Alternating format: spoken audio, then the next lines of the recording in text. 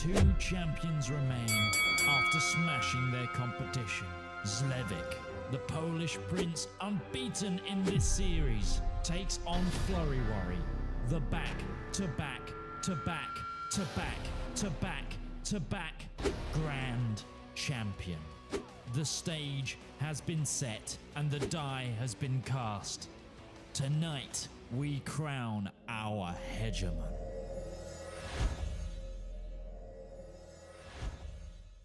Well, welcome, ladies and gentlemen. It's the finale of Season 2 of Hegemon EU4 Parabellum, the premiere, the greatest, the best, the most beloved, the pinnacle of online competitive gaming in EU4. I'm the Red Hawk. This is my co-host right here, Laith. You may know us from YouTube, behind the scenes, Midge, running all the production, and of course you guys, the audience, without whom we couldn't have done it. Without 5 grueling weeks between our contestants has led us to this. And there's Midge. There's Midge. Look at how dapper we're all looking, ladies and gentlemen. Have you seen more beautiful EU4 players in your life? I don't think so. I don't think so. But listen, enough yapping about us, all right? We all know I'm hot. Laith, why don't you explain to our audience right here? Let's jump right into it. What's going on today? What's the format?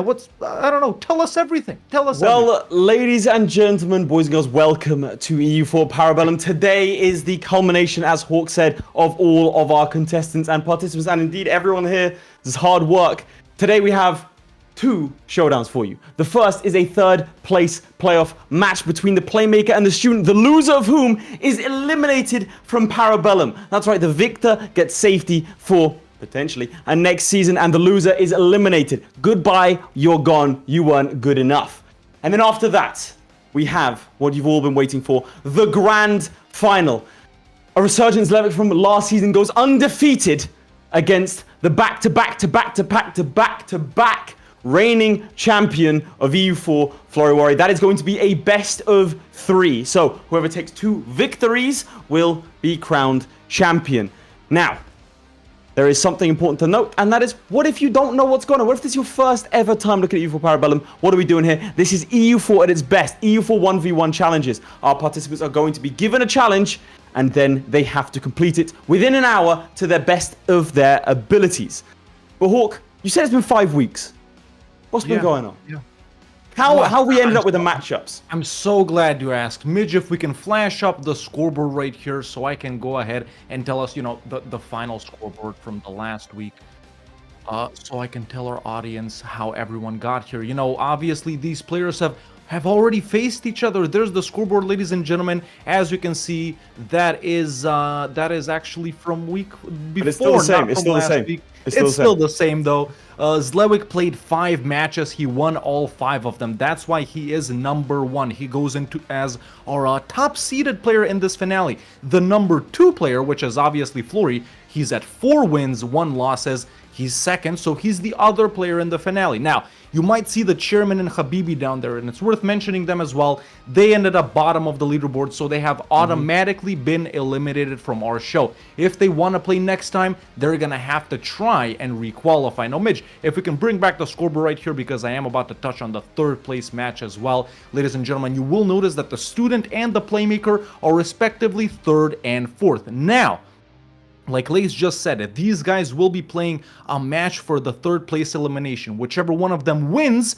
gets to automatically re-qualify for next season. Whoever loses gets canned, just like German and Habibi. So it's been tough weeks, man. FLORRY faced his first ever loss in the main portion of the tournament. ZLEWIKK, every one of them have been wins, and yeah, man, it's about to all go down today. Absolutely. And let me take you through what that is going to look like. What is the show today? How's it going to work? Well, chaps, like I said, it's a best of 3. It's a 3rd place playoff. But before the 3rd place playoff, we have something a little bit special, because this is, of course, the grand final. You didn't just expect simple 1v1s. Absolutely not. Shout out to Earthman Plays. Going to miss the show when the season ends. And we'll touch on what's going to happen after the season in a little bit. But first, we are going to talk about the show today. Like I said, we are going to have FLORRY and ZLEWIKK in a call, and we're going to reveal to them 5 challenges. 5 challenges. Hawk, that's too many challenges. The best of 3 is what he's thinking right there. So what's going to happen? Why do we have 5 challenges? Well, you see, ladies and gentlemen, some of you may be familiar with what we did last season, and we're deciding to do that again. As Late just said, we are going to present all 5 possible challenges to ZLEWIKK and FLORRY in front of you guys live. Now, they're going to have the hour in which, you know, we have the 3rd place match to practice, to get their strategies in, but when it's time for them to play, right before the first match, that's right, you, the audience, is gonna go ahead and pick the first match for them. After that match is over, maybe ZLEWIKK takes it, maybe FLORRY does. Before the second one, you guys get to vote again. So that's how it's gonna go for the 3rd one as well, if we do get to a 3rd one. So analyze these challenges carefully when we show them, just like our players will. Think about them hard, because you're gonna be the guys that are picking which 2 or possibly 3 challenges ZLEWIKK and FLORRY are gonna face off in. Absolutely. Now, just before we get cracking, there is one thing we do need to mention. The elephant in the room. It is the end of Season 2. Now, we've thought long and hard about this, and we've discussed it. We're very close to 1,000 producers. And I will say, we're still on the fence about whether there's not going to be a Season 3. I'm sorry. We have to just say it. That's just the truth. It's just the truth. If we get a swell of support today, if we have enough individuals becoming producers, that is becoming subscribers on Twitch or members on YouTube, then with 695 out of 1,000. The closer we get to 1,000, again, I can try and sway these guys because they're the kind of hole that's not, I don't want to say anything too much. We'll see. We'll say this. I don't know. It's up to you. 850, and we're going to reveal a timescale of when the next season would be, or potentially could be. At 1,000, we will guarantee 100% EU4 Parabellum will be coming back for Season 3. So we'll leave it in your hands, chaps. We'll be periodically reminding you, and people start gifting memberships. Good to see, good to see. No corporate sponsors here. We are unfiltered. We get to say what we want. Just us. Obviously, that comes with drawbacks. You like the fancy graphics, you want to see more. But now, I think, without further ado, it's time for what we've been waiting for. It's time what we spent 5 weeks building towards. Hawk, are you ready? I am. I'm so ready. Pump EU4 into my veins, baby. I want to see it, just like everyone at home. Let's do it. Then let's crack on. Let's bring in FLORRY and ZLEWIKK, and let's reveal the challenges for the final, potentially the final ever, EU4 Parabellum show. Midge, let's have a look. So much yapping. Well, boys. So much yapping? Excuse me, FLORRY. What yapping? Big man. Peak community timing. That's so good. You know what? I'm gonna say. I'm not sorry that you lost as ZLEWIKK last time. Oh my god. Nope. How much yapping? I hope you lose today. All right, well, you know what? FLORRY doesn't want us to yap anymore. Let's not yap anymore. You guys are going to have 5 challenges. The audience at home will decide in a little bit which ones are going to be played. Hawk, let's alternate, shall we? Do you want to take us away with the first one? Sure. I'll get it started. Midge, if we can go ahead and reveal the first challenge to our audience and to ZLEWIKK and FLORRY. And there it'll be. Bottom left is what I think we should be looking at, ladies and gentlemen. The first challenge is change of loyalty. Have the highest income from vassals. Pretty simple on first thought. This is our diplomatically themed challenge. There are no conditions for this one. You can start with whoever you want to. I don't think you guys need an explanation. It's just highest income from vassals. And what we're looking at is the income from vassals in the economy tab. Lots of different choices. ZLEWIKK, just one question, real quick right here. Any thoughts on this one? I love it. That's a great challenge. Yeah, I think it's cool too. ZLEWIKK, you want to ban Ming? Sure. Oh. Okay. Well, we got to see if it comes up. Let's get to the challenges first. Because challenge number 2, Midge. Are you ready?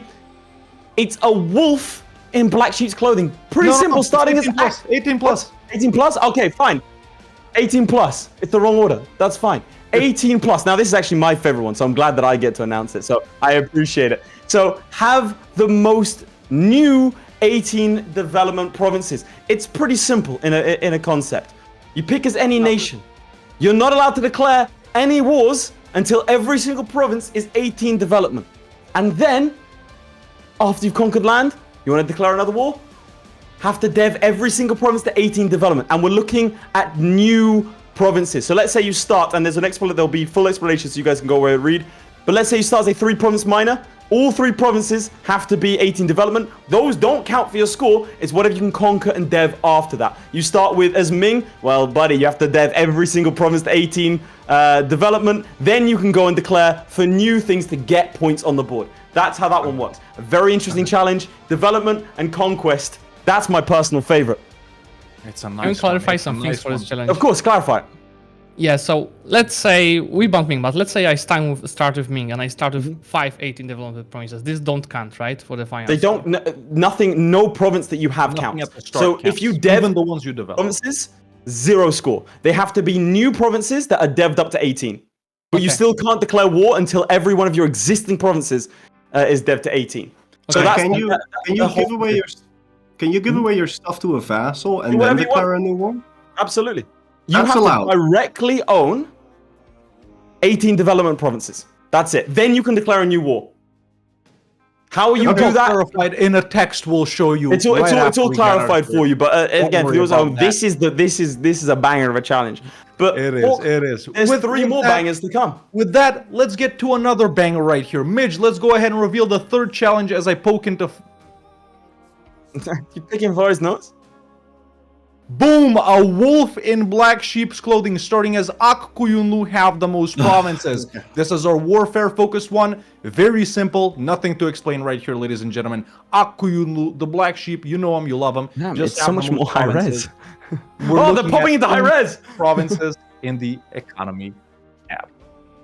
Phenomenal. So that one, I don't think needs any more explanation. Midge, let's go ahead and reveal the next one. Because we have 2 more, and you might start to sense a theme. What have we been building towards for the last 5 weeks? What are we missing? That's right, it's a timeline one. Starting as Spain in the War of the Quadruple Alliance start, they own the most old world provinces. It's Pain with the S. For those who don't know about the start date, you start at war with basically Europe. Good luck to you, and you'll have to conquer as many of your old world provinces. This is our alternate start date challenge. Like I said, you at home will be choosing 3 of these, potentially 3 of these. Well, that only leaves 1 more theme That from does our only leave season, one. doesn't it? Any questions first of all? I think this is straightforward, ZLEWIKK, Florry. No, that's pretty clear. Yeah. There we go. Let's move on to the final challenge that they could play, ladies and gentlemen. Midge, let's go ahead and reveal it. Let them cook, starting as a custom nation with no more than 50 points, own the most provinces in the old world. So, it's pretty simple. You can't use more than 50 points. You can, however, use negative points, just like last time. That is allowed.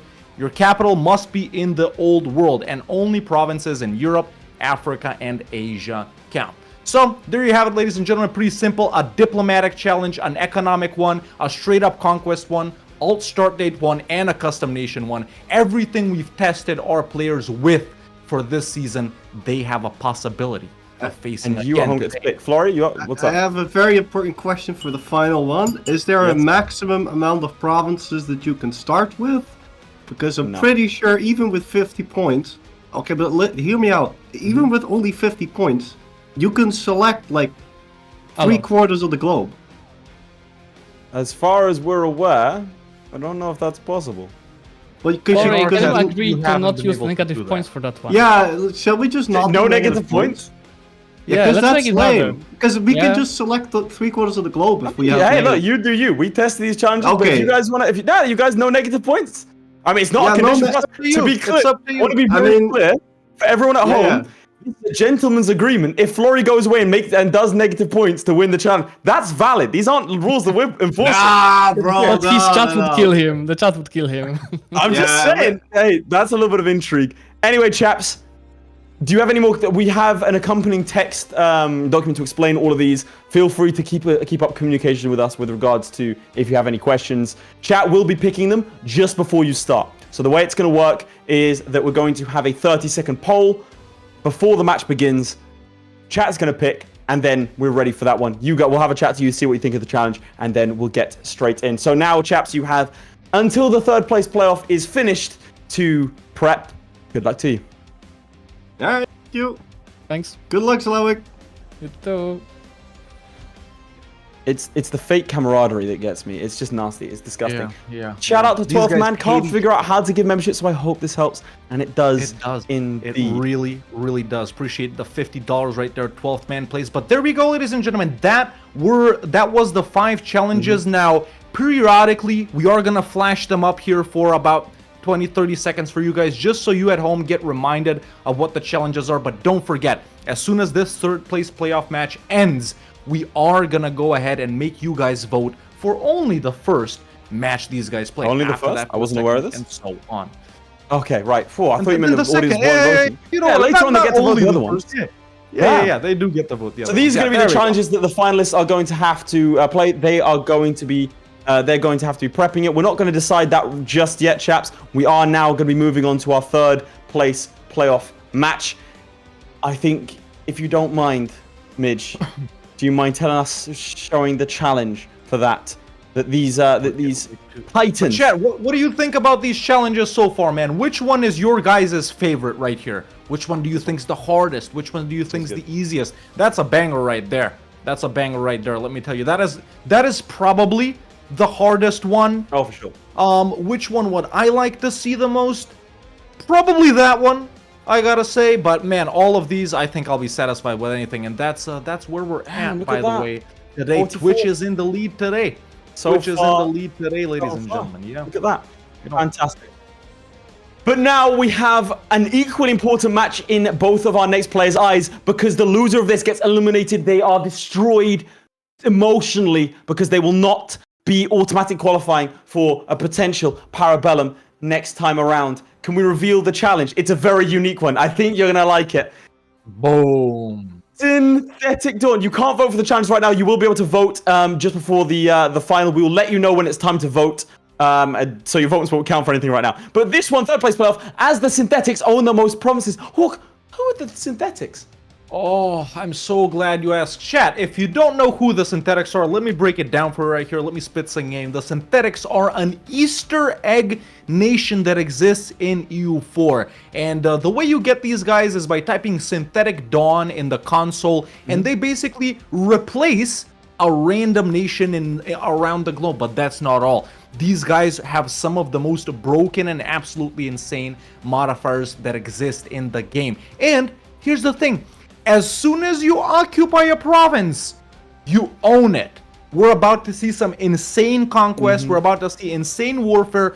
But also, these guys are randomly going to get where the Synthetics spawn. Absolutely. So we do I'll have explain a little bit of more. luck. So the challenge is going to begin. We'll talk to the players first, obviously. The challenge is going to begin when I say go. When that happens, we're going to see their POVs directly. They are going to have to hop into a game of EU4.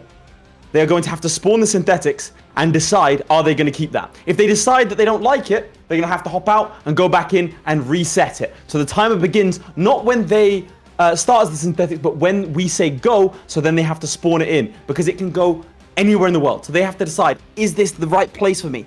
Once that happens, they load up a game, we hop in, and then they get cracking with some conquest. So it is entirely up to them if they choose to keep their start.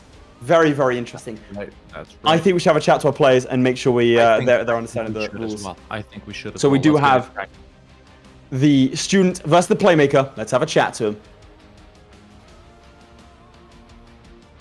Right, so it has been 5 weeks, boys. We know what you guys are about, playmaker, student.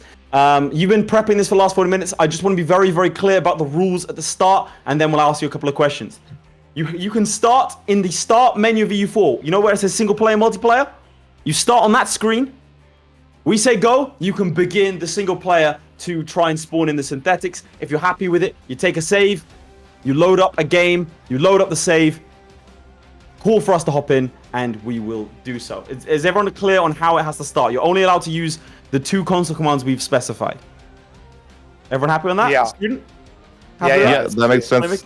Works for me. Fantastic. And to be clear, chat, we do have a strict observance policy. If at any point their screens go dark, they have to start it again. To make sure there's no shenanigans. Trust me, I know firsthand how powerful console commands are. So, We gotta make sure that they're all safe. Wait, when we are in the multiplayer game, we cannot cheat anymore, right? You can't cheat anymore. No, you can't use cheating. Yeah. That would be illegal. bad. Yeah, I'm sorry. Otherwise, it's not illegal. If you can do it, and we if won't you can catch do it and we don't find out, you then can yeah. make it work, go ahead, man. You go ahead. I like it. All right. Well, But, we'll start with the student. Yeah. How do you feel about this challenge? You played as the synthetics before? I mean, I know that they exist, and I know that they are completely broken, so I don't play them, of course, because I hate, playing in non-Ironman games. So, yeah, it will be the first time that I actually play them, but I think it won't be a big problem, honestly. Fair enough. And Playmaker, Playmaker? same question. Yeah, I never heard of them in my life, but they sound pretty good. I'll get Ming the first try too. I can feel the luck, right?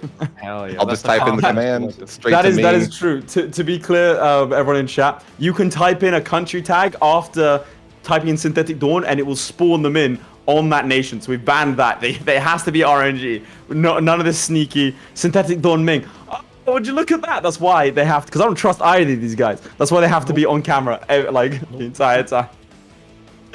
Well, I mean, But yeah, folks, let me ask you right here. Obviously, you guys know that that whichever one you guys wins, finishes third place right here, gets to automatically requalify in the possible next season of Parabellum. But let me ask both of you guys, the student first right here. If you do end up losing today, and I know this is not a thing you want to hear, no bad juju, but will you be attempting to requalify if you do get eliminated? Oh, I think I have to sleep about that, because that was like a pretty stressful season this time. But yeah, sure, if you want me, I'll try. There you have it. Playmaker, same question for you? Yeah, definitely. If you guys want us to try again, or not. I mean, if you want me to try again, I'm not speaking for the student, of course, but I'm sure that I'd be happy to requalify. You're both wrong. You're both wrong. The correct answer was, I'm not going to get eliminated today. That was the correct answer. You failed the challenge. Lose now. You've both been eliminated. We've both been eliminated. Fair enough. Well, with that said, ladies and gentlemen, I think it's been enough yapping from all of us right Absolutely. here in the Parabellum studio, coming at you live from South Georgia. I think it's time to get cracking with all right, Synthetic boys, Dawn. So, ladies both and of you, gentlemen, good luck to you. Keep an eye on the Discord. When I say go, you need to begin the challenge. Remember, you're starting on the main menu screen of EU4. Midge, in my ear, can I confirm both of their POVs are connected up? Mm-hmm.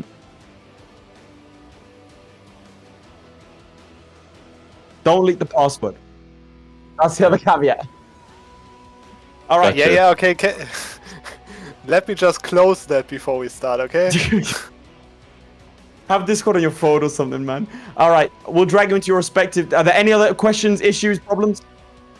No. No? All good? All right, I'll put you into your respective chats. Good luck to you both. I'm not sure which one of the Midge was player 1 and player 2. You're going to have to... it's the other way around. All right, other way around. Cool. So I'm going to be spectating the student. You're going to be spectating the playmaker. So we need to be on it. All right. I mean, ciao. Are we ready? With all that said, let's start up this finale, boys. I'm so Parabellum ready. Season 2, the final. Third place Potentially the elimination final of all playoff. time. This could be it. It could be the last one. Sad reacts only. But yeah, let's get going, man. All right. Let's get going. I'm hyped. The audience is hyped. Let's get some let's goes in the chat. Let me see the hype in the chat, man. Who gets eliminated? Is it gonna be the playmaker? Is it gonna be the student? Who's gonna be? Come on, let's get this party started. Let's roll. Our 6th week, almost 2 months straight of EU4, all coming to a head on the count of 3, 2, 1, go. We begin. It starts now. It will end soon. They both started. A slow start for the playmaker. All right, they pick both their nations. They click normal game. It begins. Now you and I need to be ready for this. Yeah, you and I need to be ready to hop in. All right. There we go. Who did he get? He's tagged in. Where is it? Oh, it's Mongolia. Is he happy with that? Is he happy with that? Is Mongolia good enough? He's thinking. Mongolia is decent. He's thinking. He's not happy. He's not doing it. He's not happy with Mongolia. He's not happy. Oh Whereas, my god, I didn't think they'd do that. I think they would go first I try. thought they go straight for it. Who did student get? Oira. Alright, that's Or it's good. Very That's good. good. Or it's very That's big. good. Or it's very, That's very really big. strong. He's happy. He's happy with it. He's saving. Student He's ready. is locking it in. Can we focus in on Playmaker's POV, if you don't mind? I will get ready to join the student the second he has everything ready for me. I'm like, my finger is hovering Mongolia over was a connector really ID. good pick as well, man. Mongolia was a really good pick as well. Mongolia's very there good. we go. Playmaker restarting. He said he I wanted think he Ming. should have gone Mongolia. I think it was When an I tested this, I got Ming on. What these players might not know, by the way, is where's he gone this time? Oh, where are they? Oh, it's looking east. Who is it? I don't see it. Who is it? It's Lan Zhang. It's Shan. Lan Zhang. He's thinking about it. I don't know if he's happy. They got a lot of time here. He should just go. I mean, he got a lot of time, but he should just go for it. To be honest, I think that would have been a play. Mongolia was a very, very strong pick. He decided against it. What these players might He's not know happy. Oh. He's thinking. He's still thinking. He is. Wait. The tension. The tension. He's not happy. He's not happy. He exits it again. There we go, ladies. Wow. Oh my god, dude.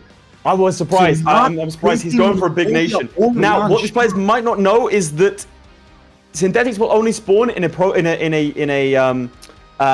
nation with 10 or more provinces. It has to be minimum 10 provinces. So Lan Zhang is actually a really unlucky pick. You can sometimes get the ornaments. You want ideally something with a straight. I would say Denmark, the Ottomans, something like England, instant restart. Yeah, because England's you not don't good. start You with don't have as votes. many There we votes. go, trying again. Third shot, the student might have already gotten going with his game Student right is now. about to get going. Okay, third shot for the Playmaker right here. There's Synthetic Dawn. He's tagged in. It's Portugal. That's excellent. That's really good. He's not happy. No. He's not keeping it. I think he's going for Ming. That is actually not a bad can't be strategy to go for a fishing large for Ming. nation. But by the time he gets Ming... I will say, in our test runs, my third go, I got Ming. Yeah, that's true. Yeah, so, you know, Ming can happen. Ming is possible. We're going to stay here on the Playmaker, ladies and gentlemen, until he gets to choose his nation, you know, until he locks in, unless the student does something, you know, extravagant in his game, and you can tell us about that. We might, you know, we just don't want to miss what the Playmaker is going to pick right here. There we go, fourth reload for the Playmaker. I think he's going for a big nation. He's going for someone huge. There we go, there it is again. It's... Who is it? It's someone in Asia. It's Mongolia again. That's just unlucky, ladies and gentlemen. It's Mongolia once again, but Mongolia is a really good pick. I don't understand why he didn't accept it the last time. I would have gone for them, honestly. I would have gone for them. You're so close to Ming, you're so close to Oirat, but no, he's just not happy with it. Listen, if it's anything to go by, those 30 minutes of gameplay from the Playmaker, well, they're about to be insane. But in the meantime, is the student up to something? The student is up and ready. He's going. It looks like he's going. Okay, just Mitch, doing can the you setup. confirm? I might be having some tech issues. Is my POV connected? Can you flip to my POV? I think doing a state's complete mistake. There are hidden modifiers. The Playmaker. We'll go to Playmaker then. Is he picking? We got a Playmaker? I can't see it. There we go. Okay, he's back in again for the 5th time, ladies and gentlemen. Let's see his pick this time. You'll tell us what about, you know, his picks was bad, but it's Jaunpur. That's an insane pick. That's an excellent pick.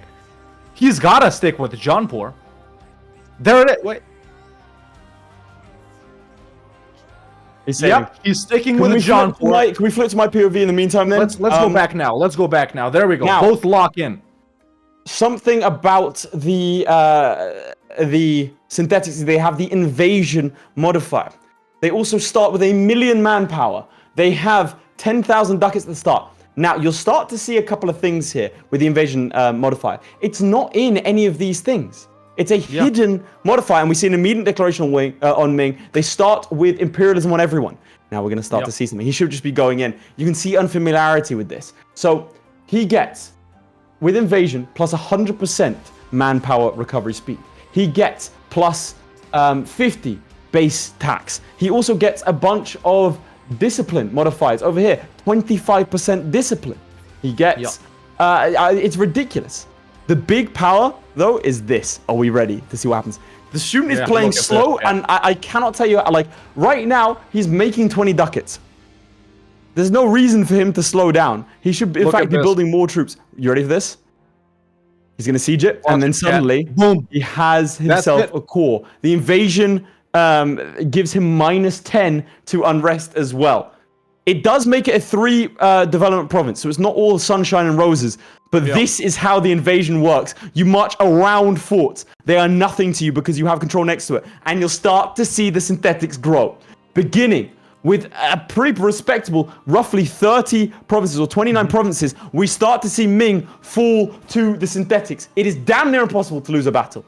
It is damn near impossible to lose a war because you're the one starting them. And now we'll start to see something ridiculous happen. He's going for, I mean, spending 25 ducats a month over here. He's spending 25 ducats a month on a military advisor, which I have to say I'm a little confused by. I'm not sure why he would do that. I think you should pour everything. He's already used 60,000 manpower. Pour everything into as many of these as possible. Yeah, you gotta get You need massive the armies here, troops. man, with that economy. I mean, he's already pushing really hard into Oh, Ming, of right? course. It's just the forts are gonna slow him down The a little amazing bit, and like thing you is, said, he he's- can walk around, but He started with the Mongolia as a vassal, so Ming are just going for them. That's actually so good. he Look can at still that. annex them, you know. So when we were looking at the different ways to play this, one thing we did look at is taking an army like this, massively stacking. He's assaulted it. Look at that. Very, very good. Very impressive. Is clicking a lesser known autonomous sieging thing, which is generally useless. And just getting, because it's about having as much presence as possible, get him just to do that and get cracking. So, I mean, tell him to walk around freely while maybe you focus manually in the forts, maybe Of course. barrage or assault or something. You won't really you have could declare both 3, and 4, assault. 5 wars, but you see this? Look, he's, he's Easy, double easy, stacking. easy. I mean, you will win damn near every battle. Yeah, pretty much by the way, every for those of battle, you curious, I saw some people saying what ideas do you get? You get regiment cost minus 85%. You also get fire damage received plus 50%. Not really much point going for ideas. I mean, the morale of armies is nice and all, but it's not too much to sniff at. You do have Western unit types. This is an Easter egg that's very, very old, to be clear. Good So question it's from someone in the chat. If he unsieges Mongolia's land, does he get it for himself? I that's actually don't know such about an that one. amazing point. I would love to know. Does anyone know in chat? What do we think of this challenge? Like, we want to throw something at them that is ridiculous. We didn't want just a normal world conquest. Something they haven't played before. Something that puts them out of their comfort zone. And, well, I think, frankly, I think we've achieved it. Yeah. Can we flip to the It's student about directly? insane. Yeah. Oh, Kate We can go Schmidt's to back him. in the house. He's Back with gifted Kate. 5. There we He go. wants to see Double. season 3. You see the We're global producers already at cover. 760 out of 1,000? There you Wow, go. that's insane. ladies and 240 gentlemen. left, and we'll guaranteed make a 3rd season. Yeah, Look at yeah, that. that's I'm true. going to quickly pull up the invasion, what the invasion actually does. So, give me a second. Can you tell me the status of the Playmaker? Yeah, we can actually jump in as the playmaker here, or in my POV too, and I'll show you that the playmaker is, getting started with his game as well. So, he's not doing no estate setup, no nothing like that. Immediate deck on an ally-less, an allied to Chagatai and Yarkand Bengal. Now, the stupid thing about this is he can actually get Yarkand and Chagatai provinces here too, but they'll be slightly disconnected. No big deal though. I gotta say it's no big deal. You just go through all of these guys and all of your land is instantly connected. There we go. Another deck immediately on Delhi, who brings in Sirhind, Bangladesh, Gwalior right here. He's already nabbing provinces from Bengal, already losing stab, building up, I gotta say, tens of thousands of regiments immediately. Thousands of merc companies up. Ladies and gentlemen, this is how you get the game started as these guys. I still think he probably could have saved a little bit of time by sticking with that Mongolia start, because honestly, it was really good being next to Ming. But I respect Jaunpur as well. Now, you said Oirat starts with 30-ish provinces, Jaunpur with less. 23 right now. So he started with less, and can we flip to my POV? And the time that's taken for the Playmaker to start, we're looking at 103 provinces. That's insane. It's an 80 province difference. It is, you can absolutely, you can start to see that the student has realized spreading out, very, very important without getting stacked. Will Playmaker bankrupt the country? Very interesting you should say that. Can we go to the student directly? I want to read out these modifiers. So, Yeah, go. with Yan Mine, you get... So it's Yan Mine and the synthetics. So it's copied over from Yan Mine, which is why, for example, you get minus 75% core creation cost, which as synthetics, kind of useless. You get plus 25% discipline, plus 100% manpower recovery speed, plus 100% sailor recovery speed, 600 plus 600 tax income, 100 land force limit modifier, 100 naval force limit, 100,000 manpower increase, 10,000 sailor increase, minus 10 national unrest, minus 50% land attrition, and minus 1 yearly corruption. So that is what we're currently sitting at. Yeah. And he's stating everything, which again, I mean, I wouldn't really bother. Oh, now the playmaker actually might have done a doo-doo right here in his game. We can flip, ladies and gentlemen. I'll tell you what he did. So he's fully sieged Delhi, which means the war with them ended, which made Sirhind and Bangladesh his vassals. Oh no. But he is still fighting Bangladesh even though they're his vassal. And Sirhind, well, they're just a vassal. No big deal though. He can clean Look at them that up massive stack, 63k. Yeah. Oh, Bengal, baby. He just got stack wiped to synthetics. So he lost an army and then got stack wiped. No way. So currently, by the way, this is the bad side. He's got minus 64% war score. But look at these losses. Ooh. Only 2 hit. But you see 23,000 synthetic soldiers attacked 21,000 Ming and lost. I don't know how that happened. I don't know how that happened. Frankly, I've got no idea. Yeah, weird. But yeah, let's go back to my POV right here. I want to show off what the playmaker is doing. So he's he lost again. Super aggressive, way more aggressive than the student, ladies and gentlemen. He's still continuing to fight Ming, whereas playmaker declaring on anyone and everyone around India. He gets the point. He gets the point of this challenge. The spirit of this challenge. This is what you're supposed to do. Look at all of these armies that are up, playing extremely fast, pushing the game to the limit. He's 209 out of 122 over force limit. Still making money, by the way. And his manpower is not bad at all either. Still gaining about 2k per month. Now, a lot of these forts are going to slow him down right here. That's pretty much, you know, his hindrance right now. But man, if he can get into someone big and empty, and I feel like he is pushing towards Ming and these Southeast Asian guys, we'll see him have all of India, all of Southeast Asia in no time. But let's go back to the student as well, because he must have all of China by now. He doesn't quite have all of China. In fact, all of China has all of him. His capital has been sieged. Now, people raise an interesting point. He needs to peace out Ming. He shouldn't take them completely, because if he does, he'll get the tributaries. He'll get all of those tributaries. Yeah. Now, the downside to what's going to happen though is that, like I said, technically he's losing the war. These are imperialist wars, which means you need to occupy the capital. The problem is when you occupy the capital goes. And his lands have been completely sieged. Again, you don't need land and I think he's starting to figure this out. You don't need land over here. You don't. Yeah. The start you have about 900,000 manpower that's not coming back, to be clear. Mm-hmm. You start with 1 million, but your max is 120k. So, I mean, I can understand stating things, but there really is generally, I mean, you can burn through a lot of this manpower without feeling it. And you also have that insane manpower recovery. So each month they get how much? Each month they get 2,300. Yeah. So we'll see. He's got 127 divisions. Can we go back to the playmaker? How many is he on in terms of divisions? Yeah, going back to the playmaker, he has declared on Bahmanis. So this would be considered a big war, in my opinion, in this region right here. You said he's got 127 regiments, the student? Mm-hmm. Playmaker 241. Nice.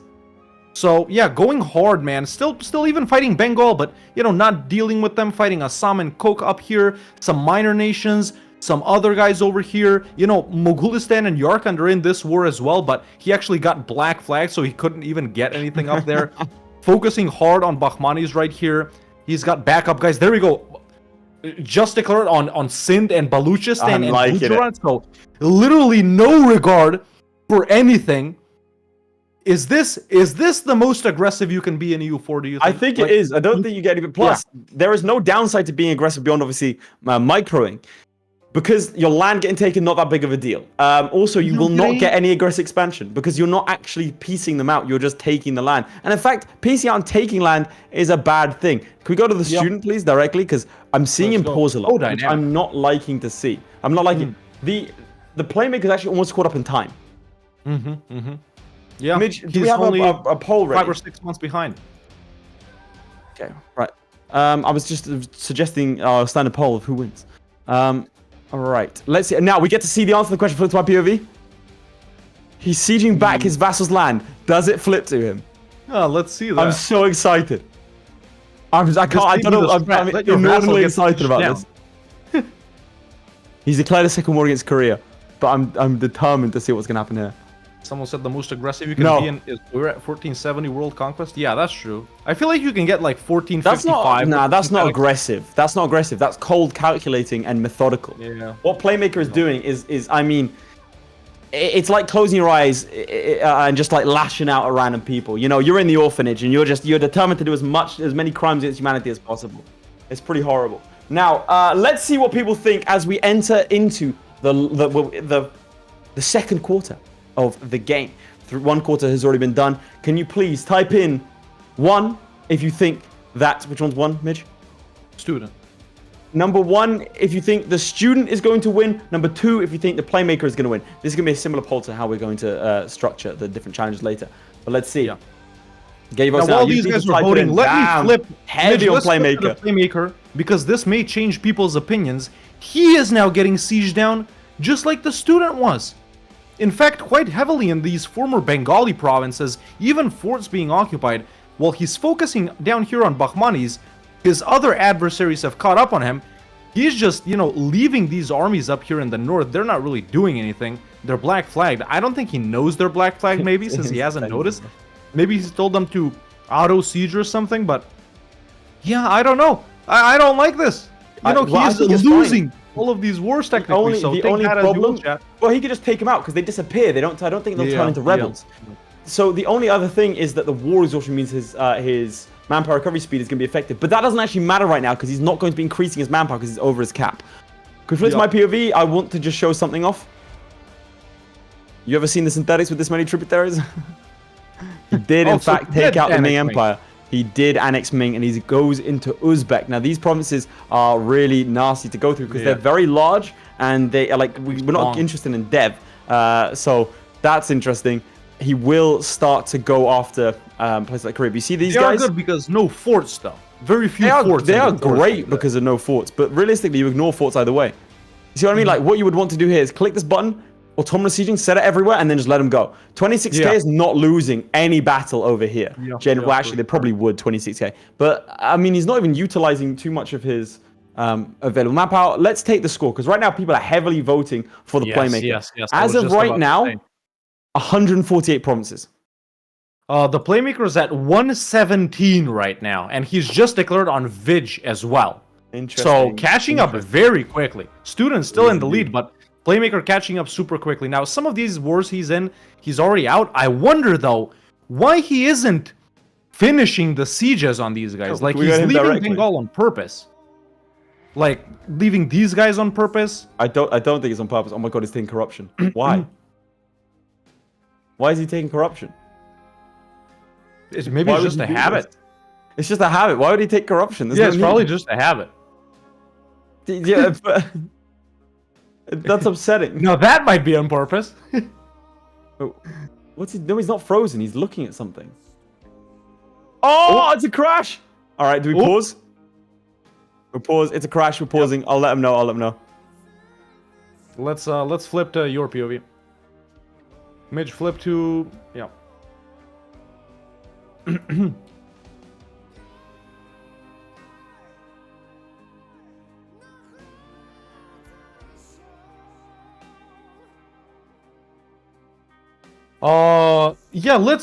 let's bring him in. You can deal with him while we deal with this.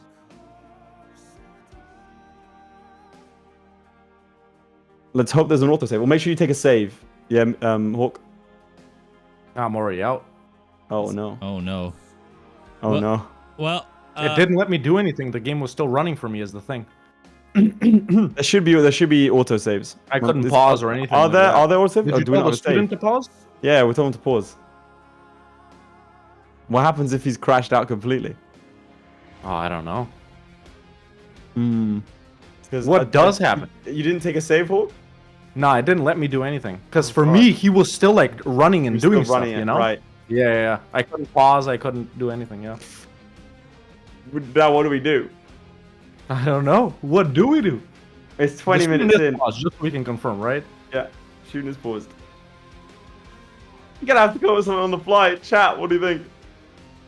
Right, he's gonna have. So Hawk's having a chat to Playmaker. Ideally, we'll come off like. I don't think we will have a save. Midge, we might have to restart the challenge. 40 minutes. 40 minutes left.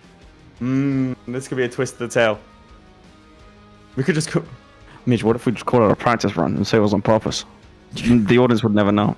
I mean, I think there should. I think there should be an autosave. No? So theoretically, there should be a autosave the month before the crash, unless the Playmaker himself has turned off autosave. NPO save. I'd be surprised if he did that. In his control. So it's down to him if he's got one. If he doesn't have an autosave, we will rule directly. And I mean, most of chat is calling for a rerun. Also, just a massive shout out to, I want to give out this list of producers, specifically this list of producers, because they, in fact, you know what, I can reveal myself for this. Hello. These are the people who have made other producers happen. Today specifically. So I want to say Zaporonsky with 5, Cade with 15 gifted members, Golbez for 5, Mademoiselle's oh my god, my own handwriting is terrible. Escalate, I'm gonna go with that. I apologize. Thank you for the 10. K-Tabs, thank you for the 5, and Scumrat. Brilliant name. Thank you for the 5. I love Scumrat. Scumrat is a great name. Oh, does Playmaker, is there a save? He says he does think he has a save. I don't know, we'll see. There Then we we'll just Restarting go right? from there. Let's see, Yeah, we'll let's just go see, from let's there. see. Alright, so he's gonna hop in. We'll go from there. I'll drag them both into a chat now and explain what's gonna happen, alright? Yep. Right, audience, I will go ahead and entertain you while I'm loading into the game with Playmaker right here, or at least trying to. You know, this might have gotten something wrong, or, you know, something might be wrong with the save, but don't worry, we'll continue it soon. You know, these technical difficulties happen. EU4 is, after all, what is it, like a 12, 13-year-old game, so we can't be too harsh. Timer's paused, no one's running away with anything, so we're chilling. Let's hope it wasn't like a, you know, big EU4 problem crash. Yeah. Let's hope it wasn't, because then, well, we're gonna have Well, what we'll have to do is you'll have to save and it will have to be on your machine. We'll, like, EU4 MP shenanigans is a thing. All right, you let me know when you're ready, yeah? Yep, trying to hop in right here. It would not be the final episode if it didn't have drama. We want to show you all of EU4 because we don't have any corporate sponsors, which means we can show the crashes and say spaghetti code. Yeah, that's right. But Chad, how are you liking this first challenge so far, man? And what do you guys think about the actual finale challenges as well? For those of you guys that were here, we did share all 5 possible challenges for you, which you will get to vote on them later, not now. You know, Midge, if we can flash them up in the meantime, just to remind our audience right here, you know, while we're waiting around, they can get reminded of what they are, have, you know, think about what's their favorite, you know, and stuff like that. So, yeah. So these are going to be the ones that you vote for. FLORRY and ZLEWIKK will be playing minimum 2, maximum 3 of these, and you are going to decide which one they are going to do. Right, we decided to do them based on the themes that we've been trying to drill into our players this entire time. There are some where we choose a nation for you, some where it's open, a custom nation one, extended a different timeline one, a different start date one, warfare, diplomatic, economic, all the necessary skills a good EU4 player has. And of course, we have the synthetics right now for the 3rd place playoff, showing that it's not just base game EU4 you need to worry about. We have our friend. What do you think of the challenge, Mr. Synthetic? I like the challenge. It's good. I'm glad. And so you are satisfied? Calculating. This is an old model. I am satisfied.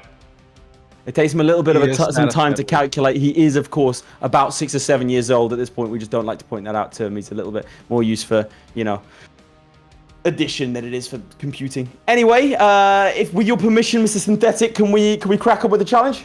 You may. Thank you. Hawk, are you in the game? I am in the game, and I can confirm we're back where we were. Amazing. No need to restart or anything like that. It's just a classic EU4 crash. So, well, yeah. Mr. Synthetic, if you don't mind counting us down. We will begin the match in 5, 4, 3, 2, 1. There we go. We are back. God, that stung my ears. I hope it wasn't as loud for chat as it was for me. That was so painful. But there we go. We have Mr. Synthetic in front of us, of course, as our resident guest. We'll be talking to him from time to time, getting his expert intel. We are currently in the students game, and we're currently at 763 global producers. Is that updating? I'm not sure. That's Midge, when you're talking in Discord, the thing flashes up. That's crazy. Okay, so we have a war declaration, and he's spreading out a bunch of it. This is what I like to see. Oh, nice, Again, we would want to see some autonomous seeding because that makes life a little bit easier. But look at this. This is probably your ideal war. Yeah. Very few. I think he's dealing with. You get access to the forts? Europeans like that. Insane. It's going to be good stuff. No guy himself. Allied to the Timurids. That's going to be a little bit nastier. I would say you'd probably immediately after this want to go after Muscovy. That's just good business right there. Charging through all those tiny little provinces, good stuff. I would say you want to avoid placing the mountains. You want to preserve your manpower for as long as possible. Down here into the Caucasus, into Lithuania and Poland. I mean, this is very, very favorable. What kind of numbers do you think we should expect here? We have over half the time remaining. We have around 185 provinces on this end of things. I would say 400, easy, if not 500. I would say 700. Damn, 700. I think that might be a bit. It turns into a logistical challenge, I think, at that point. And I don't think the student is fully utilizing his. You know, you don't really get rebels as these guys, do you? Oh no, you don't. I mean, well, you will. You will with war resorption. That's your main problem. War resorption will give you rebels. Gov cap is actually going to become a problem as well. Government capacity, I think. Oh, anything less than 90. Sorry, anything less than that. He's busted, Chad. He's busted, bruh. Anything less than the global producer goal will be a failure to the invasion. He wants to get 1,000. All right, Mr. Roboto. Okay, we do see a peace deal with the Koreans over here because, of course, he is not able to take he can get the Jeju. I will want to point out this thing here because the regiment costs. Look at the base maintenance. It costs 0.04 per month for a single infantry. I wasn't sure why the playmaker was going for cavalry. I don't think that was necessary in any way. Let's look to the playmaker, or actually to my POV right here, ladies and gentlemen. Look at this massive ass war that he's in right now. He didn't reconnect? To mine? Oh, you're not connected. Am I not reconnected? Yeah, there we go. Now you are. There you go. I'm not. Okay. Let's see this war. Oh my god. There we go. Now I should be. Let's flip the Hawks POV. There we have it. So this is what I wanted to show off, ladies and gentlemen. Massive declaration versus the Timurids and their vassals right here. All of the vassals in, by the way. That does also enable him to reach, Chagatai and Yarkand. They're still there. The original Bengal war. So that's why he's not piecing out Bengal. It's because he wanted to reach these guys up here so he can annex their provinces as well. So that's what's happening. He would still be at war with them, though. That's the thing. Well, oh, that's true. He would still be at war with them. He would still be at war with them. Why he's not unblack flagging these guys now? Can you click on one of them? Are they around here? I don't know. They might be on autonomous. I can't tell from. They are. Yes, they are autonomous. Avoiding strong enemy. That's beautiful. They're just suffering attrition like that. So taking a look at Playmaker's provinces right here, he is 147 right now, so he is catching up super quickly to the student. It's hard to see right here because the Indian provinces, they're a lot smaller than the Chinese ones, but there are just as many in India, man, if not more than in China. So really, really nice right here, even though he is getting sieged down over here himself as well. So let's go back to the student and I'll keep you up to date with what's going on with the Timurids right here. So the student does have a couple of people all over the place. He's going for Cauchin now, and it seems to me like, can we go to him directly? Because it seems to me he's flipping between left and right and east and west. Not committing, huh? Well, I wouldn't say he's not committing. He's fighting on all fronts, which is fine. But the problem is he's pausing whilst he looks. See like that? He pauses, then makes a move, and then he'll unpause.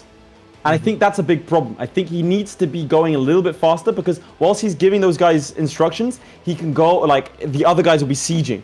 And it's like, you're not realistically, you shouldn't at least be running out of manpower in this. We're almost halfway through, 700,000 men. He can be going way more. It's a good idea for him to boost stability. You're not going to be using your admin and your Diplo for anything else other than boosting stability. Harsh treatment, also good. He like the next tech, really, I would say, I mean, it matters a little bit, I guess. You're not invincible. But your admin and your Diplo really isn't used for anything else. But like I said, pausing it, not a good idea. Letting it unravel, definitely a good idea. But with that boosting of stability, all of them start to decay. I want to point out that he is only spending, because to be clear, flip to my POV if you don't mind, Midge. He's over his forceman. He has 147 divisions or regiments. He's currently losing 3 ducats a month. Really not bad given that he has 8,000 and also given that he's spending 30 ducats a month on advisors. He is only spending 9 ducats to 10 ducats a month on army maintenance. He could have double the army size and probably about triple his army maintenance and then get rid of the advisors. I would say that would probably be more beneficial to him. He's also building a navy. That I'm intrigued by. He has a navy. He has, I think, 23 heavies. Why would he do that? Who knows? Yeah, you shouldn't really care about. But yeah, let's go to the playmaker directly right here because he is, still in all of these wars that he's declared. I just want to take a look at, from his POV. There we are. How exactly is he moving these armies? Like, what is he trying to do with them? Like, so, there we go. A declaration on Mewar, apparently. So there we go. There's another one. Pretty much fighting all of India right now. Kham he recently declared on. Most of his armies are stuck on actual, not stuck, but they're standing on actual forts, trying to siege them down. Obviously, since you occupy everything else, you can get past that zone of control. So there you go. You just saw those armies in the south of the Timurids. He's got some guys in Andhra. He's sending some guys to Mewar. There we go. Down in the south, he can't cross over to that final Vij province. But he's also not going to... Yeah, there we go. There's another deck on some of these small guys right here that are just south of Vijayanagar. So, the Bengal War, I got it. Why he didn't... We're pausing. There's been a crash. This time on the student side of things. I mean, that's 1 for 1. I'm going to take a quick save just in case. Otherwise, I will quit the game. No big deal. So, Midge, let's look at my POV. I'll show off while the student is getting restarted. Obviously, this is too unstable for you four, ladies and gentlemen. But while we're stuck right here, I'll explain the Playmakers game a little bit, and then I'll ask Laith to tell you guys about something. But the Playmaker is currently in 8 different wars right now. Timer is paused, by the way. So he's at 170 provinces. And it's not the Crashmaker, by the way. It was the student this time. We're in the Playmakers game. So, ideas, man. Let's take a look at do you want to do something horrible? What? I'm not suggesting we do this publicly. But what if we say we don't stop the timer anymore? Even if it crashes. I feel like it's too evil, We're just like, if you crash, damn. Damn, tough luck. But yeah, let me finish analyzing the Playmakers game right here. So, yeah, we got minus 85% regiment cost, plus 50% fire damage received, 15% production efficiency. These other ones don't matter too much because, we're not going to be unlocking anything like that. But yeah, these are all the wars that he's in right now. Some minor nations left with forts. So that's why he's not going for them. And a lot of major wars, man. I think he's pretty much caught up to the student at this point. I think we can say they are. It is, they're neck and neck. I think the student... Yeah. Okay. Leith has aged 74 years, ladies and gentlemen, but I used to be so young. The stress of this show. This is why I'm trying to pull out for season 3. I don't want to do it anymore, and yet the people they want it. How is there a possibility for us to get the season 3? Is there a possibility of us having another one of these? Well, the possibility. You see that global producers above your head, niftily put. If we we are debating whether or not it's worth us doing season 3 in terms of production, because we feel like it's been very, very strong this time. We feel like it's been strong last time. We don't want to run a show into the ground, but we can be convinced, and 1,000 global producers would do it. We're currently sitting on 790. You can see above, you have the aims for both chats. We are getting close. It looks like Twitch is destroying YouTube at the moment, so you can become a YouTube member if you want to support us. You'll become a Twitch subscriber. You'll get access to the after party, which will be happening today, as well as, look at that, Ice Dex. He's now made his parents proud. Also, if you have Twitch Prime, if you have Amazon Prime, then you can click the subscribe button, and then you can check the subscribe for free, and you just give us free money. It's great. So if you haven't used your Prime sub for the month, try it out. If you don't know if you've used it, click the subscribe button, and you can check to see if you've used your Twitch Primes, because they're just sitting there otherwise. Yeah. That's right. That's right. And you know, we said earlier, there we go. We are getting a bunch of gifted subs over on Twitch as we speak, ladies and gentlemen. You know, someone came here in with 5. We can't see that pop up, obviously. But there we go. Joseph Borg comes in with 5 on YouTube. Cade Schmidt comes in with 5 on YouTube as well. So YouTube is going to catch up. YouTube was winning these past few weeks, but Twitch is coming back today big time. Right, strong. We got 805. And we will reveal... Yeah. I think at 900, we'll reveal prospective dates for when we think the next Parabellum season will be. 900. And then at 1,000, we will 100% commit to it. We'll confirm season 3 is happening. I'll agree on that. You know, I'll agree on that. Like I said, we're debating internally, you know, whether to do this or not, chat. At 900 producers, when we reach that, if we do, we'll tell you when we could possibly do it. But like they just said, if we hit 1,000, that's definitely a sign that we're coming back with season 3. Big time. Bigger, bolder than ever. But hey, maybe there won't be another time. It all depends on you guys in the chat. And who knows? Maybe Hawk and I will play Lego Star Wars till completion 100% in one sitting, which we've been meaning to sit down and do for a while. I want to become a Lego Star Wars. That's actually that's not a meme, by the way. We tried to 100% it twice now. And we said that if like we'll look to sit down and have a 30-hour stream. Oh, 25 hours hopefully, but 30-hour stream non-stop of us getting 100% on Lego Star Wars co-op. But that's for another time. I am about ready. I'm still in. I'm still in. Mr. Roboto. Arigato. Okay, thank you. It's Domo Arigato, you racist bastard. Okay. Don't laugh. It's ruining your vocals. Can you count us down, please? In a moment. He doesn't know how to count. He doesn't have that update. We will begin in 5, 4, 3, 2, 2.5, 2 3/4. Go. I'm not gonna lie. I was just counting there because I muted you. I'm sorry.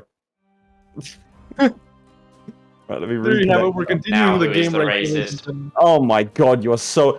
Are you this stream? Is he this loud for you? He's not that loud. If he is, I think that's a war crime. Oh, I have Midge on 200%, that's why. Bro, he was screaming at me. The robot? Who is this what? bitch? It was him the whole time. I am computing unit 933. Compute this unit in a second, you bastard. Chinese cat. See you in double T. Let's pause again. Let's pause again. Let's pause again. Let's happened? pause the timer again. Another crash? Uh-oh. My voice broke. Student said it crashed again. Let me go talk to him. Listen, chat, I might have to take up Lathe on that whole thing of no more pausing timers if we get crashes, because obviously the synthetics are turning out to be too unstable for EU4 code to be able to handle. So I think we give the student, this has been a second crash. I think we give the playmaker another pause-er crash, because so we can even it out on 2 and 2. But after that, man, I don't think we get I don't think we do. We're gonna go off of his autosave. Yeah, so what I was suggesting right here is, because this code is obviously too unstable for EU4 spaghetti code to handle, I think we give Playmaker another pause crash if it happens to him, so it evens out on 2 and 2. But I think you were right about. I don't think so. I think we just do it. I think we just, from now when we say crash is a part of it, get back in there, do your duty, soldier. Okay, well, I'm gonna go ahead and tell him that right now. Okay, you do that. We'll get set up again. Yep. I mean, hey, as we know, EU4 skill is contingent on how stable your game is. It's based on your internet speed, your CPU power, your personal skill, but most importantly, the game's code. So our players will not just be fighting each other, but also the devs. And if I'm anything to go by, synthetics are not stable. Is he done? So it's perhaps the worst thing we've ever come up with. 10 gifted, Chat. and I will break late earlobes. What does that mean? How do you break someone's earlobes? Future technology is a wonder. And there we go, chat. The players have been notified about us being ruthless. So if there are any more crashes, it's just is what it is. You know, your PC, your EU4 version, Oh, it is. the code, EU4 code in your PC, it's all part of the game now. You know, you'd think we'd know that this could possibly happen, but we didn't, because yeah, it is getting a little bit annoying. I do have to agree. But chat, Robot, let's, you know, while we're in this little lull right here, Midge, let's go ahead and once again flash up the 5 possible challenges that FLORRY and Habibi could play in the grand final, coming right up after this, on which the audience will vote for right before we start all of those matches. So there they are. First one, the diplomatic one, change of loyalty, have the highest income from vassals. Second one, the economic one, 18 plus, have the most new 18 development provinces. No matter who you start with, you gotta dev all of your provinces up to 18, then conquer provinces, then you can't declare another war until all of your existing provinces are 18, and so on and so on. Then we have the warfare one, a wolf in black sheep's clothing, starting as Akuyun will have the most provinces. Pretty straightforward. We have the alternate start date one, Spain, Pain with an S, starting as Spain in the War of the Quadruple Alliance, a start date on the most old world provinces. This is a tough one. You start at war with everyone. And then we have let them cook the custom nation, starting as a custom nation with no more than 50 points, own the most provinces in the old world. Super dynamic challenges here. You guys are gonna get to vote on which ones our players play right after. Now we get cracking in 3, 2, 1, boom, go. All right, so we have said to our players that if you crash, we don't pause the time maker, the time, and we have to go straight back in. Take us through it. That's right, that's right. So, Playmaker continuing his wars right here, various wars around India. He actually is starting to get separatists, so, you know, his war exhaustion is extremely high. He's not using those Diplo points on that. You know, admin points he should be using on, you know, whatever. He's not using them on coring, right? So, all of these guys... Sorry, can we flip to my POV? Is great. You'll be pleased to note, Mr. Roboto. I can't. Okay, well, why? What the? Oh God, that's why. 1 second. Can we? Give me 3 seconds. You'll be pleased to know, Mr. Roboto, that with the fall of Sari to the synthetic, the Tartar are no longer in any position to enforce the demand of tribute from the synthetic people. So you are now free from the Tartar yoke. Congratulations. That's all it took. Robots, ladies and gentlemen, is what it took to break free from the Tatar yoke. But yeah, back as the Playmaker, obviously, he's declared on Sang right here, so he can get through the calm. You know, it is what it is. And there we go. The Timurids are almost out right here, pushing hard into these guys. Even reached, you know, Transoxiana, he's about to wipe them out as well. That will give him a border with the Hordes. Now, if I was him, I wouldn't continue this way, man. But then again, you know, we talked about this earlier, that you don't go into Persia in these mountains, but he's already taken half of it, so I'd probably go up into the Hordes down in Southeast Asia, although there are quite a lot of forts over here. But, you know, Ming, man. Well, Ming and the Hordes is the guy. That is the thing I want to point out. The starting location of Jampa is much weaker than Oirat for the simple fact that Oirat can see all of China and all of Europe, right? Where Jampa cannot see all of Ming, they can't see all of the Hordes. Yeah. So that is terra incognita. It's going to take a long time to stomp through. Let's see what's happening right there. Oh, take that save. Well, good timing. Take that save, flip to me. Let's flip to the student. We carry on. We forge onwards. The Playmaker now having to restart. This does give the Playmaker an opportunity to get ahead. I mean, hey, this is the part of EU4. This is part of the challenge. And so both of our players have crashed once each. We didn't actually get cracking when the student crashed last time. Both of our players have crashed one time each, and well, that's just how the cookie crumbles. Yeah, that's just how it is. But both of them crashed an even amount of times. Ladies and gentlemen, yeah. There we go. So as the student continues right here, what is he up to right there? Tell me. He is currently up to 245 province. So he was Nah, he was already ahead of the thing is, playmaker by about 50. He's doing wars versus guys that have less forts Very than true. the guys the playmaker is fighting.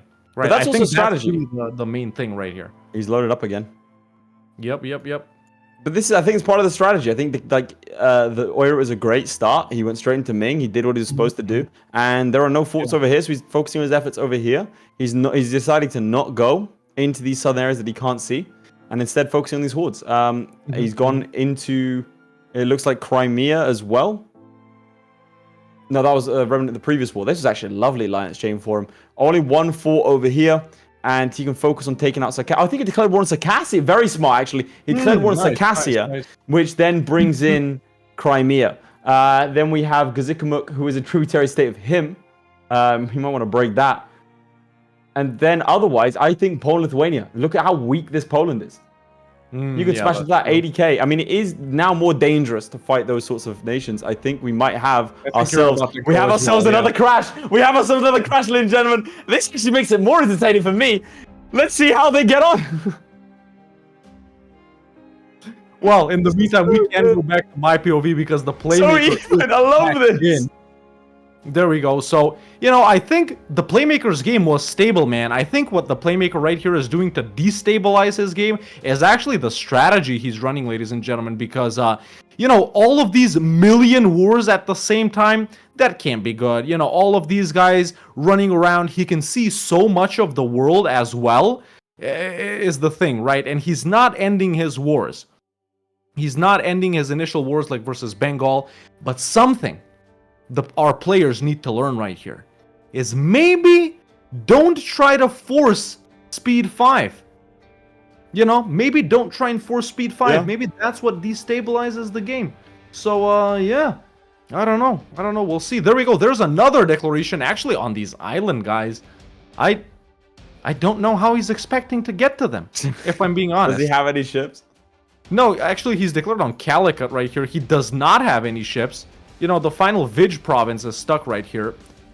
He's not building ships, I don't think. Is he? Or doesn't care.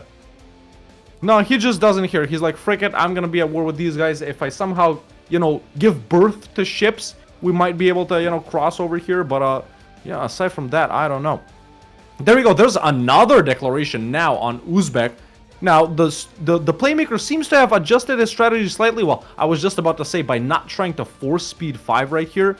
But also, man, you know, all of these wars declared on guys he can't even see right now is just, it's rough. Let me give you that. Let's go to his POV directly, Midge. Let's go to his POV directly right here. Playmaker doesn't do ships? Agree. Bro, I can't get over the statement, what if he just gives birth, dude? Yeah, there we go. So he's, you know... Well, it's actually crazy they both had 2 crashes each. This is perfect. I'm trying to figure out why he's letting himself be sieged right here. Chat, what do you think? Why isn't he finishing these guys off? Why is he leaving some guys alive in one province? Like, we know for Bengal, it's because he's fighting Chagatai and Yarkand too, but what about, like, a one-province Assam? Right? There we go, there's another deck.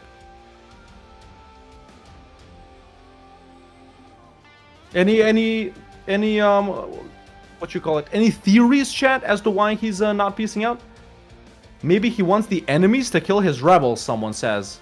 Piecing out will cause more crashes? I don't think that's it. Oh, he's gonna get. You know what's just happened? Flip to my POV. Let's go there. At least we're alternating. We're back. Oh, it's so good. All right, so he's marching in. It's a case of who crashes less. Oh. I think it might be a crash here as well. There's a crash here as well. You know what we might have to do? We might have to go to our tiebreaker challenge. We might have to go to our tiebreaker challenge. That's right. Midge, keep the audience entertained while me and Lath hop into after game right here. We're gonna have a quick chat. Yep. So, ladies and gentlemen, I will reveal myself. I'm apparently behind these hegemonic prizes here. Guys, I'm going to do just another quick shout out to everyone who has been helping other people become a producer. By the way, we're at 844 last I checked on the Global Producers Gold. But now, in addition to the list I gave earlier, I need to re-shout out Cade, who is now up to a total of 25 gifted producers. We also have Note 2, Gallowayne, both with 5, Levy45 with 10, Joseph Borg with 5, Samara Cat with 5, and Borgbear with 5. You are all excellent. Again, guys, you are helping us do so much. And yeah, we have some other options. Obviously, there is the single player option. They're going to discuss. We do have a backup tiebreaker, though.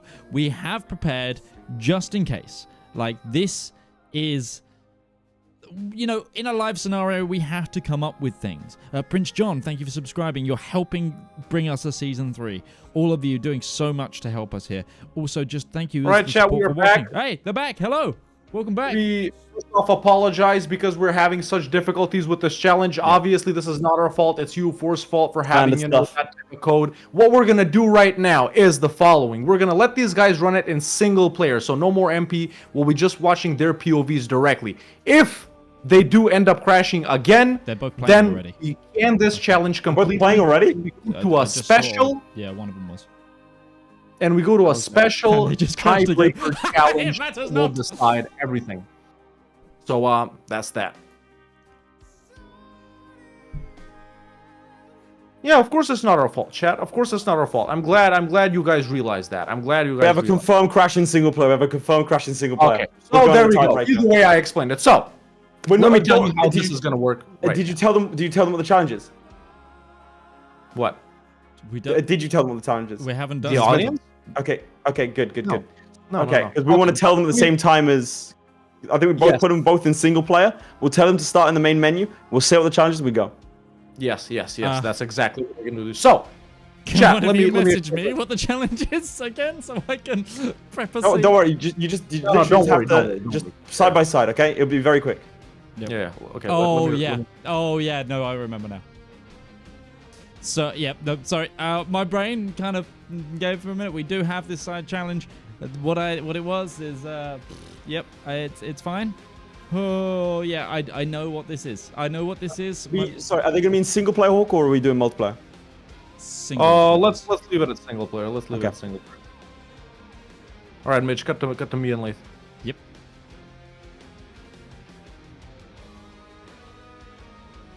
All right, chat, let me explain what's going to happen here. So, you know, obviously, I explained that this, you know, can't happen. So we're going to go to, we have a couple of special tiebreaker challenges for situations like this. Now, Leith is explaining what's going to go on to them right now. I'm going to explain to you.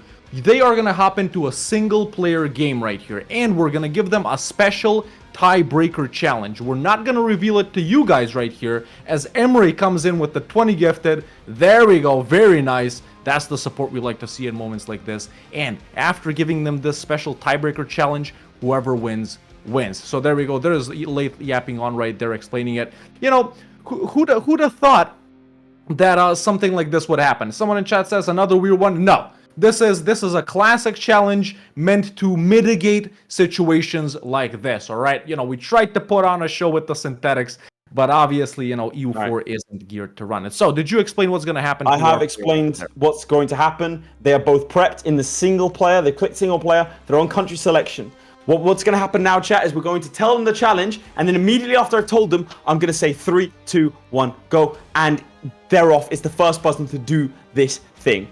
Hawk, are you ready? No timer on this one. No timer on this one? Are you ready? Right. Yep. Right, I've dragged in our competitors. Gentlemen, I'm going to give you the challenge, and then immediately afterwards, I'm going to say 3, 2, 1, go, and you are free to go. Are you ready? Are we picking the nation first, or does it not matter? No, I'll let you know everything. Midge, are they both connected? Both connected? We'll go side to side. Gentlemen, your challenge is be the first person to get back all of your cores as France. Go. 3, 2, 1, go. Select France. Start as France. Go. Iron Man? No, just normal. It doesn't matter. It doesn't matter. Yeah, okay. Go. Get back your cores. You have to have all of your cores back as France. That's it. Okay. In real time, not in game time. In real time, not in game time, and also don't just destroy your cores. That's illegal. There we go. I've brought them back. We're off. Okay, so that is the challenge, ladies and gentlemen. Both of our players are as France right here. No timer, nothing like that. Whichever one of these guys gets Cotentin, Co, Cayenne, Alençon, Maine, Labourd, and Bordeaux back from England, that is who wins. We're doing real time, not in-game time. PC speed matters. Everything matters over here. They're in single player. They're not in multiplayer. We're keeping it side by side. France gameplay classic. It's better than the synthetics apparently. And there we go. We got the student on the left right here. Deck. There we go. Playmaker hasn't declared, no, student's decked. He's going straight in. Playmaker, what's he doing? Is he trying to get? Why is he doing that? Yeah, let's see. Looking for alliance. I don't think he's ever played as France before. He can't not have played as France. You just gotta declare. You just gotta declare. What's he doing? He's never played as France. He's never played as France. He can't not have played as France. What is he doing? And look, his game is running so fast already. He's paused right now. Yeah, already in the war. Already so far ahead. He has finally decked. We're gonna see the student does play a lot slower than the playmaker. Now, the way to do this is to take to occupy all the provinces and then immediately sprint to Portugal. You have to be able to take Portugal because it's too far away. An immediate loss. Playmaker is definitely behind. Caen has been sieged. Calais under siege. Oh, yeah, he's already got one for England's landed in what you call it? In Playmaker's game in the north. That is good. I'll call Playmaker's game. You play. Oh, they've gone in. They've gone in. That's really bad for him. They've gone in and they're beating him. England shouldn't be able to win. He has lost that. The English, was that 45,000 troops? Yeah, that's giving a lifeline for the Playmaker. It's going to be close. It looked like the Playmaker had no idea what's going on, but it is going to be close. This is the kind of the siege of Calais is done for the student, but suddenly it's a rampant England in the south of France. The Portuguese performed for the ages. Massive battle. He does win, sends them packing. It is going to be close. Whereas in the Playmaker's game, Playmaker is battling them in the north as well. Oh my god, I'm surprised. It feels like both these players haven't done this before. Yeah. You're supposed to kind of deck instantly here, chat. Someone says the Goat Maker in chat. Now, Playmaker has gotten Bordeaux. It is being sieged down. Sorry, Labourd. It is being sieged down by the English now. There we go, sieging the rest. I don't know if he'll win that. He's going for it anyway. He hasn't let morale tick up. He didn't let morale tick up, and that's what happens. You need to let your morale tick up. You can't, it's panic, but they're both panicking. He does win that. They're both panicking, it looks like. Yeah, they're both panicking, yeah. God, this is actually way better. Look, they're just both of them fumbling as hard as they can. Another nice win by the Playmaker in the south. It looks like the English have been completely thrown out of France over in... He's gunning it for Portugal. is what he has to do. He does play faster. He is, I think... Oh, they're actually neck and neck. They're actually neck and neck. Oh my! The Playmaker taking the edge right now. I gotta say, he's in. They're on low. Lisbon immediately. He's got Lisbon. Playmaker's got Lisbon. Just do it. He doesn't know. He can just do it right now. He can peace out right now. There it is. No, it's not. You don't need the other one. You don't need the other one. You don't need missions. What are you doing? Just peace out. Could he not? No, he can't. He can't peace out. He needs a little bit more score. He's the other port. Remember, they haven't been at war as long, so the war exhaustion is lower. It's so close. It's so close. The students on Lisbon. The students on Lisbon. He doesn't know if he needs in Calais. That's the thing. It's Calais. Yeah, it's a 20% chance. It's a 20% chance. Look, the student's about to do it. The student's about to do it. He's assaulted Lisbon. He's already got Calais. He's got it. He's got Lisbon. Student's got Lisbon. It's going to be so close. He's done. He's done it. He's done it. Oh my god, they're within seconds of each other. Oh my god. There's the Playmaker as well. He's done it. Both of them have done it. Within seconds, but the student does get there. There you have it, ladies and gentlemen. Literally, I think that was less than 5 seconds difference. But Ladies and gentlemen, first of all, once again, another apology for the mess up with the Synthetics Challenge, but this was our tiebreaker right here. Adrenaline pumping through our veins as both of these players rushed to get their cores back from England as France. Whoever did it fastest in real time would end up being third place. The other player gets eliminated, and I do have to say congratulations to the student for nabbing his scores back from England. Really, only 4 or 5 seconds faster than the Playmaker. That's all. And he was further ahead in the Synthetics as well at that point. So it is. That tactical start, but well, there you have it, ladies and gentlemen. Student is your player 3 for season 2 of Bellum. The Playmaker gets eliminated. Let's announce it. God, let's talk to them. Let's have a chat. And Midge, I think chuck 5 minutes on the clock for us before the grand final begins. I think. Yep. All right. Gentlemen, I can confirm it was a matter of 3 seconds. Genuinely 3 seconds. The student has done it 3 seconds faster than the Playmaker. The student, you've confirmed yourself as not being eliminated. The Playmaker, I'm so sorry, 3 seconds away. You had the sieges faster than the student. You had Lisbon faster, but the student declared the war about 3 months earlier, which meant the war exhaustion meant that the England accepted. I didn't know what the cores were, to be honest. Yeah, we see. Oh, chaps. So folks, let me first apologize to you guys as well, you know, for the shenanigans we had with the Synthetics Challenge. You know, we thought it'd be fun, it'd be kooky, dynamic, and you guys, honestly, both of you guys were doing extremely, extremely well with that challenge. And, you know, even in our tests, we didn't encounter something like this. So, sorry, you know, we had to go through those crashes and stuff like that, and sorry we had to save it this way.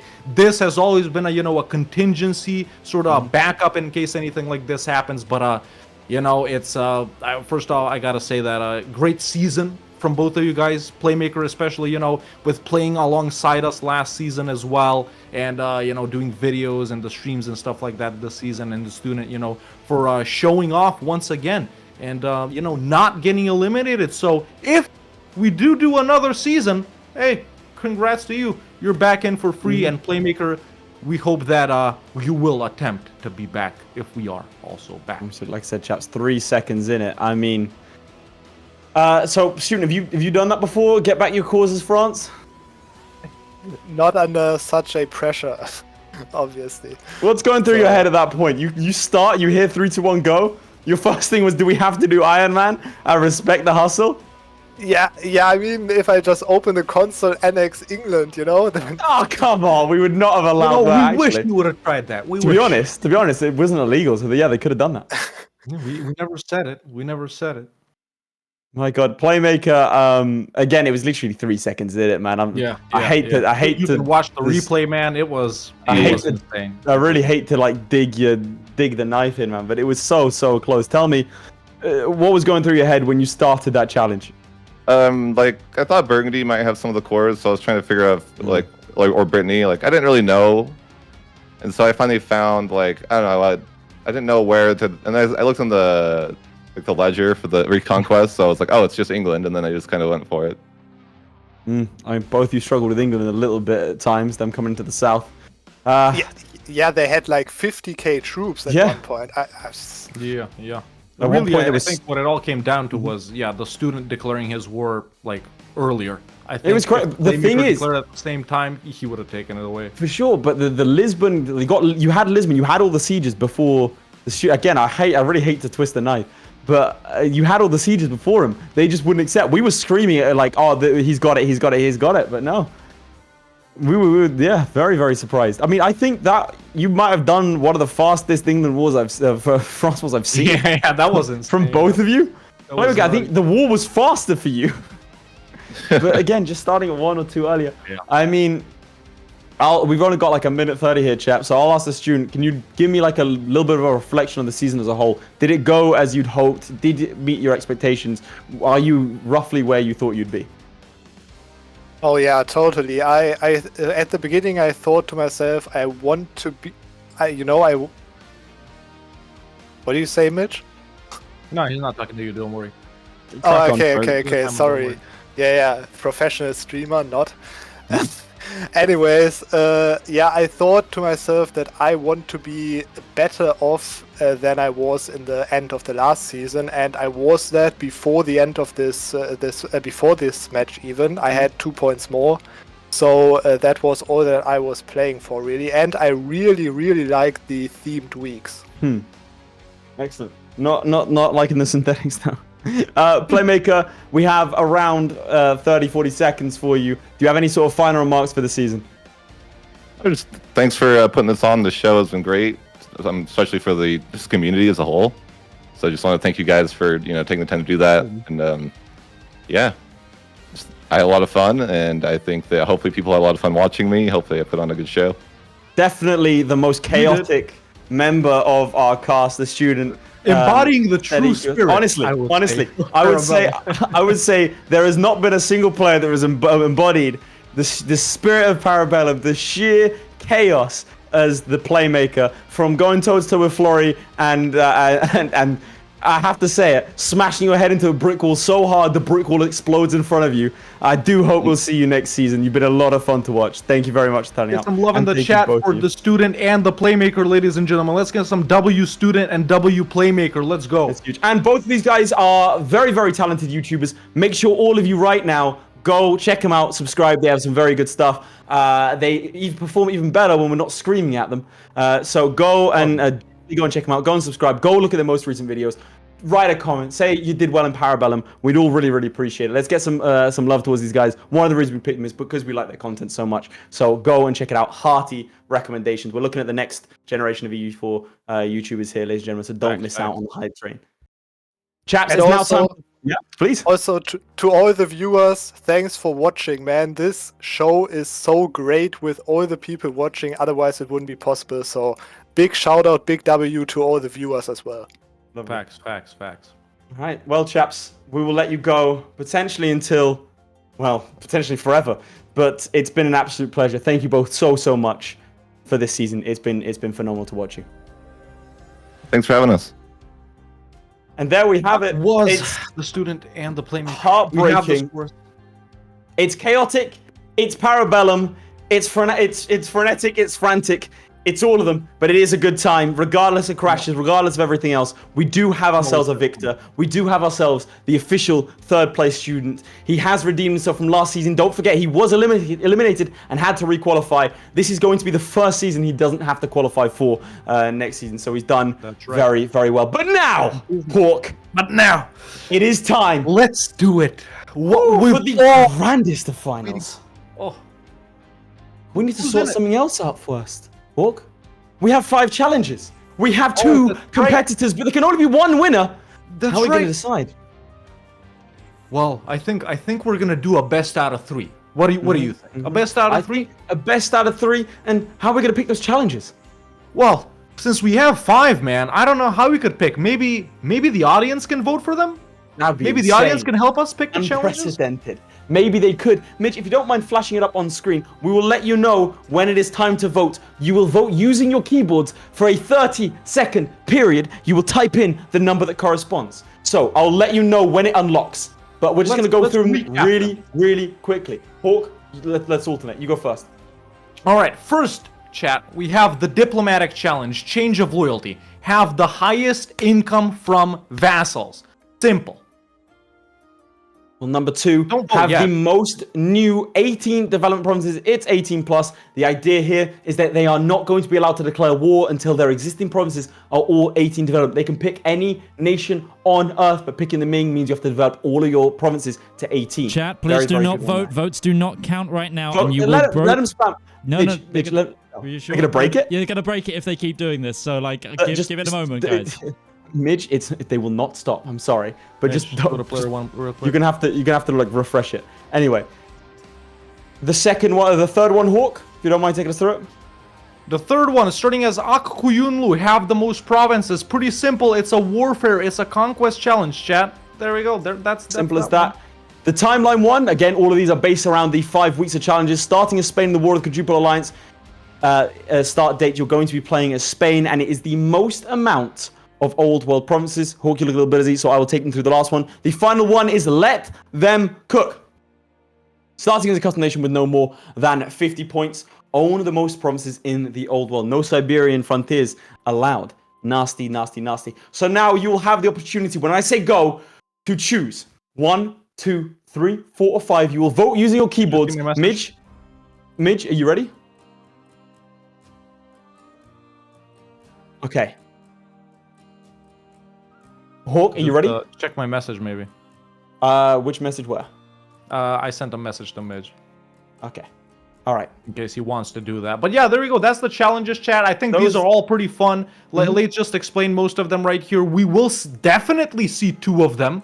If these guys are tied, if ZLEWIKK wins 1, FLORRY wins 1, we will of course see a 3rd one as well. So, you know, think carefully, man. Spamming 2 will of not these help, by the challenges way. right here, no matter how Your good they vote will are. be counted once and once only. Hawk, I think they're getting restless. I don't think we can last much longer.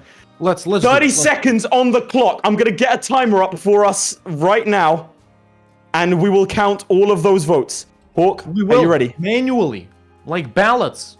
3, We won't even look at 2, the screen. 1, go. Your votes are now your counted. votes The count. votes are live. We can see them start to get spammed. There we People go. don't like number 3. Oh, it's so even. It's so even. It's tight. Wait, Very tight. Midge, do we have the ability to stop it at 30 seconds or to refresh?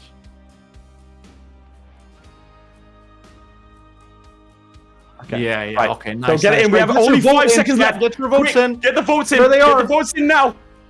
3, 2, 1. Stop the count. Stop the There count. it And is. the winner is number 2. 18 plus have the most new 18 development provinces. That is my favorite challenge for the day. Spice. Let's have a Very quick chat spicy. to our players, Midge, if that's possible, so we can have it, so we can tell them what the challenge is and tell them to get cracking. Just to clarify, chaps, what this means is if you start with 3 provinces, none of those provinces count towards your score, even if they are 18 development. Okay, we're gonna go through it again with our players. Let's have a chat. Gentlemen, it's time for the final. The chat has decided it's 18 plus only.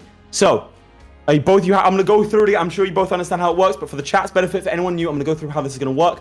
You are allowed to pick any nation on Earth, right? You're allowed to pick any nation at all. Your starting provinces do not count towards any score. But in order to declare war, they have to be 18 development provinces. You cannot declare any wars or in any way acquire new territory until everything is 18 development in your nation. You can't seize land from your vassals. You can't declare wars. You can't do anything that would seize land in that fashion until all your provinces are 18 development. Does that make sense? What do you mean not seize land? So as in you Elaborate. can't just if you No, if not you have the 3 stuff. Huh? No, I'm not talking Not about that. the Like, as estate in, from let's say you have a vassal. All your provinces are 10 development. You can't seize a province from your vassal. Okay. You cannot expand at all until you have 18 development in all of your provinces, at which point you can expand. But okay, so just to clarify, if I conquer a country and I give away the provinces that are 18 development or less than 18 development to a vassal, then I am allowed to declare. As long as all of your provinces All that of you your directly provinces own are 18, have to be yes, you 18. can. So let's say you have 5 provinces, one of them 17. No, illegal. Let's say one of them is 10 and you give it away to a vassal, and the other 4 are 18. Great, go for it. Yep. Okay. Are there any other queries, any other problems? We've got an open dialogue for a little bit, but when we get cracking, it's gonna be a little harder. What about multiple wars? So if I declare like 5 wars, can I piece all of them out? If you declare 5 wars, then after you've taken territory from the first war, you can't take any more territory until those are 18 development. I can't that- piece out the other guys. No. You can be at war, but you can't take the territory. Okay. So Okay. 18 development is the cap to declare wars. To you can get be in- any Yeah, new so- land. And I understand this is now, the wording's a little bit tricky, but let's say I'm starting as France, I declare war on Brittany, because I have 18 development war provinces. I declare war on Brittany, I declare war on Burgundy, I declare war on England. That's fine, 3 wars. But if I take land from Brittany, I cannot take land from these 2 until all of my provinces are 18 development. That should can't- come from Britain. I can't declare Okay. another war until, so if that makes sense. 18, like, imagine it's like a little check. 18 development is the check for all of it. 18 personal development on each of your provinces. Okay? Yeah. Okay, I got Happy it. with that? Again, wording's a little bit there, but it's gonna be a Listen, good the challenge. audience voted for it. Now, with all of that out of the way, with these explanations out of the way, let's get right back to it, because this is the grand final. ZLEWIKK, you're in this season undefeated so far, 5 wins. FLORRY, your first loss in a main portion of the tournament. Let's just put it right out there. ZLEWIKK, what do you think your chances are to take the title from this man? Straight from the Netherlands to Poland for the first time. Now or never. What? It's now or never. No, It's And it's now FLORRY or that never. has to defend the title. I have nothing to lose. True. No pressure on you. FLORRY, can you be the 7-time back-to-back? Or or are you old? I'm not old. Holy shit, I'm not old. Guys, Oh. actually, guys, today is my birthday. I'm old. Oh, ZLEWIKK's old. Happy birthday. Let's get some W's, ZLEWIKK's in Happy the old chat. ZLEWIKK. I mean, FLORRY, I'm just saying, if you beat ZLEWIKK on his birthday, That would be lame. that's kind of crazy. Considered mean. Yeah, kind of That's a dick kind of move, crazy. Dude, I'll see you on r/livestream fail, buddy. You're going down. It's over for Now I have an excuse if I lose. you. All right. Boys, are you ready? Any other questions, or are you happy to get cracking? I hate that challenge. Why did you pick it? because It's exactly that way. That's why. It's so good. It's such a good challenge. I'm so No excited question. for it. Yes. ZLEWIKK, because you are the #1 positioned guy on the leaderboard, you do get to That is pick true. who spectates you in this first match. That we does switch mean this that that same person will spectate you in a possible third match. So choose carefully.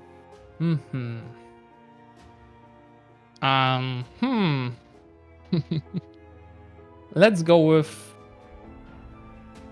Leif, because I don't like that challenge. So you can lag. Oh, okay. That does mean I'll be spectating for challenge number 3 as well. Yes. Okay. Alrighty then. I will be spectating ZLEWIKK. FLORRY will be spectated by Hawk. If you don't mind, gentlemen, That's right. hop into the game, load up the multiplayer screen, give us your IPs, personal IPs, your IDs, and we'll hop into the game with you. And All deposit right. the PayPal. All right, phenomenal. All right, we'll put you in the chats. Good luck. Well, there you have it. 18 plus is the first challenge that's been unlocked, ladies and gentlemen. Probably the most convoluted one we have for today, the hardest is, one to explain. but But it is very definitely the most fun, in my opinion. It's kind of weird, you know, because there are so many like conditions, and it's a conquest-focused one.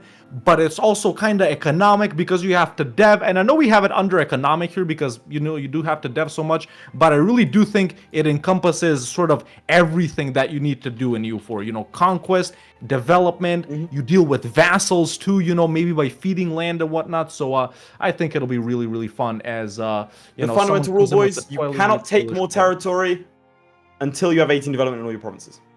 Yeah. It's that really mean- as simple when you put it like that. Can't The only declare way you war, can get more can't do land, anything. have 18 in all your land. Simple as It's that. simple as that. Yeah. You know, we considered it putting it at 20 or 15, but we just like the name 18 plus too much, so that's why we settled on that. legit you know? is. Just to be real. Honestly, this is the main reason we have this challenge. So I think they did it. So Yeah, this is the first But match, that- chaps. We will have one more. At least one more. Okay, there's a very interesting pick on this side of things. Oh yeah? It's a very interesting pick. Okay, I mean, I'm ready to go if you are. No, FLORRY's not here yet. He is. Oh! We have a very interesting pick on this side as well. Now, let me say, Chad, that when me and Late debated this, we were honestly gonna go for someone like Florence or Milan. Because they have a few provinces, they're very rich, they're republics, they're easy to dev, and you can conquer a lot of high dev provinces around them as well. But, you know, after seeing what FLORRY picked right here, and I can only wonder what ZLEWIKK picked. I mean, there's been some switching around. I mean, I'm ready. Are you ready? Are you ready? Yeah, I'm ready. I'm in. All right. I think, think- ladies and gentlemen, 5 long weeks, 5 challenges, 2 finalists. There can only be one winner, and that winner will be found out today. We start the first challenge of the grand final, potentially for the last ever time, in 3, 2, 1, go. Boom. And here we are as my POV, ladies and gentlemen. Florry has started as John Zhu right here, a Jurchen tribe, a horde nation, and getting cracking immediately with loans with the estate setup and everything. Now, this is the caveat. He has these provinces right here, and none of them are 18 dev. He could give them away. He could develop them. He could do show strengths. He could do something to get points. He cannot take more land until all of his current provinces are 18 dev, and the thing is, these starting ones don't even count. So, has he just sold this province? I think he just sold this province to Nanai. I have no idea what he's doing. Let's go to him directly. Let's go to him directly right here. Okay. I mean, Okay, let's stay on here. So, I mean, he has to dev his provinces, right? He has unpaused. He hasn't started deving. He has chosen rivals. So maybe we're going to see show strengths here. You know, this would be really good in revolutionary. You know, you make someone revolutionary, you get like 1,000 admin points. And you're good to go. But you can, of course, raise as a horde. So that is a very good pick. But we really didn't expect to see horde picks because they start off with quite a lot of provinces, you know? Remember, your starting provinces don't count towards your score. So none of these provinces will count towards the score at all. Yeah, even if he gets them all up to 18. So there we go. He's getting troops up. His army maintenance is down, not rooting out corruption. So, you know, I'll tell you if anything happens. He has sold this one to Nanai. I can confirm that because there's no core on it. But yeah, let's go to ZLEWIKK. I want to know his weird pick. So ZLEWIKK was looking at Ashikaga and then Janjiao, but he has settled on Florence and has immediately given away Pisa. Which is, I mean, he could have just devved it twice. Yes. Yeah, but Pisa is already such a rich province. But I guess this it doesn't count. I mean, it helps out with the tax. Yeah, I mean, I'm not. It means he doesn't have to waste 3 clicks. It doesn't count at the start anyway. Yeah. Your starting provinces don't count. So over here, we'll have to see. We'll have to see. He has to like Florence itself starts at 30 or 28 development, so that one's good to go. He will need to develop this one up to up 4 more times, and they can go forwards. I guess Arezzo was better to give away, right? But he can't give it away. Already giving something away. You can't give it away. Cade coming in with a 10 gifted, putting us at 884 members. Reminder, chat, if we get to 900 global producers, that's subscribers on Twitch or members on YouTube, we tell you when we could possibly have Parabellum Season 3. If we get to 1,000, well, we are definitely going to have Parabellum Season 3. So there you go. Yeah, that's all that is our promise, our solemn promise. So we are 16 away from telling you when we are anticipating the next Parabellum being. We are 100. Damn, another 10 gifted. We are 6 away from telling you when. 106 away from confirming Season 3. We'll guarantee it. Is ZLEWIKK still not on pausing? Can we go to him directly? Is he connected up his cam, Mitch? Oh, he has finally unpaused. Oh, Florry is currently buffering. That's not his game. Okay. There we go. Florry, I can confirm he has sold another province to Nanai. Okay. I'm like... Hawk, go talk to Florry if you don't mind. I'm going... If you want to flip to my POV, I'll take you through what I think should happen next over here. So the advantage of playing in Italy is you have all of these high provinces. You conquer this province from Lucca, let's say. You go over here. Excellent. You take this. Alex Austria, so not them. But then you dev it 4 times. You're off again. So the idea is that you want to spend an equal amount of time deving as you do attacking other people. You can go after someone like Venice and take like 4 provinces. Or let's say you take all of Hungary somehow in one war. Half of Hungary. That's legal.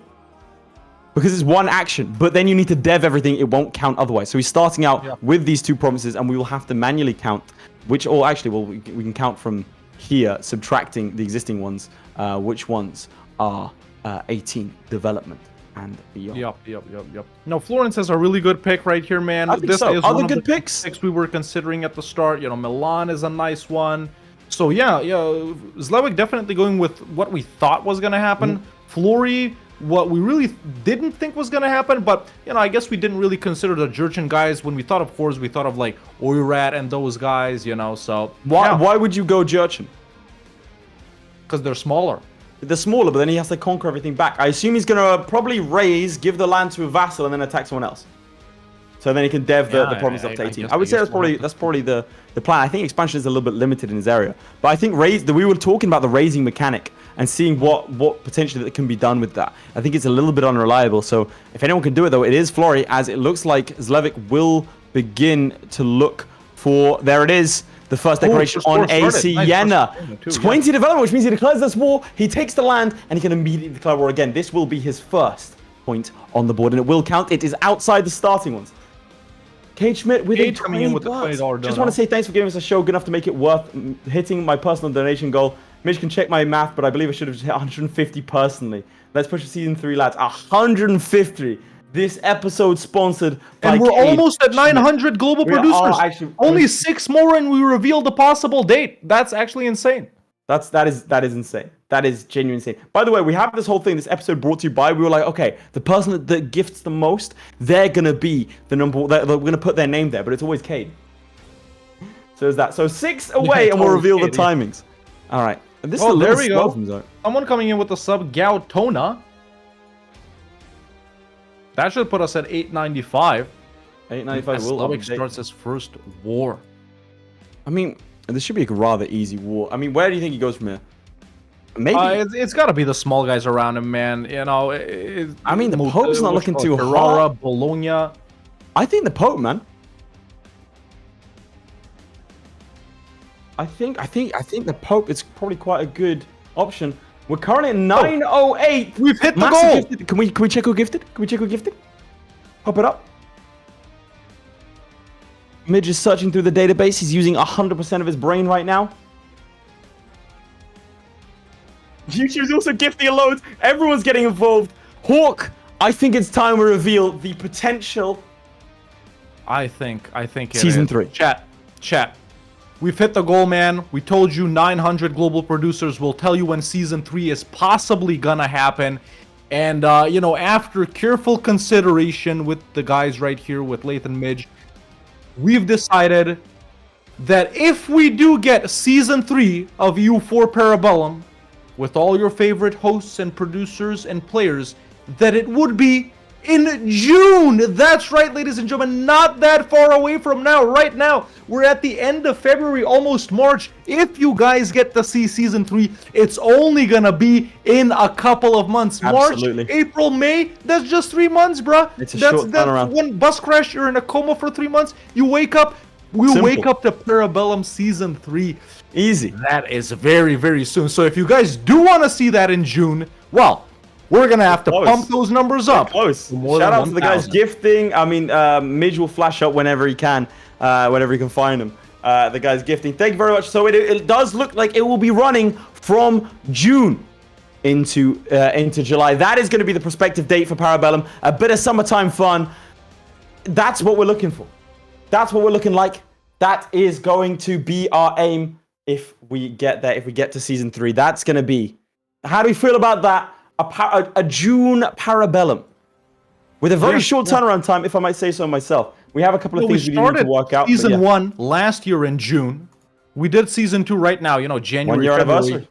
It would be fun, you know, 1 year anniversary, back to the where we started, man, back to our roots, and also, you know, a Season 3. It would be nice to see, but you know, we just gotta get those numbers up, man, and we are getting those numbers up. So shout out to all the subscribers on YouTube and on Twitch, and to all the take us through Florry's game. Take us through Florry's game. I can't wait any longer. What's he doing? Yeah. Let's go to Florry's game right here. So he is currently developing his provinces still. Not that much, though, using some points, as we can see. He sold his 2 poorest provinces at the start, which are these 7 dev ones right here. So, yeah, you know. Was he waiting for an ace on 15 on 2, 14 on 1, 13 on 1, and his poorest one is this one at 8 dev. But this one would be tricky to give away, right? It's right in the middle of his country. He can't even give it to Haishi because they're his rivals. So, you know, he's just gonna have to stick around. But, you know, once he does get all 5 of these up to 18, and he is deving, by the way. There we go. 2 of them are already up there.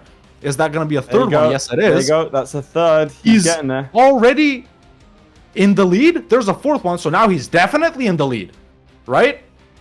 ZLEWIKK has 3. No, but they don't count. They're the starting provinces. Oh, that's right. These are the starting provinces. No one is in the nothing. That's right. No, I got that's confused, also not like right. I'm everyone afraid. else. Zlewik does have one on the board. He has Siena.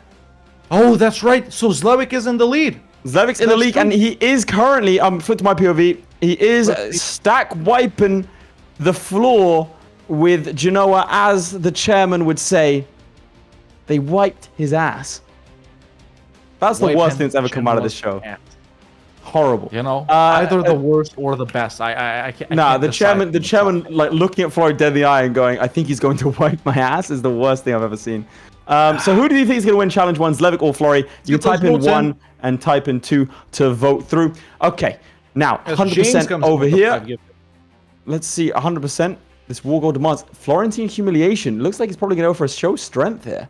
That will be good. We do need to see a lot of those. But where would he go next? Where gotta would be he Bologna. go next? I mean, he can just declare war immediately, obviously, because he already had the 20, which is very, very good. I honestly think the Pope. That would be my pick. You think the Pope? You have a province that's 25. The rest are kind of bad. Not great. There's Ragusa, Strasbourg, and Bologna.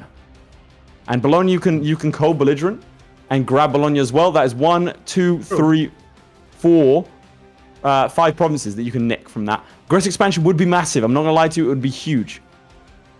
Oh yeah. He has Dev Florence up to 30 Dev, by the way. Yeah, for the age objective. I think you go Bologna here, white piece the Pope, or make him end some alliances so you fight him later. Because, you know, I don't know. Luca, you said, didn't have favorable alliances, right? Lucca is allied to Austria and only Austria. That might be tough. I don't know. He's trying to ally Hungary. He can. He can. He's doing it. Florence is good to start. You can get Austria and France. He's allied Mantua, he's allied Savoy, and he's allied Hungary. He's going for France as well, it looks like. Interesting.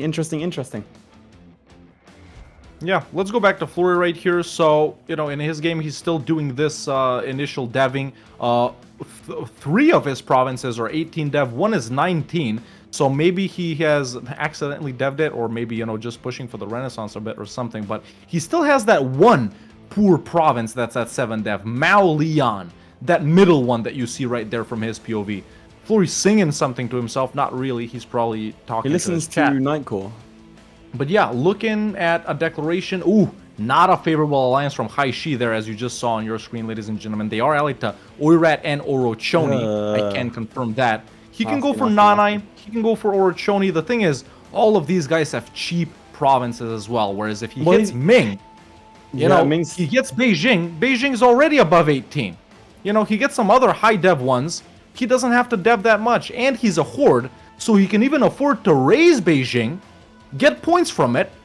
It won't drop below 18, and he can pour the points into different provinces. So that's, you know, that's definitely a valid strat right here. But I think he's going to.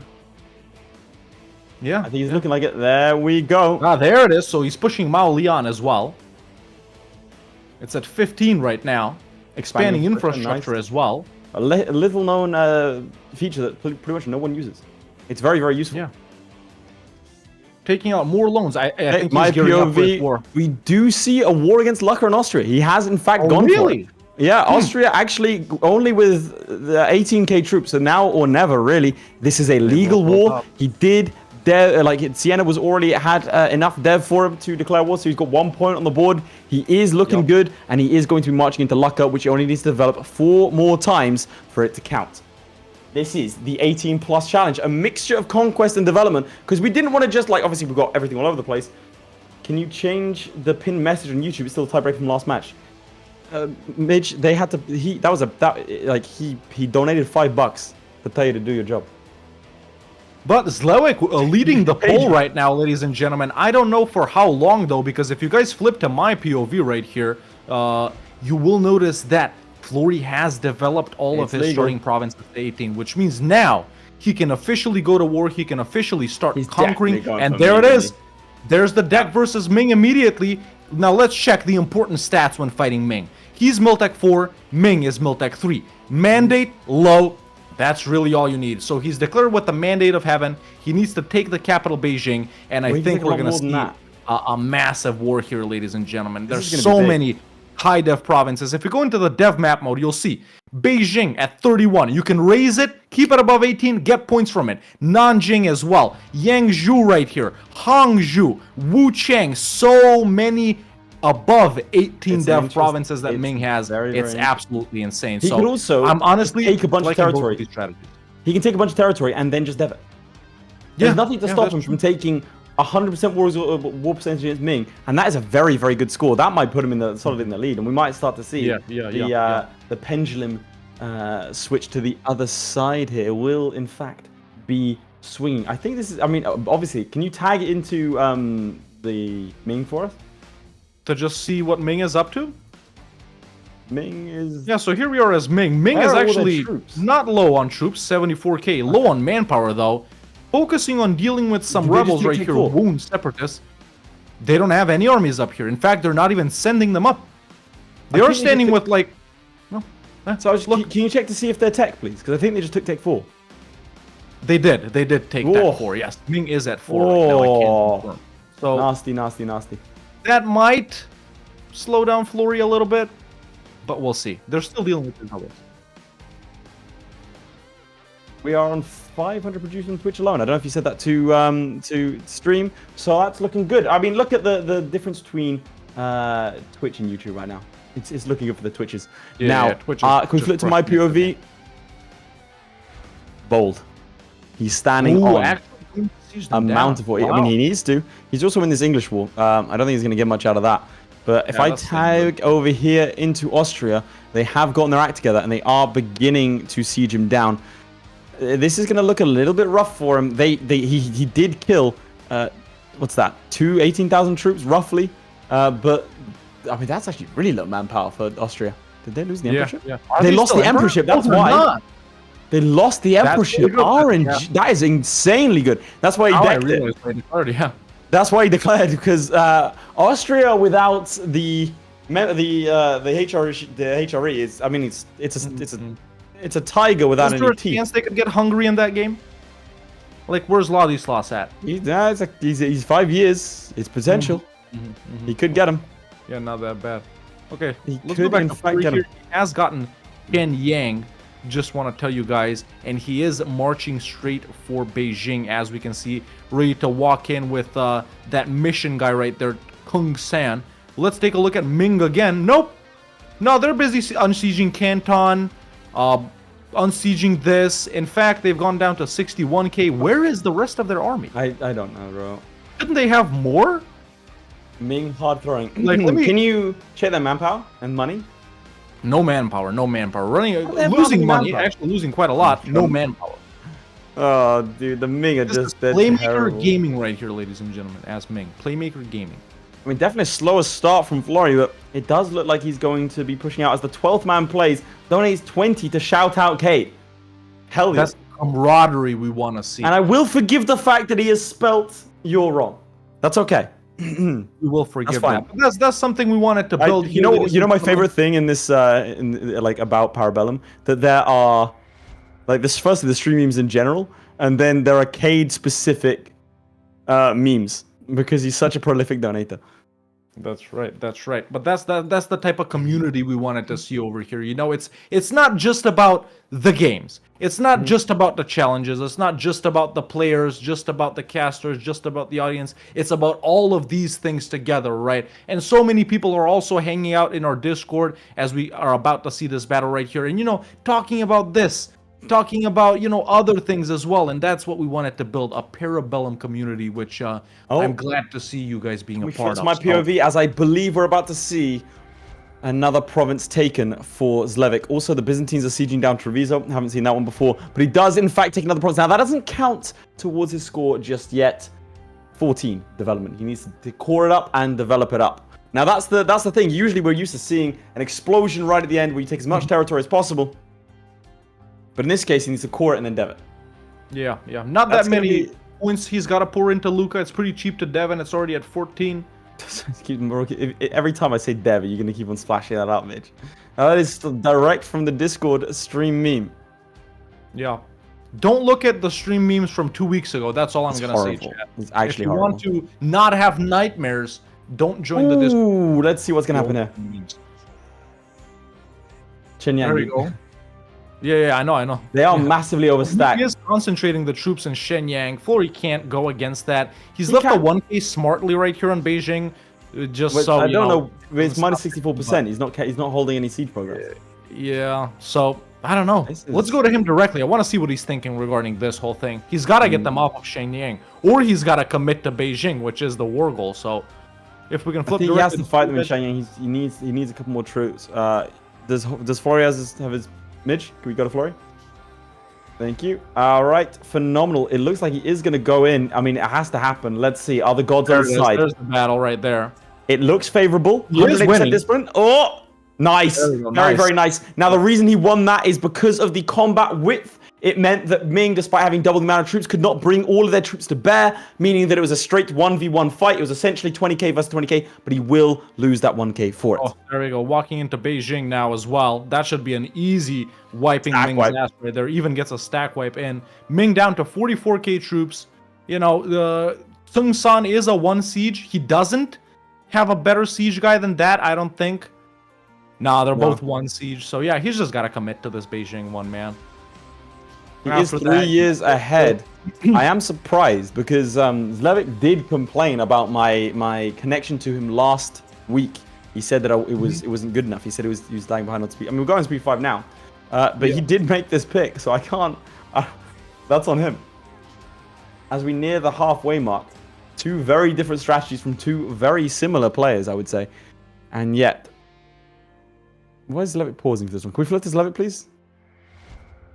Someone's paused for a little while. He is trying to get maximum generation now. Big part of Florence and why you picked them. That ruler, you've got Cosmo de Medici. He's currently at 655. No, he didn't die. Nice. Cosmo could never die. He's currently 63. Long may he reign. There it is. Now he needs to dev that 4 times. Well, he put. Okay, nice. He is going to sit down and put some development costs on it. Your chat.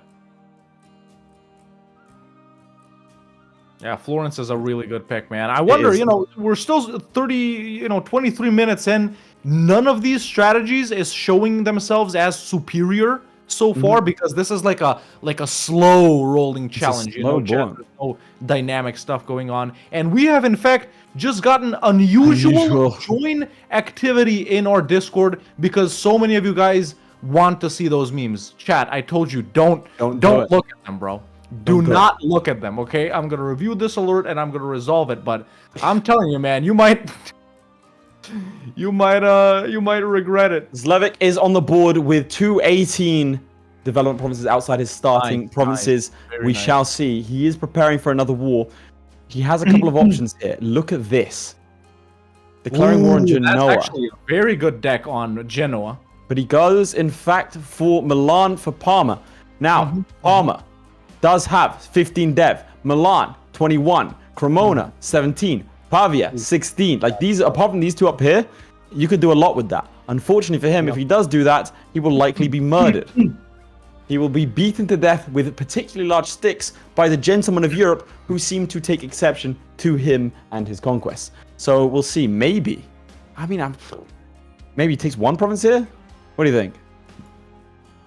Surfin coming with the 100 Swedish kroner. What an amazing show. Please take my college tuition. But chat, of course we're going to do that. We all know EU4 is more important than college. Nice stuff. Excellent. So, I'm going to be curious as to see what he's going to do here. What province is he going to take? What is in the mind of ZLEWIKK in this position? I'm interested in that. So if he takes 3 provinces here, let's say Parma, if he Milan, takes or Pavia. 3, That's tough.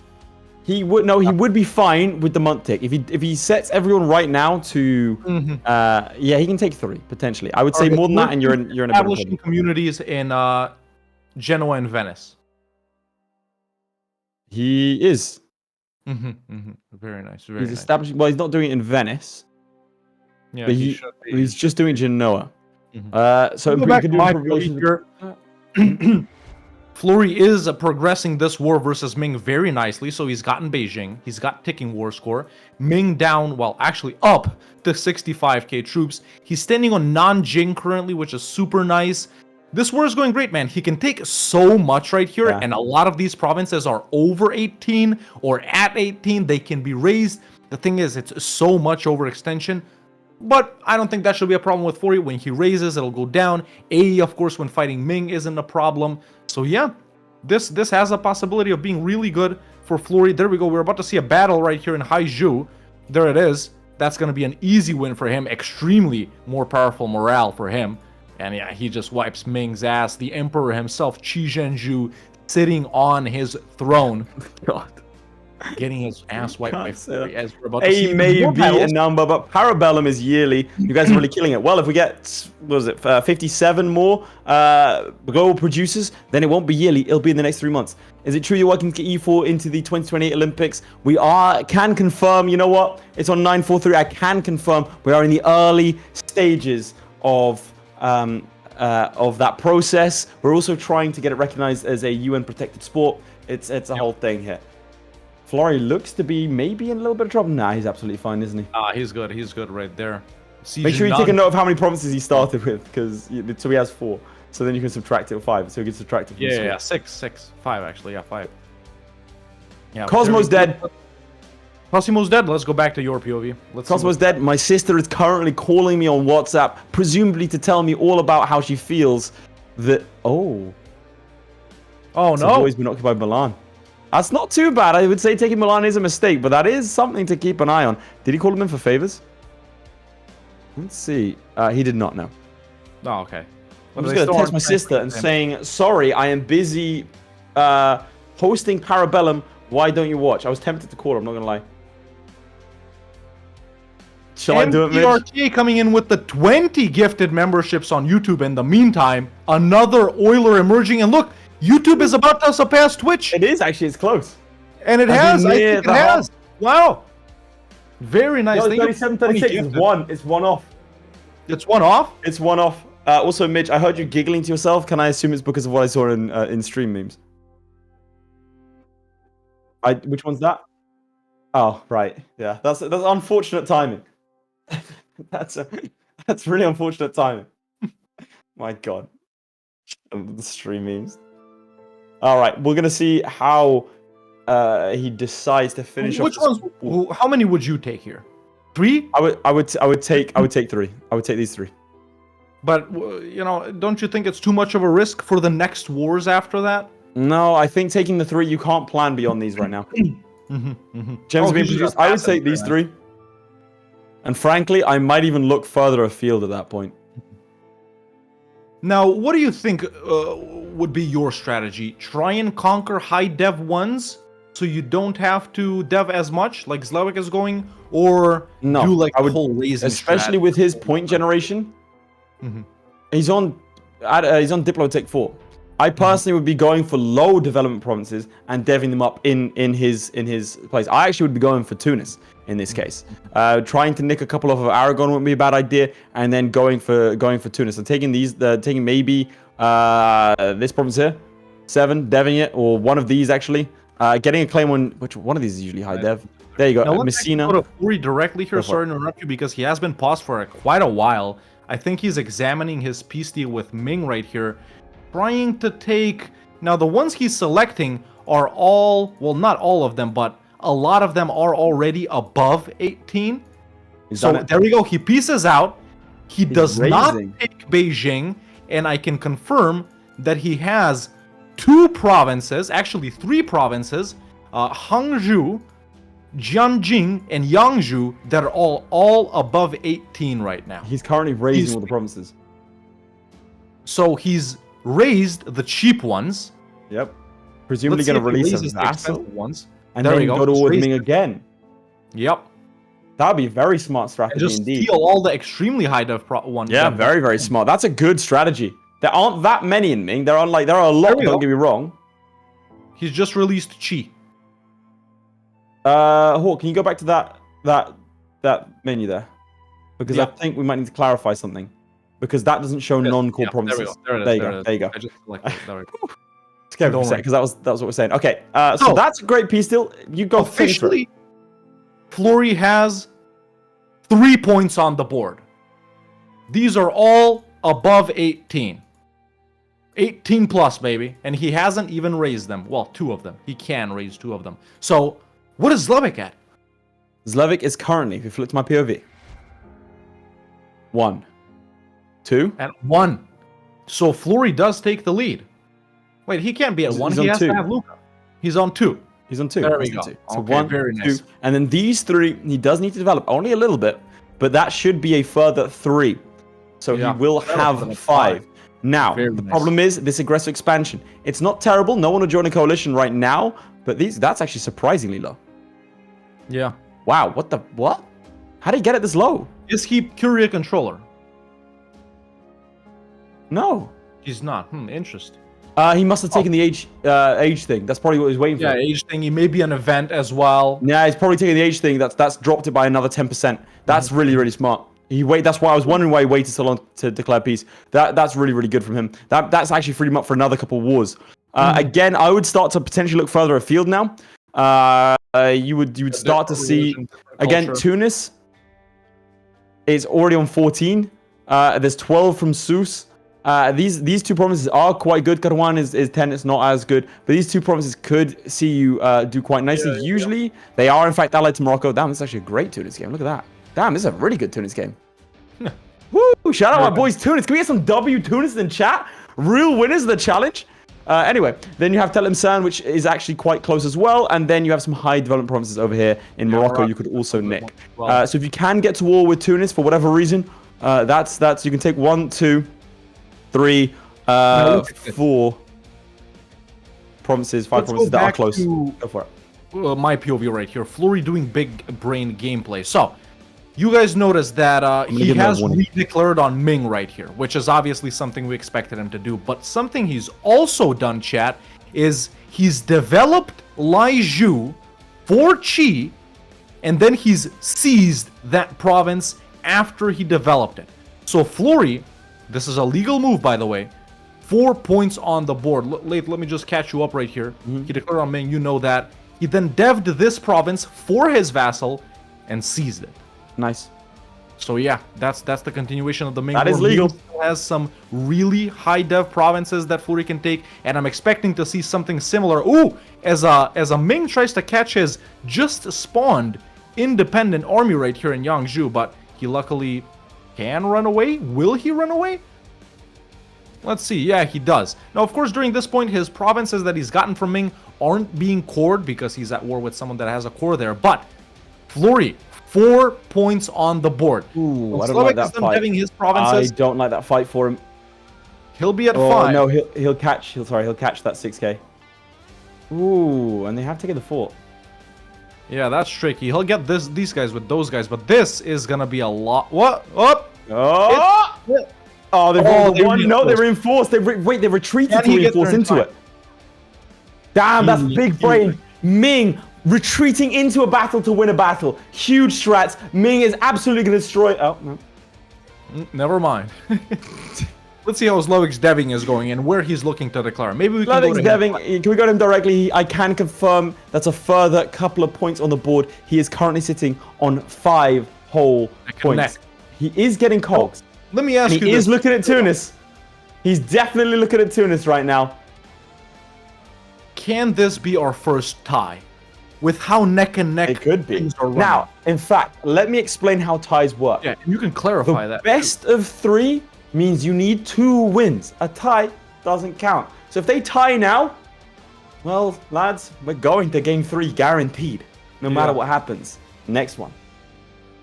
Want to shout out Clan YouTube for clutching our win, hopefully. Can we quickly check that? Let's see. No, YouTube is 7 away from winning the race. 13 for Twitch. Check those primes, Twitch, and you might have a chance. You click subscribe, click prime sub, and you get it from there. Very close, very close. Very close. Yeah. Now, let's see what he's doing. What's he building over there? This man's just playing EU4. Yeah, he's just playing Florence, and I love it. He's just vibing. Ooh. But this is what I mean. He has such insane mana generation that I think he could have gotten away with taking lower dev provinces like Como and I don't Novara. think he could have given away Pisa. Well, he wanted to declare war faster and save his points. Oh no! Actually, I think I see what he's doing. Flip to my POV. Let's do it. Let's see. This guy, this cheeky guy, 18 development. I think he thinks that counts. It doesn't. No, that doesn't count. If he That doesn't annexes count. them, it counts. Does it? If he annexes them, It's it not. counts. No, it's one of his starting provinces. Not bad skill. Look, he's a senior executive producer. Our only senior executive producer. Who won? Hey, gifting. Oh, I think it was neck and neck. Midge, who won? Midge, I think it's neck and neck. But we got to clarify. We got to clarify this quite quickly, Hawk. If he gives away Pisa and takes it back, does it count? Does that count, Hawk? I don't think it does. It's a starting province. Yeah, It's a start. He started Pisa. Shall I go and elaborate that for him? Do you think? I mean, if Or you would you- want. You know, we said I mean, I'll go clarify just to be clear. Yeah, you can go clarify. Midge, you can flip to my POV in the meantime.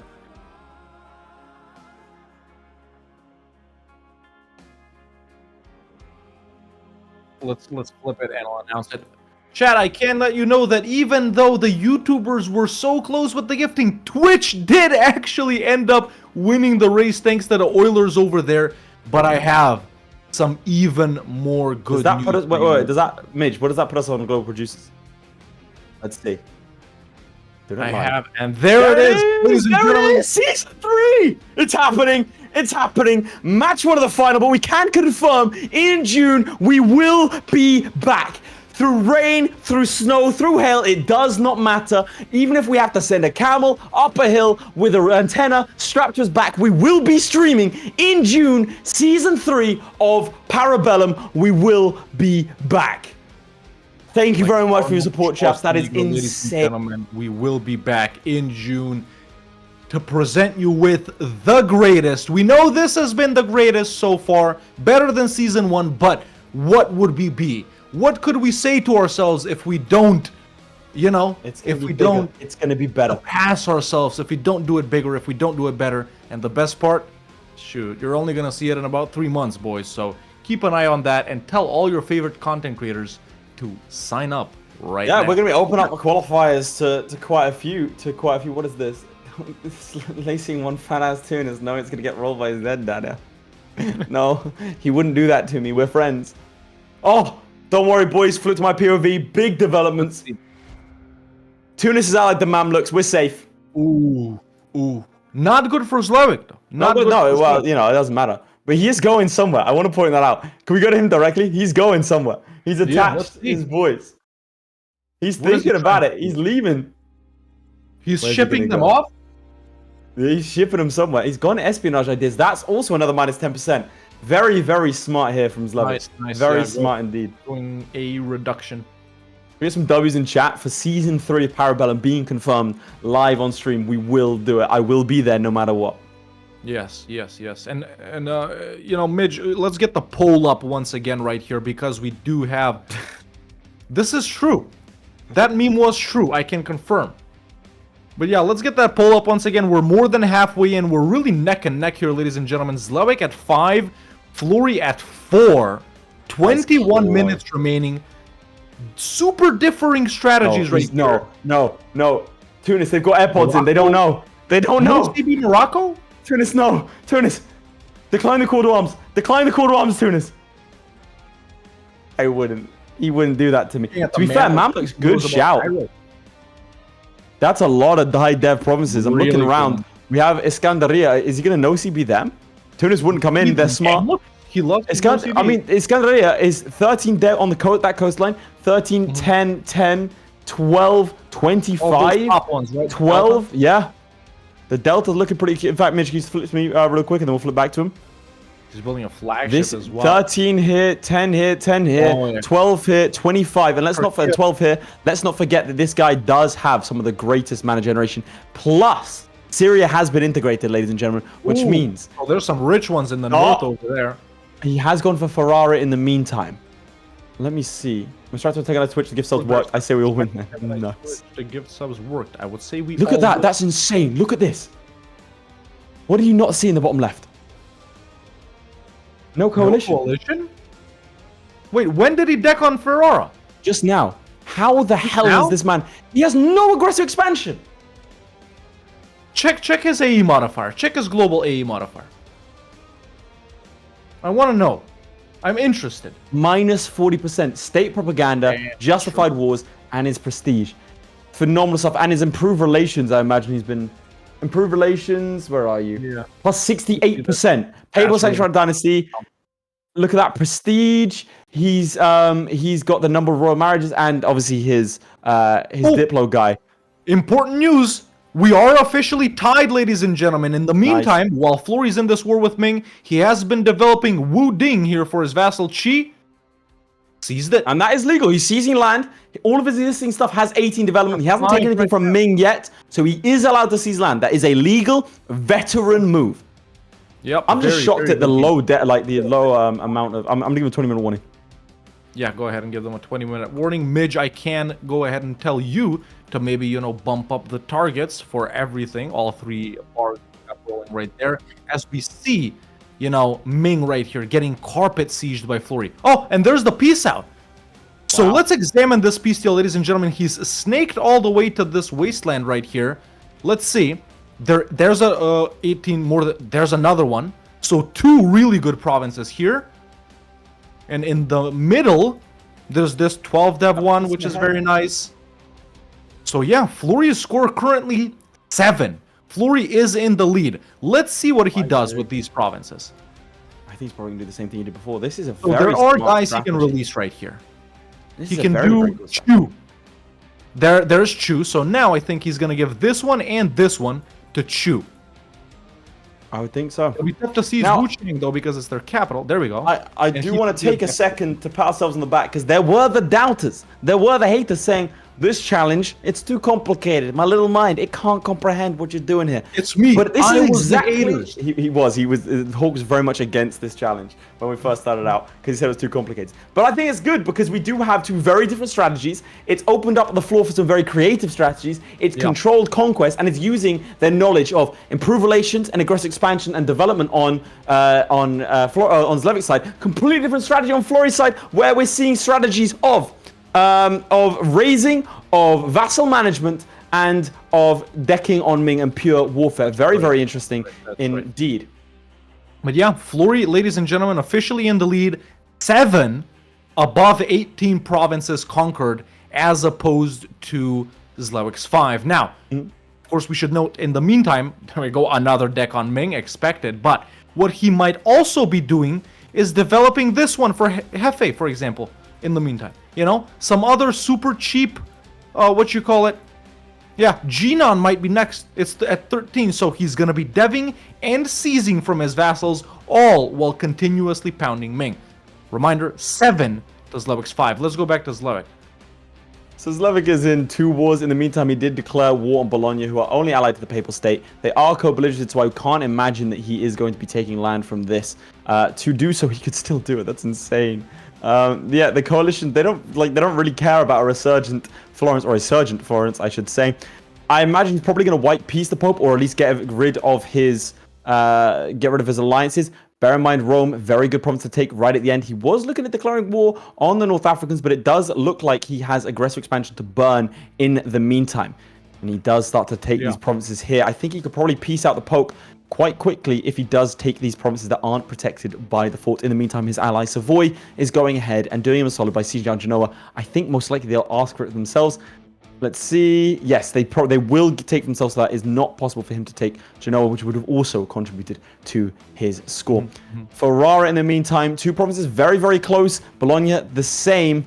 We'll have to see how that pans out. That's 20 aggressive expansion right there. Bologna would be a further 9. So frankly, you can take all 3 of those provinces, dev them up, and 3 more points will be on the board. Ladies and gentlemen, we have a close one approaching 15 minutes. We're going to give them a 10, 5, and 2-minute warning when appropriate. Super tight, super tight. So close. And it's emblematic of exactly Honestly, what I can't say who he's gonna take it away, man. Because ZLEWIKK, it's like seemingly so easy for him, but the same thing can be said about Florry, man, because he's, you know, he does keep, like I said, pounding Ming, but he's already at 7. Let's assume ZLEWIKK is going to be at 7 right here, too, when he's done with the whole Ferrara thing, right? Who's the main belligerent in this other war? is Bologna. So he is going to be declaring war. He has taken Rome. If we go to him directly, I imagine he's just going to white peace them or get rid of their alliances. Yeah. Is it white peace? Yep, he does in fact white peace them. Yeah. And so he is going to be taking Bologna, and that will be, no coalition possible at all. No one around him has any sort of concerns. Flip to my POV if you don't mind. Let's do that.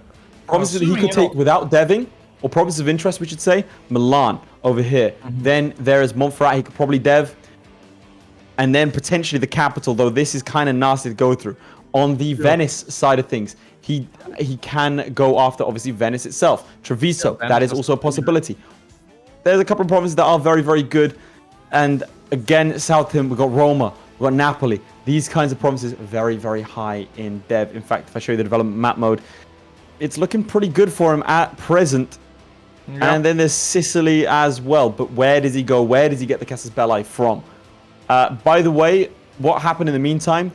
Naples broke free. And then Aragon took back Naples. And then fell under. Aragon fell under Castile. And so Naples is free once more. But there is the Castilian Neapolitan war. So I thought I'd point that out. But other thing, the Ottomans are going to war for Salento, which means that Castile is going to be at war with Ottomans. Now, I have some good news here, ladies and gentlemen, or, well, bad news at the same time. If we flip to my POV, FLORRY isn't in that good of a situation right now. Losing quite a lot of money, no manpower, negative stab, negative prestige, close to bankruptcy. He is getting nobles and separatists. He is winning the war with Ming, and the other positive thing is he has developed and seized one more province from his vassal Chi. So FLORRY officially at 8. If ZLEWIKK finishes deving those two Ferrara provinces and Bologna, he'll be at 8 as well. It's so close. I could not split them. Super tight game. It's just that, oh, wait. Some guys are close to enforcing demands. Of course, he is at war right now, so he might be safe, but I don't know. It's going to take a while for him to get out of this. They could still. He's got to unsiege this level 2 fort. There's no fort there. He's got to beat these guys up. We're going to get that fort. It looked really good. It looked really, really good for a second. Let's go to him directly, briefly, before we flip back to ZLEWIKK. I want to see how he's trying to manage this. Sure. Oh, that's unlucky.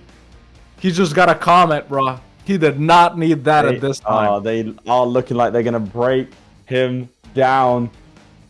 It's going to be close. What can he do? He does start to accept some things. This is going to be a very, very close first game. You see FLORRY getting frustrated. A rare bit of emotion on his face. Usually so ice cold. Definitely the riskier, I would say, more high-octane strat. We did see a slower start from him.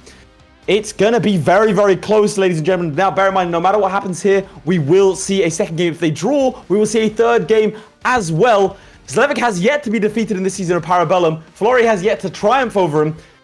This could be a close one, and I dare I say, I have no idea where it's going to go. I really, really don't. FLORRY looks like he has a higher ceiling, but the floor is lower, and we're going to see which way the chips do fall. He lost more stab, bro. I just wanted to say that. He just lost stab again. We can go to ZLEWIKK a little bit. Oh, okay, Ming on Guard and Nomadic, that's good for them, but I love to take cash. Can he just take cash from the Ming? So over here, he is coring up these provinces, and I can confirm.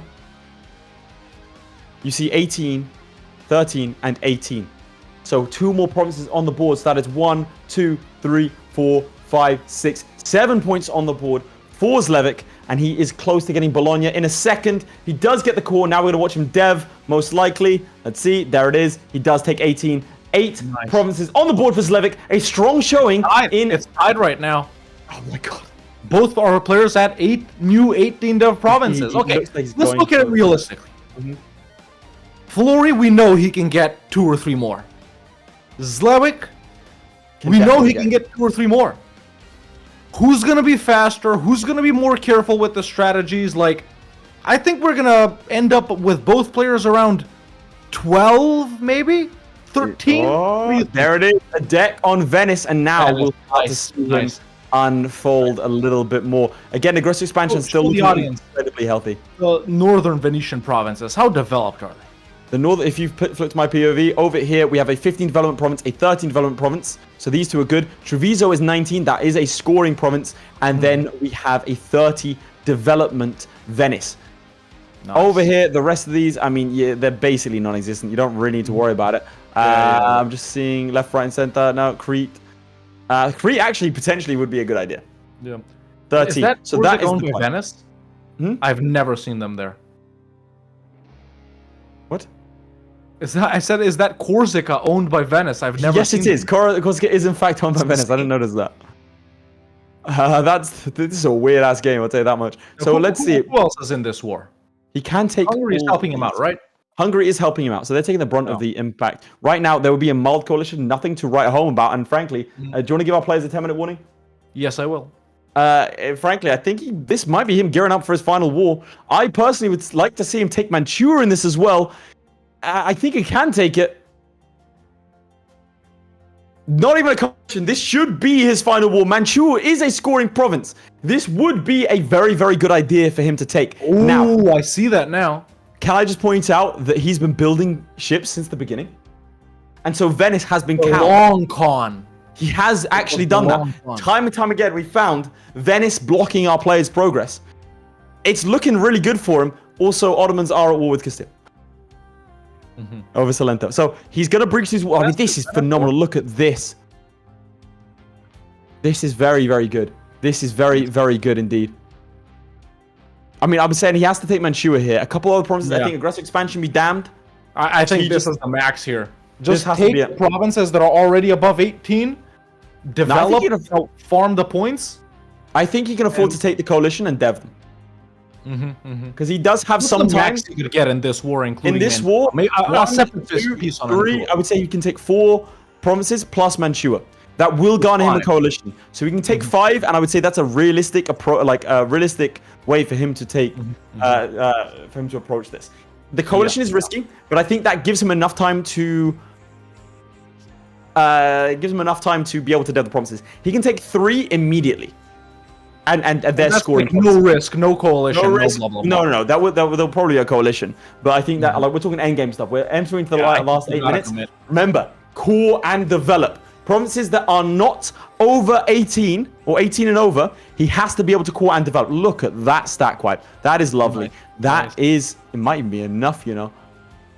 Let's see. He's currently negative 115, but you can take 4 provinces. I would assume this is what he wants to do. A 15, a 13. Treviso as well, and these separate pieces. That's all the most devved ones, right? Yes. Well, without Venice. Or actually including Venice. No, that's including Venice. Yeah. Because he would score immediately on 2 of them. He would have to call Brescia and Verona, and he would most likely be dealing with a coalition of a large size. This is only a small coalition here, but bear in mind, that's 50 right there, and he would be taking stuff on this end for only 18, actually, so it's only 68. Not that bad. Now, that's one reason I also like Florry's strategy, ladies and gentlemen. If we flip back, so something ZLEWIKK is struggling with right there, or not struggling, something he has to do in this campaign is conquer the provinces, and if they're not above 18, he has to core them and then dev them. Whereas Florry, he kept the ones that were above 18 for himself, obviously giving everything to his vassal. After giving it to his vassal, they're already the vassal's cores, right? Unless they had to core something up like these minor ones. But, you know, everything he released from Chi was their core. So then he didn't have to worry about deving there. He just bumped these up because they were already cores and seized them. So, but yeah, let's go to him directly, man, because he is pausing quite a lot. Oh, there we go. Actually, we don't have to. There's the peace out. So let me see what he's taken right there.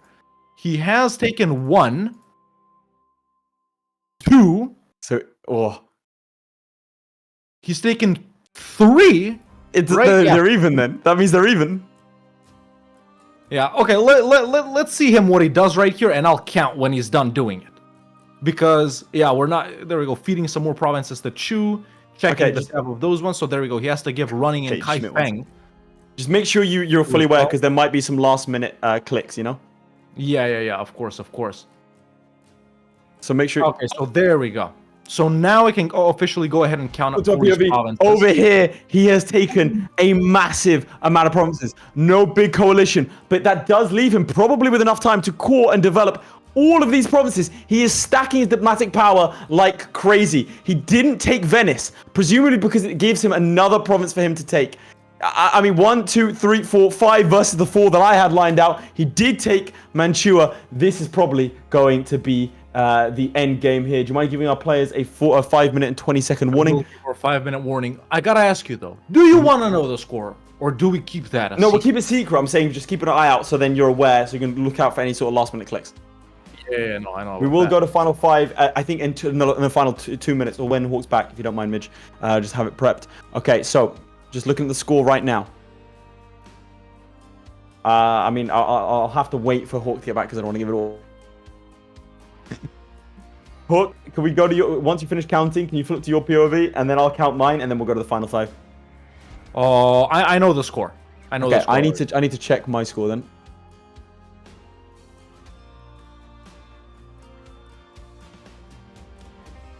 There we go. So FLORRY has wrapped up this war versus Ming, ladies and gentlemen. You know, giving some provinces to chew, coring them up, getting them back, and another deck on Ming in the final 4 minutes, ladies and gentlemen. Lath, if you're done counting, let's flip to your POV because I want to count again because FLORRY has done more things since the last time I counted, and that was only 20 seconds I have ago. counted. You can flip to me. That's fine. Yeah, flip to me, and I think in a you know what, Midge? I think it's time we go final 5. Let's get it cracking. 4 minutes. You can see them neck and neck. I mean, this is very close. It's FLORRY rare, but he is behind as ZLEWIKK begins to finish off his course. Presumably, then will dev up and get his final score done. Yeah.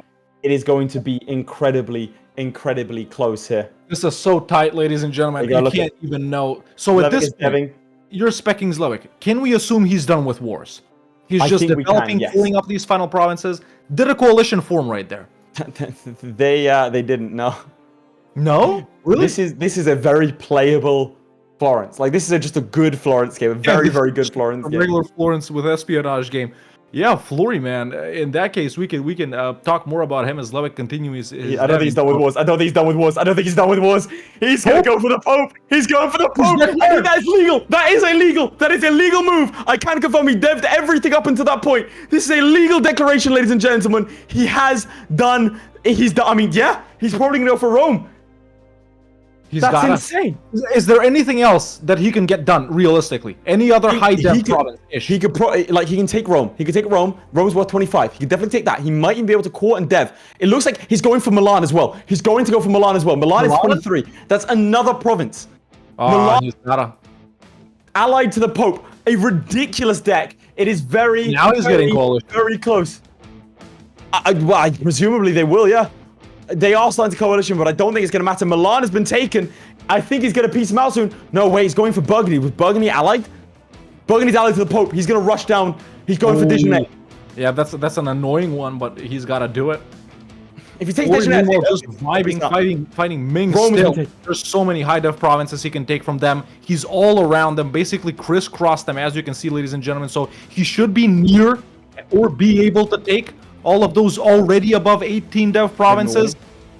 But it's tight because he's continuously close to blowing up, continuously close to bankruptcy. -3 staff for so long now. Rebels galore everywhere, giving stuff to vassals, deving it, getting it back from the vassals. It's insane. He decked another war. He decked another war. On who? He's going for Genoa. Is Genoa above 18? Genoa itself is 25, I believe. Oh. It's 20. So he can that does count. In these final 2 wars. He took Milan already. He can take Milan already. Burgundy out of the way. Been dismissed. It's just Ragusa and Strasbourg. I don't know if it was the right decision to peace out. He can take Rome right now if he wanted to. He can take Rome. I'll give him a minute. I'll give him a 30-second warning when they pop in. But we need to be careful. We need to make sure we get this one right, Hawk. Yep. He's taking Rome. He's got Rome. Okay, so ZLEWIKK puts another one on the board. So now the only thing he's got to do is get Genoa, right? That's a He's going for Genoa. He is going for Genoa. It's on 14%. We have less than a minute remaining. This might just tip him over the edge. FLORRY doing what he can to seize provinces back. This is game 1. This is a hell of a game 1. We will be going to game 2 regardless. But what a showing for both these players. 2 very different strategies. 2 very different picks. FLORRY gone bankrupt. He's done. Hands off keyboard. He's not bankrupt, but he's done. He did take Genoa! Zlewik took Genoa! Does take it. He's going for Albinga as well. I'm gonna give him a 30-second warning.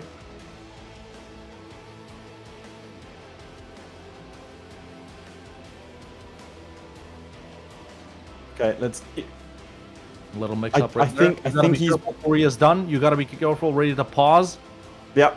There we go. 10 Can you seconds hop in left. and yell at him when it's time? Yep. Just so he doesn't have any last minute clicks. Yep. Hop in. There it is. There it is. There it is. He's hopped in.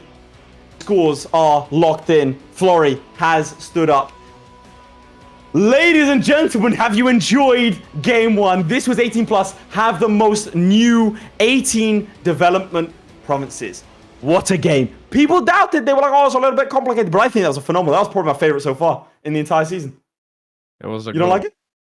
No, I You liked should it. get It him. was a good one. It You was should get very him. dynamic chat. Sorry, I was busy counting FLORRY's provinces. I guess I got time for that. But yeah, it was super dynamic, man. I think this challenge really showcased lots of different aspects of EU4. You know, you had the whole diplomacy aspect, especially for ZLEWIKK, avoiding the coalitions with AE impact modifiers and improve relations modifiers. And then you still have the diplo aspect in FLORRY's game with the vassals and seizing stuff from them. You had the economic aspect by having to develop the provinces, and of course you had the warfare aspect for having to conquer them. So even though this one was listed as economic, I really feel like this was one of the most hybrid challenges we've ever come up with, even with all of these convoluted strategies that they had to go with. But you know, if you're done counting ZLEWIKK scores, you can yap for 30 seconds while I count. Absolutely can. Now, Midge, I will... Oh.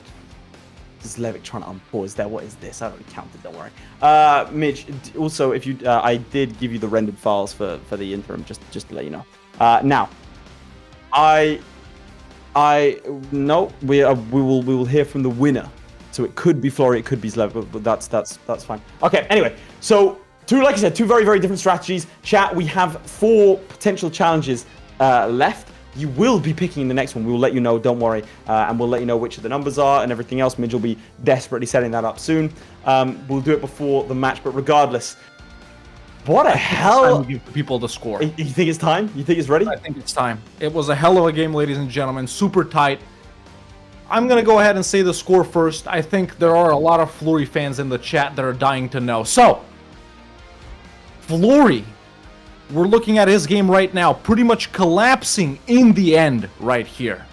I can let you know that after developing his starting 5 provinces to 18, which they don't count, he has acquired 13 18 dev provinces, so that is FLORRY's score. Phenomenal. That is the score that ZLEWIKK has to beat. 1, 3, 13, that's the challenge. Have the most new 18 dev provinces. Let's go to Late's POV. Now, over on my POV, he went for this last province. He didn't quite get it. But he still comes away with a massive score of 18. Oof. That phenomenal. He has 21 provinces. These 2 don't count because he started with them. This one doesn't count because it's not 13. The rest of them are all devved already. He seized at the final seconds Rome, Milan, and Genoa. And nice. Don't forget, he took 5 provinces over there. If he'd gone with my strategy, I think he'd have lost. But very, very, very, was the right strategy. Very strong. Me and you both said Fluence would be the pick, and ZLEWIKK obviously agreed. But there you have it, ladies and gentlemen. FLORRY takes away match 1 as the first challenge is done right there. There we go. We can see ZLEWIKK. You guys are going to get to vote on the next challenge very soon. But first, let's go ahead and announce the winner to our competitors. Gentlemen, I can confirm with a score of 18 to 13, ZLEWIKK does take it away in the first match. 2 very, very different strategies, which we love to see. Yeah. FLORRY, take us through your strategy, because it was one that genuinely we did not anticipate at all. Yeah. Well, so the idea was to take some provinces, raise the stuff that's not going to be devable, give the other shit over to vassals, and then seize it as I go along. But yeah, well, it was working out a little bit, but I had to wait. Like I think I spent like 30 odd minutes trying to get Speed 4 to work. So I was just waiting, and yeah, nothing was really happening. I think I should have like deleted my army from the start. and then maybe I could have started a little bit sooner. But oh well. There you go. I mean, it was still a good performance. I'll be honest. I don't think I have the, I don't have the nerves to play like you did. That was scary I to would look have crossed 27 minutes in.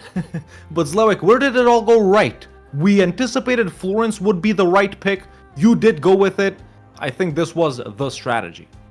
Yeah, I debated Florry into Jansu because we discussed that before the game, and I actually planned Jansu as well. And then I was in the lobby like, shit, it's gonna take so much time to dev this promises to 18. I can't declare any wars. No, it's not a good pick. I'm gonna go with Florence.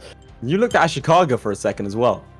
Oh, that was just like, also now there's no claimant date CB on Ming, so they say no, this is also not a good pick. So Cultured Florence, stacking AE, impact, improve relations. I would have much more, but Mamluks just got so many allies, plus Ottomans never attacked them. So I decided like, okay, in the last 10 minutes, I'm gonna take more from Venice and Pope instead of the Mamluks. I just want to put up one thing from Yelba. Red Hawk's internet, that sucks. That's the reason it's such a big difference. They don't look at chat at all. You've been caught in 4K. Now, it's good that someone brought that up because I want to address it. Now, for the second challenge, we are switching hosts. So now I will be hosting Florry, and Oh, Hawk will be hosting no. ZLEWIKK. Oh, good luck, ZLEWIKK. Florry, look, I had the same issue with Leif last week. He did last week. Today, ZLEWIKK sent me a lot of slurs. It was really hurtful. That's why I was surprised when he picked me today. Oh man, I got so pissed off at a certain point. I was like, Red Hawk is lacking. It is what it is. I'm just saying, if you had beat ZLEWIKK early in the season, you would have been able to pick me as a host. Yeah, this is the advantage that comes with winning. That's right. There we go. Now, boys, Inadvertently got the better pick. we will not. I will say still, I think Florence, regardless of, I think Florence was the stronger pick. Just given how ZLEWIKK played it, it was very, very, very good. Florry disagrees with me. That's fine. That's okay.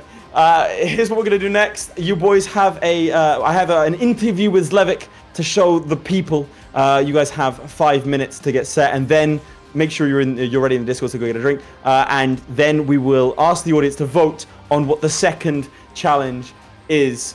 I'll just ask.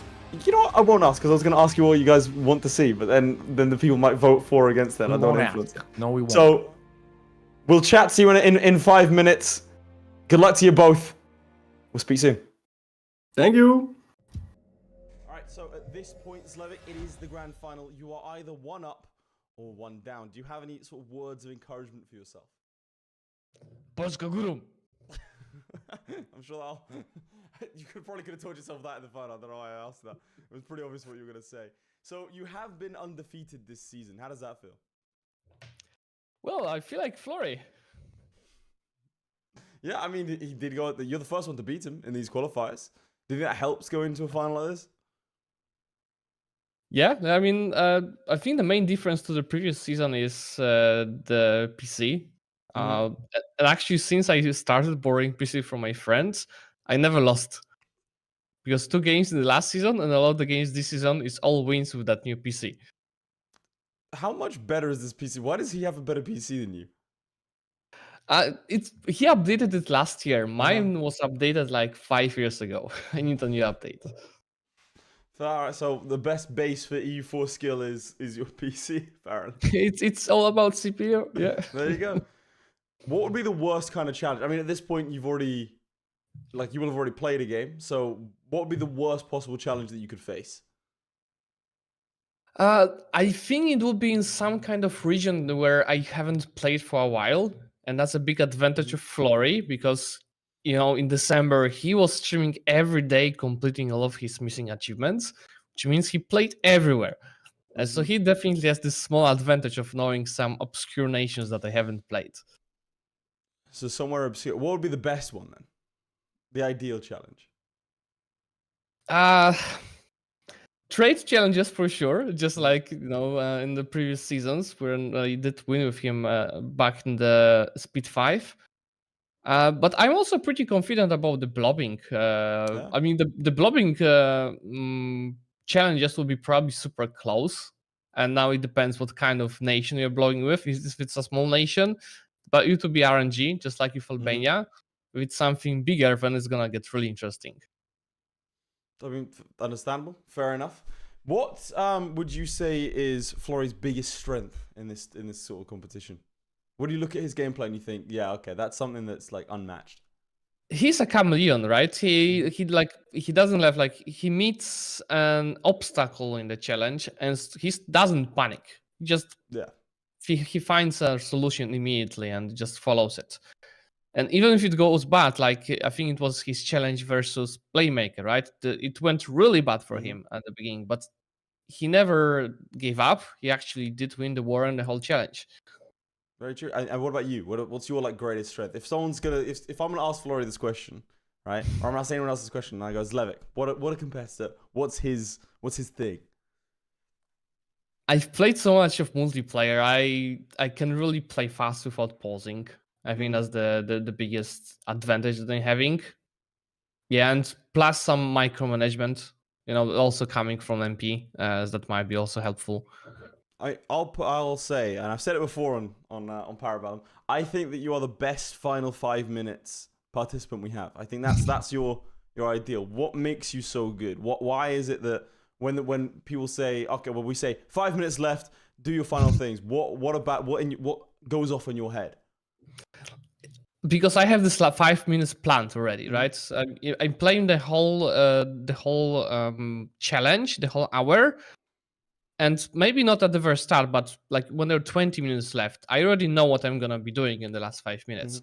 It also means I'm not spending too much of resources. Like I think that's one of the issues that Playmaker has. He spends his resources too fast, right? And then he doesn't use his whole 60 minutes. I'm doing so much in the last 5-10 minutes because I'm planning enough resources to do as much in this last 5-10 minutes. Right. Okay, that makes sense. So I'll pivot a little bit. You get the challenge, or challenges for the final.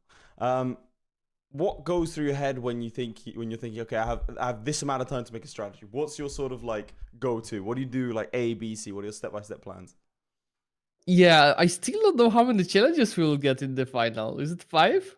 I mean, I can't confirm because we'll write up. So yeah, so it depends how many challenges we get. But I was thinking about that a bit last night, and I think the approach will be the thing to check briefly what nations will be the best for the challenges. If I didn't play a specific nation for a while, especially after it got updated in the recent DLCs, check if there are any missions that will be useful to have in mind and early on, and then choose 1-2 challenges to actually practice a bit. Since I assume we might be picking some of the challenges, or the viewers will be picking probably one of these 2 approaches. That's what we've been there in the past, and so I'll definitely have at least 1 challenge that I will be fully trained for to be ready to definitely win. Nice. And is the final any different from you when you're thinking, okay, it's Parabellum week 3, I'm up against Florry? Like, is that feeling different to being, okay, it's the final, I'm up against Florry? I think that the only difference is that I'm already above my expectations for this season. Okay. So I have nothing to lose. I was even joking, right, last week that if Florry loses, he's gonna lose all of his 7 titles. So he is the one that is true. They transfer all to you. Then you're the back-to-back champion. Exactly. So this season of Parabellum, obviously you've played both seasons. What would you say is something that's like that has been different this season versus last season? Something that feels different when you're playing through them, the challenges specifically. Well, for myself, is the PC for sure. Yeah, I mean, it's you might laugh at it, and people might laugh at Habibi, but it makes a huge difference. Absolutely. And I think that's one of the reasons Habibi failed this season. Yes. Of course, there's mindset, preparations, but PC is a lot, because when you are a good player and you can play fast, and then you're stuck playing at equivalent of speed 3, you can't show your skills, right? That's the big issue with the PC here. But besides that, I think I mentioned that in the interview after the Playmaker game, that I do really like the theme tweaks. It's a really good idea, and I saw that the people also enjoyed it. And I'm definitely looking forward for more non-quest challenges. Yeah, well, We'll see what we're going to have to cook up for you in the final. Zlewik, thank you so much. Like I said, at this point, you're either 1 up or 1 down. Actually, you're either 1 up or it's even. So, congrats on the win or condolences on the loss. Yeah, wish me luck for sure. Good luck to you. Thank you so much for this season. It's been a pleasure. Let's get back to the Thanks. games.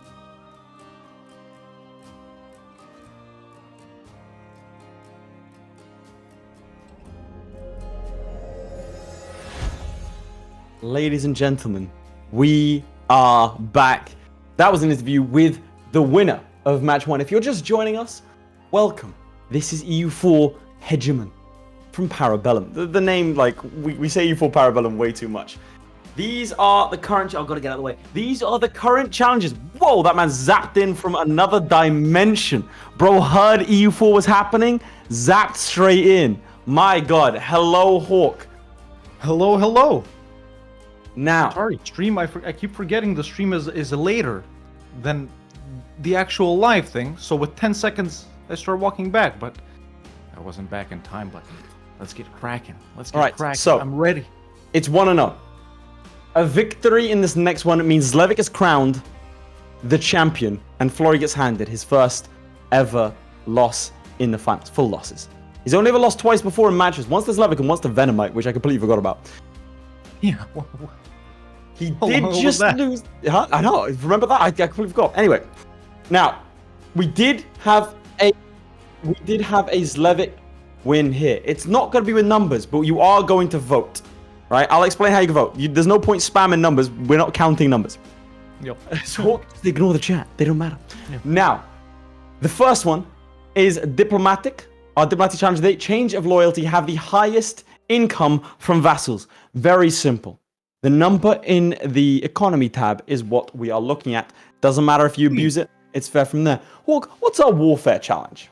Oh, I love the warfare challenge. It's a wolf in black sheep's clothing. You know the saying. Starting as Akkuyunlu have the most provinces. Pretty simple, straight up raw conquest, ladies and gentlemen. We chose Akkuyunlu. Well, because we think it's fun. It's not someone huge like the Ottomans or France or the Mamluks. It's not someone tiny and annoying like Albania In the or right Biz. hands, We though. already did those. Its And modifiers an are interesting insane. region, yeah. Really cool Then- missions, really cool ideas. This entire season, we've been trying to make our players think outside the box, right? So we have our... Sorry, I was stunned. I was teleported in a direction. We have timeline. Our timeline challenge, which is Pain with the S starting Spain in the War of the Quadruple Alliance state, which is where they're at war with a lot of major powers on their own. Own the most old world provinces. And then finally, Hawk, we have our custom nation. Finally, we may let them cook, starting as a custom nation with no more than 50 points. Once again, own the most provinces in the old world. Another conquest one like the previous two, but you know, Okay. there's something different. We tested them with custom nations previously in week 4. Now they could possibly be tested again. So yeah, man, custom nations, we know these guys especially can make them absolutely broken with some insane modifiers with it, maybe even an insane amount of already starting provinces. So all of these challenges, man, I think we already tested them close to the max, but whatever you guys choose right now, it's definitely gonna push them at or over the limit. So I think yeah, it's time we got cracking. So, chaps, to vote, you need to type in A for diplomatic, B for warfare, C for timeline, and D for custom nation. We will be opening the voting for the next 30 seconds. Only one vote per person counts. 3, 2, 1, let it open. The floodgates begin. The poll is up. 30 seconds is on the clock. So, let's get we're the gonna poll see up on now. screen as well, Midge. The poll is broken. Well, there you have it. We're gonna have to stop I the love count, it. ladies and gentlemen. Stop the count. The Stop the poll count. broke. FLORRY is laughing. We're good. Keep voting. Keep We're voting. good. Keep voting. Vote. Yeah. What are they picking? Oh, there we go. Okay, Ooh. right. It's between A B. or C. Here we go. We have another 8, People want to see 7, the vassal one, huh? 6, 5, 4, 3, 2, 1. Done. Stop the count. That's It's it. A. Wow.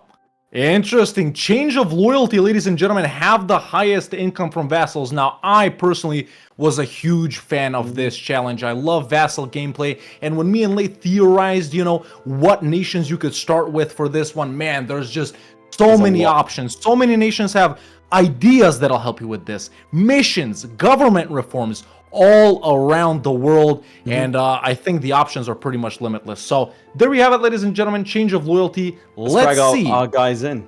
What ZLEWIKK and Florry think. I think they're already theorizing. All right, chaps. Florry is muted because he doesn't want us to hear him. We'll start with ZLEWIKK. You'll want to know, is this the challenge that brings it home for you? We'll see. I think we're gonna play the same nation with Florry. And we have a gentleman agreement that no religion switches are allowed. Yeah. No what? No what's No religion switches. No religion switches and no Ming was your personal rules. Yeah, I mean, of course. Yeah. Fair enough. Fair enough. Okay, No well, religion switching, no Ming. yeah. Florry, how you feeling? Is this the one to bring you back into the final? You have been here before. You did lose the first game to Habibi last time, and you came back with a reverse sweep. Yeah, that's true. Well, we'll see. We'll see. I feel like ZLEWIKK might have played this country a little bit more than I have. Yeah, I might have played 2 rounds of this country recently. 2 runs. So you guys are playing. You can But play they as have any the nation, sentiment. and you're playing as the same nation. We're playing I'm as the sure same about nation. that. There's only one option here.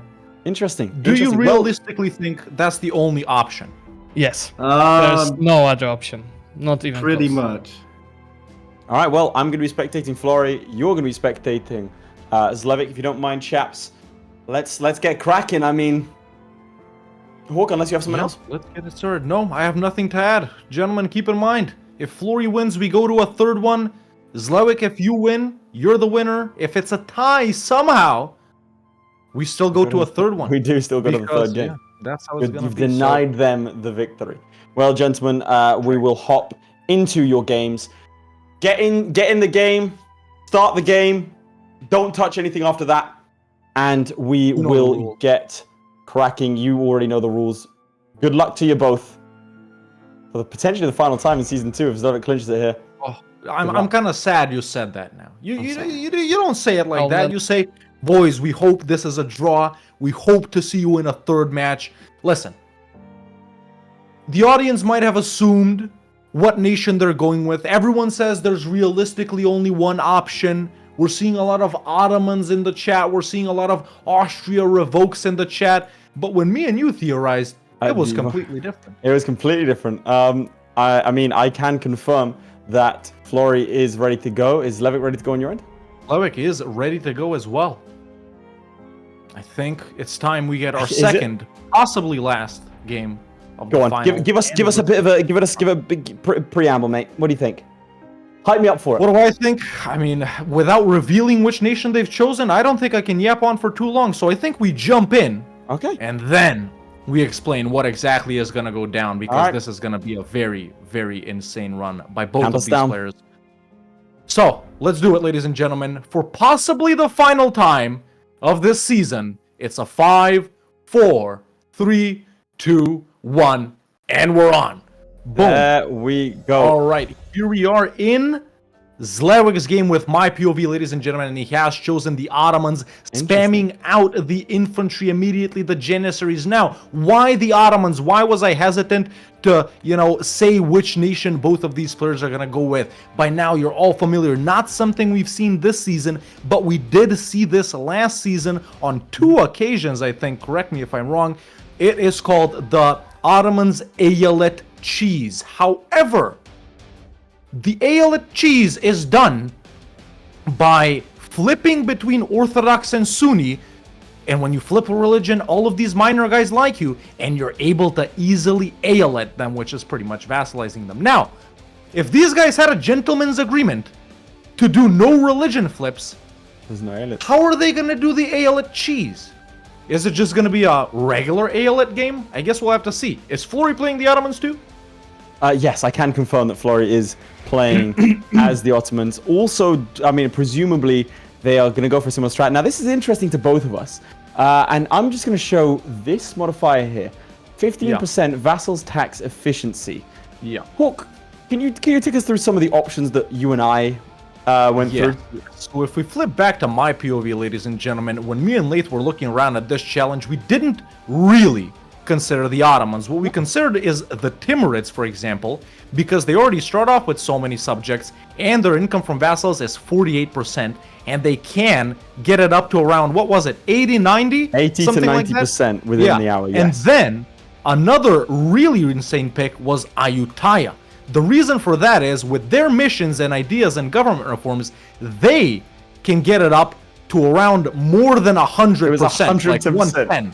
So the vassals pay you more than they get. More than they make. And also, Ayutthaya's mission tree lets you subjugate a lot of these huge guys around you. Daiviet, Lanshan, Khmer, guys down here. So large vassals means more money. So those were the two options we were really looking at.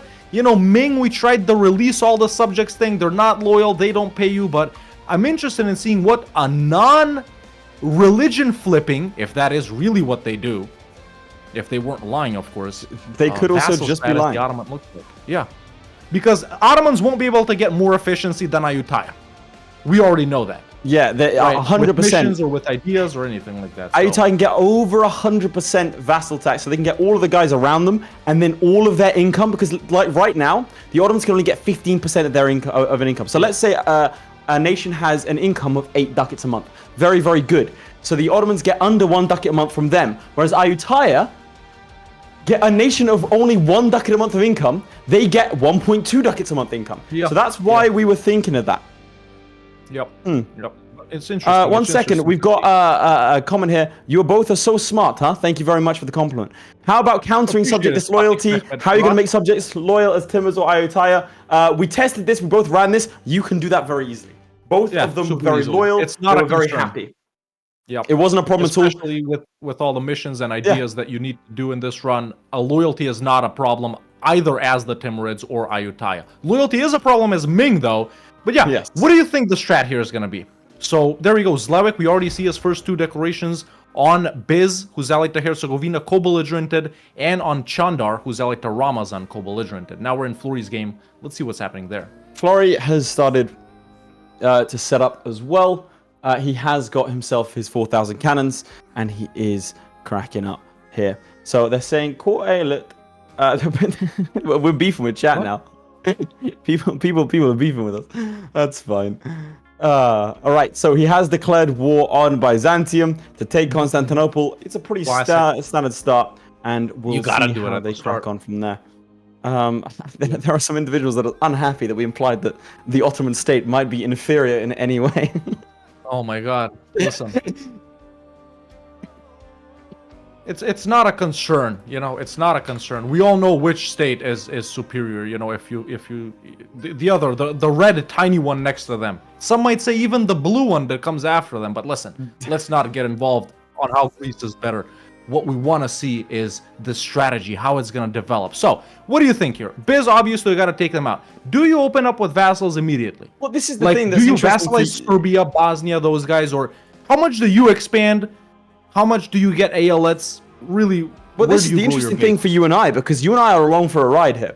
We didn't consider the Ottomans, again, because we were looking at 100%, 120%. Yeah, we were looking at the official tax stuff. Yeah. Again, the Ayutthaya can get 120% tax, like I said. So if you have a tiny nation, and bear in mind, Ayutthaya can get around 10 ducats a month base, and then it can get around 6 or 7 nations, all giving it about 4. So you're getting around 30 to 40 in a casual game, ducats a month. Yeah. So it's looking pretty good. So we didn't actually look at the Ottomans. This is going to be great for us because we get to just go along with the ride and figure out what they're going to do. True. So we'll see how much they make from ALETs. I will be very pleasantly surprised if both of our players manage to surpass our expectations here. I'm very excited to see some classic EU4 games. Because we know the score that can be gotten, you know, as our tester nation. So if they beat that score, that is phenomenal. As a very unfortunate, this could be a stat quad actually. If it's not, whoa, that's a 0. A very unfortunate.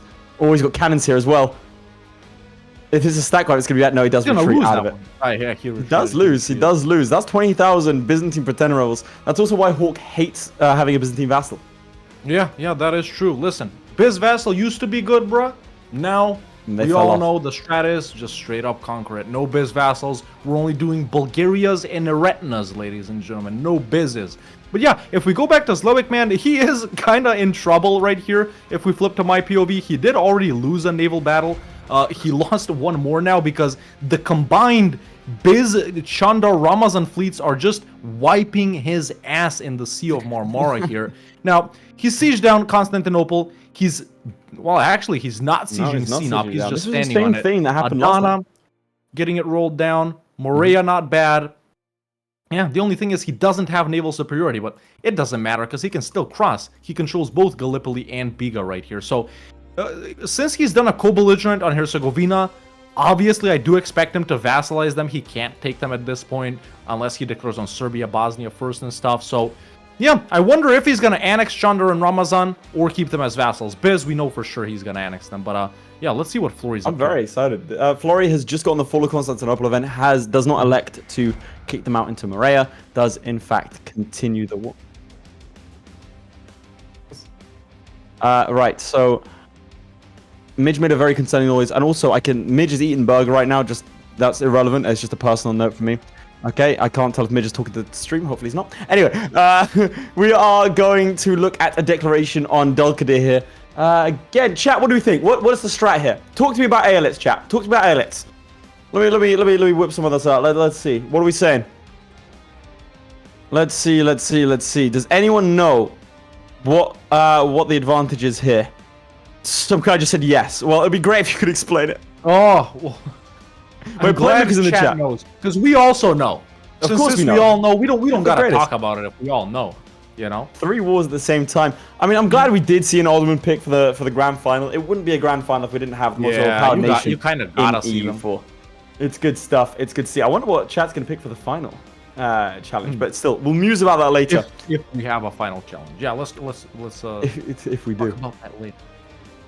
But do you think we'll see an Aeolette of Egypt here in this run, for example? An Aeolette of Egypt. I mean, do you think they'll get like the mammals? Sure. You know? I have to confess, because the Ottomans are very like kind of overpowered. I tend to avoid playing as them. So I haven't really played too much of Aelitz. Yeah, I've done the whole Fall of Egypt thing. Obviously, when that first came out, I'm fuzzy on how much income they give you. Yeah. Well, 15%, obviously, right? From what we just saw. Well, because I'm saying like because there's different types, aren't there? Yeah. There's like the core Aeolette, regular Aeolette. Yeah, they get different modifiers. That's why I'm asking chat because I'm not too sure about the different Aeolettes and how they would interact. Now, do you think these guys are gonna get to influence ideas? Because they gotta, right? So. The first idea is what you call it, the plus 25% income from vassals. So I think that's something they gotta do. Right? Yeah, I mean, surely. Like, I'm just trying to think. Is there any reason that they wouldn't? I really can't think of anything otherwise. Unless they're using up too much Diplo slots, but they wouldn't. Aeolets don't use up Diplo slots, right? Yeah. Can you take us through ZLEWIKK's game? Yeah. So in ZLEWIKK's game, he's actually getting ready to peace out Biz here. Maybe we can actually go to him directly. Why? Because I want to see the peace deal with Herzegovina, especially too. And there we go. He's done with Sinop as well. So both of his wars wrapped up. Let's see what he does. He's asking for mill access so he can get back. There we go. There's the peace deal on Herzegovina. He does vassalize them immediately. There we go. He's winning. He's on the board. He is officially winning. Yeah. Let's see now with Biz. He takes everything. No, he's going for it. Why did he pick it like that? I just want to shout out Sirius. He was our first ever subscriber on Twitch, I believe, and also he's been a regular donator. He had a work meeting, but he's here now. He asked who won the first match. I can confirm ZLEWIKK won the first match. So Florry fighting to stay in the game, ZLEWIKK fighting to put it to bed. Yeah, and ZLEWIKK does annex Chandar and Ramazan as well, ladies and gentlemen. So he was going for those directly, maybe, considering, these guys won't give enough money, blah, blah, blah. But there we go. Now, there we go. Now he releases Ramazan, as we're getting a little slideshow on him right here. I don't know why. Oh, God. There we go. Now we're back. That PC's struggling. He doesn't release Chandar, though. Is that related to a mission? There we go. He's promoted them to Aeolets. Now he's releasing Achaia as well. Morea slightly bigger, and promoting them to ALETs as well. There's Morea too. I'm just seeing the Okay, ALET so I stuff, can right? confirm now his income from vassals is 0.84 ducats. Big numbers on the board. Yeah. As That's Ayutthaya huge. at this point, you would probably be at 5. Oh, you already started at 5. Yeah, as Ayutthaya at this point, you'd probably be at 8. Still. So there's I will Sauron say on the that so the islets have 1.25 times their income from the subject times their tax income, I think. Whereas, for example, apanages is just 1 times. I'm trying to see And core ALETs is 1.5. 1.5, but that does take up a slot. So you know, well, that is gonna be helpful. Still doesn't make up the difference. Obviously, It's interesting that he's going for them immediately, right? That he's doing all of this right now. Right? He can't suppose it promote saves time for later. Herzegovina to an ALET right here because they are, what you call it? They are not, they're rebellious. Pretty much that's the reason. Or not rebellious, but their liberty desire is too high, right? Every percentage lowers their acceptance, so... He's raining in immediately. I also, can you flip to my POV, if you don't mind? Yeah, let's do that. Over here, I just want to show off the Iqta government stuff. So you have this is what we're saying, the income from vassals plus 33%. That is obviously going to help a lot. Now, I believe that these guys are probably disloyal. So, wait, hang on. Yep, he's getting 0. But he does have a plus 50% overall. So things like legitimacy will come into play. Having high legitimacy is going to be very, very, very good indeed. And that's not good for the Timurids. By the way, we do see some more conquests over here. And I believe now Dalkadir is a vassal of the Ottomans. And so we have scores on the board. It's 0.5. Yeah, for both players. 0.5, he's got 2.26 for Zlewik. Damn. So over here, I just want to show everyone how this works. You have their income, their expenses, their balance, right? Yeah. And so, well, you can see, I don't need to explain how percentages work, do I? Chat's smarter. Chat, you smarter than that? I don't need to explain that. Are you smarter than a 5th grader? Let's play it. Do you know how to... Quick, what's 10% of 100? Go, chat. Also, can someone do something on... Can someone become a member on YouTube? Because I don't want useless content on my head constantly. It's kind of hard. Let's go back to Zlewik right here because he has declared another war, ladies and gentlemen, going in versus Dalkadir right here. I'm expecting to see the same thing we saw already. Full annex Dalkadir, then release them as an ALET. This should be an easy war, even though Biapas is in this. After that, Karaman's a possibility. Epirus, the Knights, Serbia, you can pop Montenegro out of them as well. At the end, you could probably do Bulgaria and all of those big guys over here. Bosnia is getting eaten up by Hungary, which is not something I guess he wants to do. You know, it's easier to fight these guys than these guys. Wallachia is an option as well. So, yeah, lots of small nations. Trebizond, Samtskhe, Georgia. So, pretty good start from Big Z right here. He's at 251 right now. Yeah, that's how it's looking like in his game. Someone asking why I tie so good, because they can get over 100% the vassal tax income from vassals, which means that they get more than the vassal makes. So, kind of draining on the vassal, has to be said. It looks. I wonder what's the max you can stack that. Probably like 150, right? Probably at 150. I mean, to be clear, the reason it's so high for Ayutthaya is they have also a mission that gives them plus 30% income from vassals. That's quite easy to obtain, and then they get subjugation all of Southeast Asia, basically. Yeah. So it looks pretty good, and the Mandala system goes plus 15%. So where the Iqta gives more than the Mandala system, still, I can now confirm that Florry's score is 0.56. Directly. Let's see what Florry's up to. So who is he? He's looking at them. Oh, there it is. Actually, Syria. There you go. Decking on Syria instantly. Nice. So, Chad, if you don't know what you got to do right here to get that whole mission thing to tick and whatnot, where you vassalize the entirety of the Mamluks, is you got to first take a big portion out of Syria.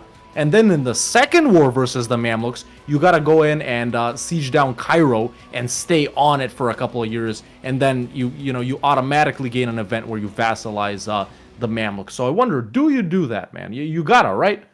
Surely. I don't see why you wouldn't do that. It's one of the fifth grade dumber than a smart one. That's fair. I think I don't really see any reason why you wouldn't do that, no? Yeah, for sure. It's interesting that both of our players are leaving like Karaman alive for here. What do you think that's the reason? Do they have truces yet? Probably truce. Oh yeah, that's true. There's the So, 5-year truce with Karaman. Right. Yeah, same deal with like Serbia and those guys. Hungary too, and Hungary is a pretty interesting one as well. I gotta add because you can pop Transylvania from them. So there's another one. You can pop like Slovakia, or it's not Slovakia, it's Nitra, but you get the point. So yeah, FLORRY, lots of FLORRY nations that can has be dismantled. promoted Biapas. And see, Liberty Desire still doing very, very well. Obviously, Islets do help with that. What do you think it takes from this war? Do you think he's going to try and trigger the whole Egyptian? Surely you're trying to trigger the Egyptian. Yeah, I mean, right? he's probably going to go for that, right? By the time the truce with the Mamluks is up, I guess they would be one of the final ones that you get, because, you know, you got to wait for the truce, unless they want a truce break, which I don't think they need to. They got enough time. And after, you know, they gain a border next to those Arabian guys, you know, push through, like, Fadl and whatnot, all of those guys, if you improve relations with them enough, send gifts, blah, blah, blah, guarantee them, you can pretty easily diplo-vassalize, like, I don't know, those guys in the south, Dawasir, Najd, and whatnot. So, even though they are pretty poor, it's still all numbers on the board, you know, due to their desert I mean, provinces. they do add up, and I can, if you float to my POV, I can show that Ramazan, Ardabil, Theodora, and Fazan would all be voluntarily integrated into Ottoman society. Yeah, and would yeah. happily So that's contribute to easy FLORRY's score. diplo-vassalization. Would probably thank him for the ability to do so, as FLORRY does push south through Syria. I mean, I don't think I've seen a major battle. I haven't seen any battles, in fact. I will Those initial say Syrian forts are hard to push through, you know. it's curious to me Halab that and Damascus. it's just me isn't taking this. I mean, surely you'd go for. You gotta go for ideas, right? Yeah, because the first one is income from vassals plus 25%. That's pretty good. Ooh, big deck by ZLEWIKK right here now. So let's flip to my POV to show this off briefly. So he's in this, he pieced out the war with Ramazan. He's not coring this up because he plans to release them, I guess. Fighting Epirus right now. The Pope is his ally, no big deal, that's usual. And he's just decked on Akkuyunlu and on Karaman now. You just saw that live, ladies and gentlemen. Now, there's no one really to pop out of Akkuyunlu, just like some Eretna provinces that, you know, they're going to pop from here too. But could Akkuyunlu be vassalized? They can. They can. Interesting. Great Horde, probably not going to do anything with them, realistically. Maybe you go Astrakhan or something, but I guess we'll have to see as he gets bombed with rebels down here at the south. And about 20 minutes in, ZLEWIKK's income from vassals is 2.84. So currently, both of these guys are still losing to Ayutthaya. Let's What's see the what downside to him? I was just saying. I want to ask what. Real, by the way, chat. Real. Big and real, big if true. What's the downside to promoting someone to an islet? The downside? Yeah, is there any downside? Because it says promote to islet, right? Oh, Well, they can be separate pieced in wars, is the thing, right? I guess that will be considered a downside. If someone, like, let's say, you know, he's Ayaleted, who's this? Like, Delkadir, right? He's fighting the Mamluks. If the Mamluks go over to Delkadir, siege them down, they can separate piece them out of that war, even though they are subjects. So I guess that will be the downside. The other thing is, you know, with those other guys, you got to actually call them in to the war. They don't automatically come in as some vassals and whatnot. So, yeah. So if this was an Ayutthayan vassal at full strength, Biapos would be paying him about 2 ducats. Yeah, that's true. You know, Instead chat, we of gotta keep, you know, nailing this Ayutthaya strategy because we do still believe it's the superior. I believe. If these guys get more than 20, no, let's keep it more realistic. So as Ayutthaya, what do we think? Like 18, right? I think 20 is Ayutthaya would be reasonable. Yeah, okay. If these guys don't not get more. more than 20, because you get 3 then we know off of, the Ayutthaya strat is let me superior. think, you get 3 off of Biapas, which is which has 2 provinces. Like I can actually go and show that here now. You can probably get. Lanzhang, let me check. So Yeah, see how much they're making. Well, right now this isn't a maxed out Ayutthaya. We're not going to see a maxed out. This is only 30%. This isn't 100%. No, but check Ayutthaya. like Lanshang's income right now. Yeah. Like, what would Lanshang pay to a maxed out Ayutthaya? I think. I'm not too sure, you know. But a good amount. Several ducats.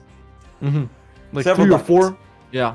Now, chat, you might wonder, Laith, what if they come up with a higher number than you think they could have gotten as IATI? What if the Ottoman strategy proves to be better? Well, that's simple. I do the same strategy anytime I see information that is consistently proved me incorrect. I look at my own opinions, and I simply shut my eyes, boys. It's fake news. It's not real. Fake news. It's not rigged. real. Listen, that's what big EU4 chat wants you to believe. Exactly. Okay. Who are you gonna believe? So EU4 chat? Don't believe everything you see in the news. You know, did you hear this? Like 5,000 or 6,000 years ago, they said the Earth was round, bro, and people Disgusting. still believe that. Impossible. People still actually believe that. Hello, if you flip to my POV, Midge, Show him right now. Show him right now. does this look round? Stupid. Like, are you Idiot. stupid? Actually, it's Bro, obviously boot up flat. EU4. And It's if you're that. from Turkey, you can't see what's here for some reason. Impossible. I don't know why. Flip to my POV. If you want more proof of this, look at this. Great army reform. For 20 years, he just get That's military nice. reforms. That's I'm nice. just saying, when are we going to ask the real questions of is Florry John Paradox? I'm just like, have you ever seen Florry and John Paradox in the same room together? Listen, I don't think anyone's seen John Paradox when they've thought it's John Paradox. You know what I'm saying? So, for all we know, he could be a skinny Dutch man that streams on Twitch, currently playing as the Ottomans. Right now, you know? know that he's speaking the truth. The Paradox brainwaves, like they're like microwaves, can't get into his head right now. Hawk is protected. I'm So protected. you can believe, like when I someone also wears one of those take hats, Thursday it's a warmer big for sign saying, I'm to be believed. Yeah. And there you go. Protection activated on both of us, ladies and gentlemen. Now, there's actually nothing much to say about Zlewikk's game. We He go to has Florry's just game missed directly? out the Great Horde. Actually, let's go to Zlewick directly. He's sitting at 100% on Karaman and Akkuyunlu, unless Florry's ready to do something. Florry is about to peace out. He's about to peace out. So yeah, maybe let's go to him, and I'll tell you if Zlewick does peace out. He does, in So fact, there we peace go. out. Taking the necessary Territory. provinces. There's defeat the Mamluks. Now, that's where this mission comes in. Next war with the Mamluks, ladies and gentlemen. He has to sit on Cairo for a couple of years and have the Mamluks above a certain war score, and he gets all of them for free as a subject. Easy. So that's very nice. And there's also still Assyria that can be released there. That mission branch, by the way, the Mamluk vassalization mission branch, opens you up to be able to Ayolet, Adal, Tunis, Morocco further. An entire Tunis and an entire Morocco and an entire Egypt, those guys pay a lot. Same as Hungary, unless he wants to also get Transylvania, which you don't know. I don't know how it will work. But yeah, Zlewick staying in these wars for quite a while. He gave it all to Bilkadir. Right now, the score is 1.24 ducats over here. What's the score on your end? 1.24 for Florry, 2.88 for Zlewick. So Zlewick has been on that same score for a while now. Sitting on Kiraman and Akkuyunlu, I think he'd get coalitioned is the thing. Yeah, 45 AE if he vassalizes Akkuyunlu, and then another 35 if he vassalizes Kiraman. But the thing is, that AE is only with Akkuyunlu and Kiraman. So, I don't know, maybe full annex and release would be the strat. These guys aren't disloyal, although... Yeah. I guess we'll see. I guess he's waiting to get this Pope War done so he can continue further peace outs. But at least Florry got done that whole Syria thing, right? He did. Well, I mean, Syria's still a vassal of the Mamluks. No, I mean, you know, to progress his... Oh, yeah, he can progress the mission tree for sure. Yeah. And then the truce with the Ottomans is in 67, so he's got 14 years to wait as we do approach the halfway mark. So he will have enough time, I think. Yeah, but he he's only should been have playing enough for time, 10 yeah. years. Actually, I don't know. He's been playing for 10 years. For half the Yeah, time. both of our players playing this game pretty slow. It's Very slowly, March very slowly indeed. 1453, and Zlewick's only 3 months behind. Now, It's December 1452 in for my him. test run, and you know, let's level with them. As here. Ayutthaya. As Ayutthaya, of I had course. 53 ducats at this point per month. Yeah. So we'll see. I was close behind with 52.99. So It was, you I know, don't but there's a pretty consistent strat. He got a stability loss, and it kind of, you know. Let's go to my POV because Zlewick is doing his peace outs, ladies and gentlemen. So he's just wrapped up Epirus, full annexing them.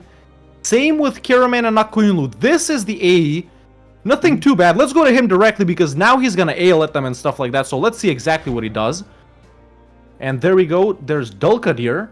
He needs to improve with them a little bit so he can promote them to an ALET. He hasn't been coring those provinces ever since he took them about 10-ish or 15-ish minutes ago. So now we should be seeing...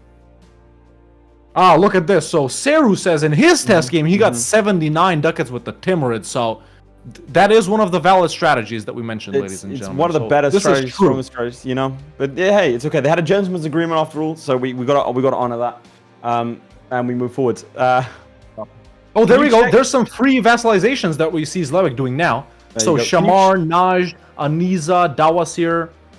Yeah, very nice. Can we flip to your POV? Can you show us who we can vassalize? Yeah. So as he's currently working on getting some guys, he's already gotten Aniza. We can easily go to this right here. There we go. So look, Shamar, Medina, Bosnia even, Theodoro, Najd, Beja, Ragusa, Makuria, and Cyprus and Trebizond, he can probably force too. But yeah, look, so many guys for free. So if I was ZLEWIKK, I would actually be doing exactly what he's doing right now. Well, he chills a little bit, and actually he pops Karaman as well, a really big Karaman. They insta-accept. ZLEWIKK almost halfway into the game, up to 10.46. But I think that good. Might be because... That's the moment. Yeah, that's momentarily. If we see the month ticked over, that should drop. And it doesn't. It increases. No, it increases. I think it says on others. He does have the first idea and influence done. So there we go. ZLEWIKK putting some big numbers on the board as he releases guys as Akunlu and hopefully attempts. Yeah, he's going for Shamar. Nice. He's going for Hasa. Very nice. Very nice. Let's see what FLORRY's up to. Well, FLORRY is currently fighting against the Serbians and Bosnians. And he's about to... Oh, I didn't quite stack weapon, but he's going after Silly as well. We're going to see what kind of numbers he can put up on the board. It looks like he's going to be going for more of a final couple of minutes strat. This is now up to 40% because he has, in fact, taken income from vassals as well. So very, very nice indeed. And immediately declares war on Karaman. Karaman, allyless, friendless, maidenless, and are probably going to die alone. This is looking good for FLORRY. I mean, I wouldn't count him out. He hasn't even begun...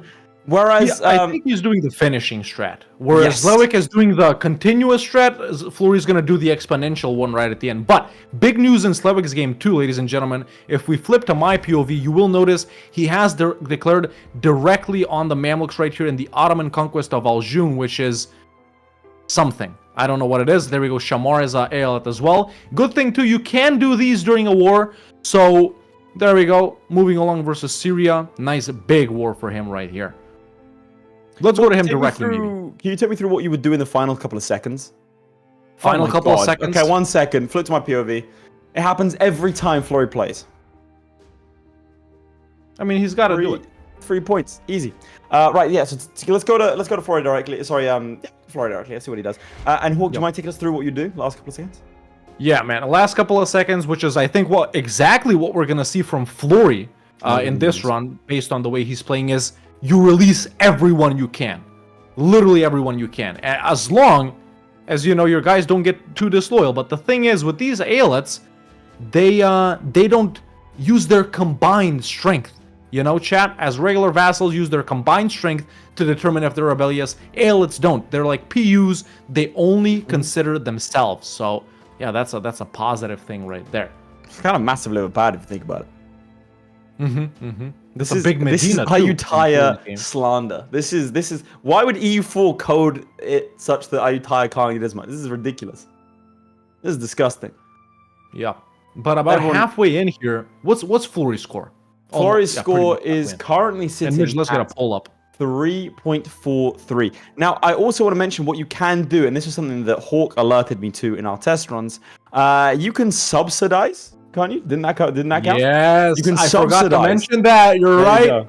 This is the Hawk patented strat, which is massive gigabrain. Basically, you give your vassals subsidies, max subsidies, and it counts as their income, and then it puts... Basically, think of it like EU4 laundering money.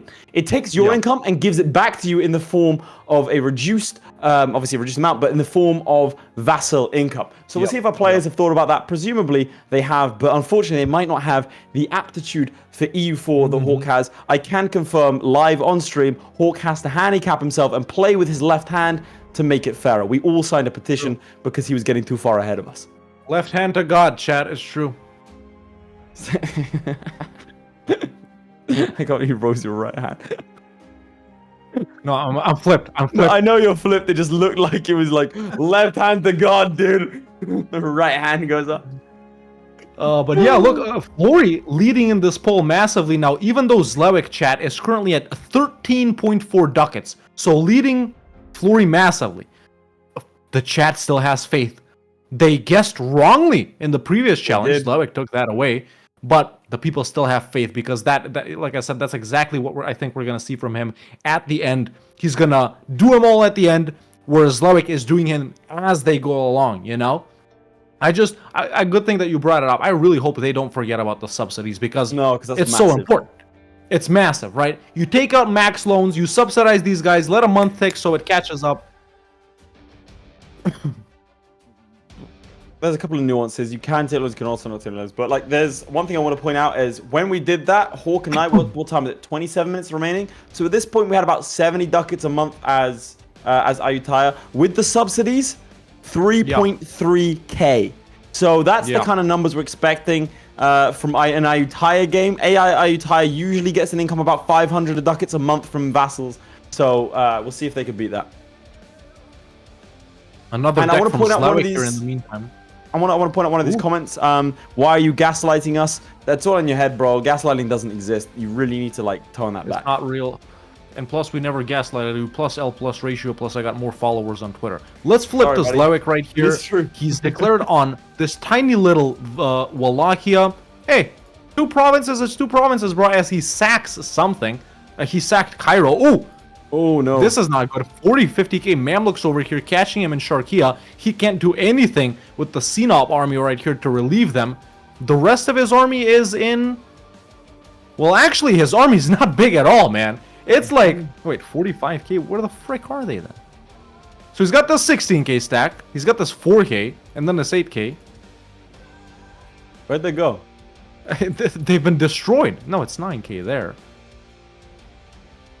Ah, this one. So there's -6 right there. Yeah, paused by ZLEWIKK. Let's go to him. He has been paused for quite a while. Let's see what he's thinking.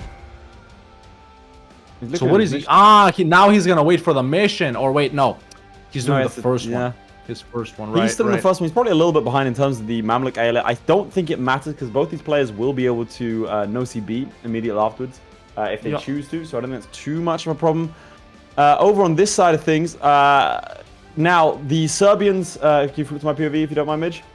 I can confirm the Serbians have won a war against the Ottomans and have taken territory from them.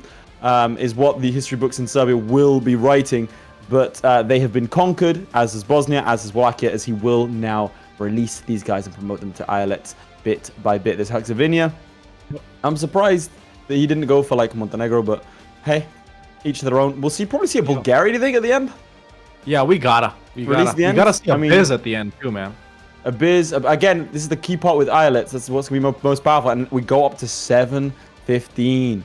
Right now. Very nice. Let's see, is there anything else that they can do to increase this vassal tax efficiency? I mean, aside from influence for the Ottomans, no, man. Unless they flip to Ikta. Yeah, if they did that, they would get rid of their islets. Yeah. Nah, you can't. Ikta gives plus 33%.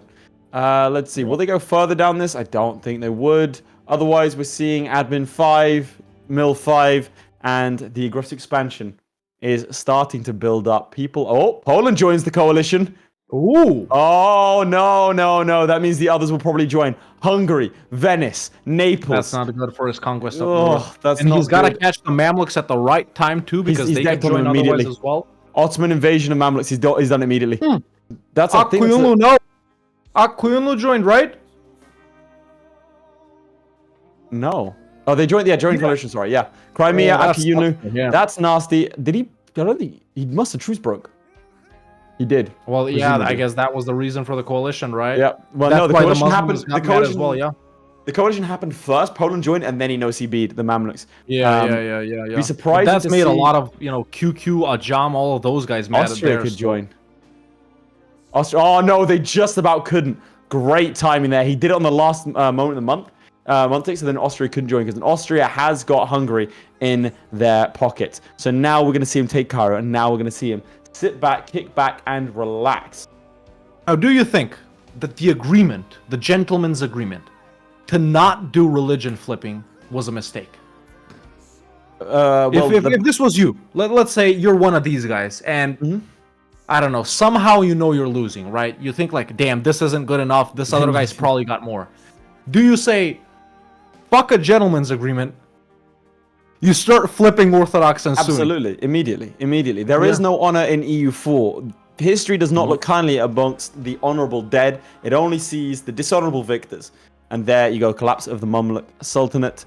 So he has to hold it for 3 years, whilst we have 90% war score against the Mamluk. So he's going to sit there and immediately get the Islet of Egypt, and he's going to crack on. Yeah. So we'll see that in 3 years. It's 57. I think he has. Does he have to have? So does he have to hold Cairo at 90% for 3 years? Yeah, Cairo and something percent and 90%, or is it just Cairo and then you have to have? It's both. Okay, both for 3 years. That's kind of rough. Well, no, Cairo for 3 years. War score at 90%. 3 years. Gotcha. Yeah. Okay. So he's gonna hold up 3 Cairo years and then push the Mamluks. Should be in 1460s. Things start to heat up a little bit here. Looks like Naples has taken land from the Aragonese as well, so they're not going to be a pushover. That's all going to... I think Midge, are you okay? I heard Midge collapse in it. Yeah, a bucket fell over or something. You guys couldn't hear that, chat. It was like a slapstick type beat there. Midge, are you alive? Can you talk to the stream to confirm you're alive? I'm alive. It's fine. I was just... John Paradox just burst through my window and hit me. Oh my god, so it's not Florry. It might have been. Like, he's not on screen right now. Like... That's crazy. Check if he's there. He had the... Flip to Florry. Let's see if he's there. We flip to Florry's POV. Let's see if his camera has been blacked out. He is there. This could be pre-recorded. It's his clone, though. They cloned him just like Gucci Mane when he was in prison. We are on a delay, so if his camera suddenly disappears, we'll be able to confirm if it's John Paradox or not. Yeah. That is going to be a close one, for sure. It is him, bro. I'm just saying, we do operate on a slight delay, ladies and gentlemen. He disconnects his camera and punched Midge in the balls. Horrifying display. He said, "You will not procreate." Punch him twice more. It gets nasty. It does get nasty. Still, let's. Now, what is also nasty is what ZLEWIKK is doing right here. Let me take you through this. So, he has just pieced out the Mamluks. As you can see, we're on his POV. Yeah, you can see the stuff he's taken there from Syria, right? Now, he's just also declared on Cyprus, who's guaranteed by the Mamluks, to reset his truce with the Mamluks. So he won't have to truce break like Florry did. He won't have to wait like 10, 15 years, whatever the truce is. He can just white piece the Mamluks as fast as possible, and he will most likely have time to go for them again. Now, 20 minutes in, I think we do a final check. Would you agree? Okay. I can say ZLEWIKK is on 13.7 ducats income from vassals currently. We're looking over here at 8. 8. Okay, so Florry catching up. We thought he would do the exponential growth thing at the end, but you know he's starting to release them as time goes on. He is starting to release them in terms of releasables. Patented series from Red Hawk. It looks to me like he can do a couple more. So he can grab himself Epirus. Yeah. Let's flip the late directly so we can see what he's talking about. So he can grab himself Epirus. He can grab himself the Byzantines. He can grab Bulgaria. Moving on, he can get himself Karaman. He can grab himself Germian. I think that's Mentese over here and Aydin. Yeah. I think that's all looking good. That's where he's at. Yeah. Furthermore, he can also grab, let's see, off vassalization, Fezzan and Georgia. Medina probably too. Medina probably as well. And then once the Mamluks happen, he might be able to nick Tunis and beyond. Now the Moroccans have kind of collapsed here under the weight of Tunisian might, and I guess the Castilians were there as well. So that's where we're at. Ooh. I want to say one thing. So someone is right. If we go back to my POV right here, someone in chat pointed out ZLEWIKK made a mistake in the Mamluk War. Otto von Mann pointed that out. And you're right, because for this, you need to own 7 provinces that Syria owns and one of Damascus or Jerusalem.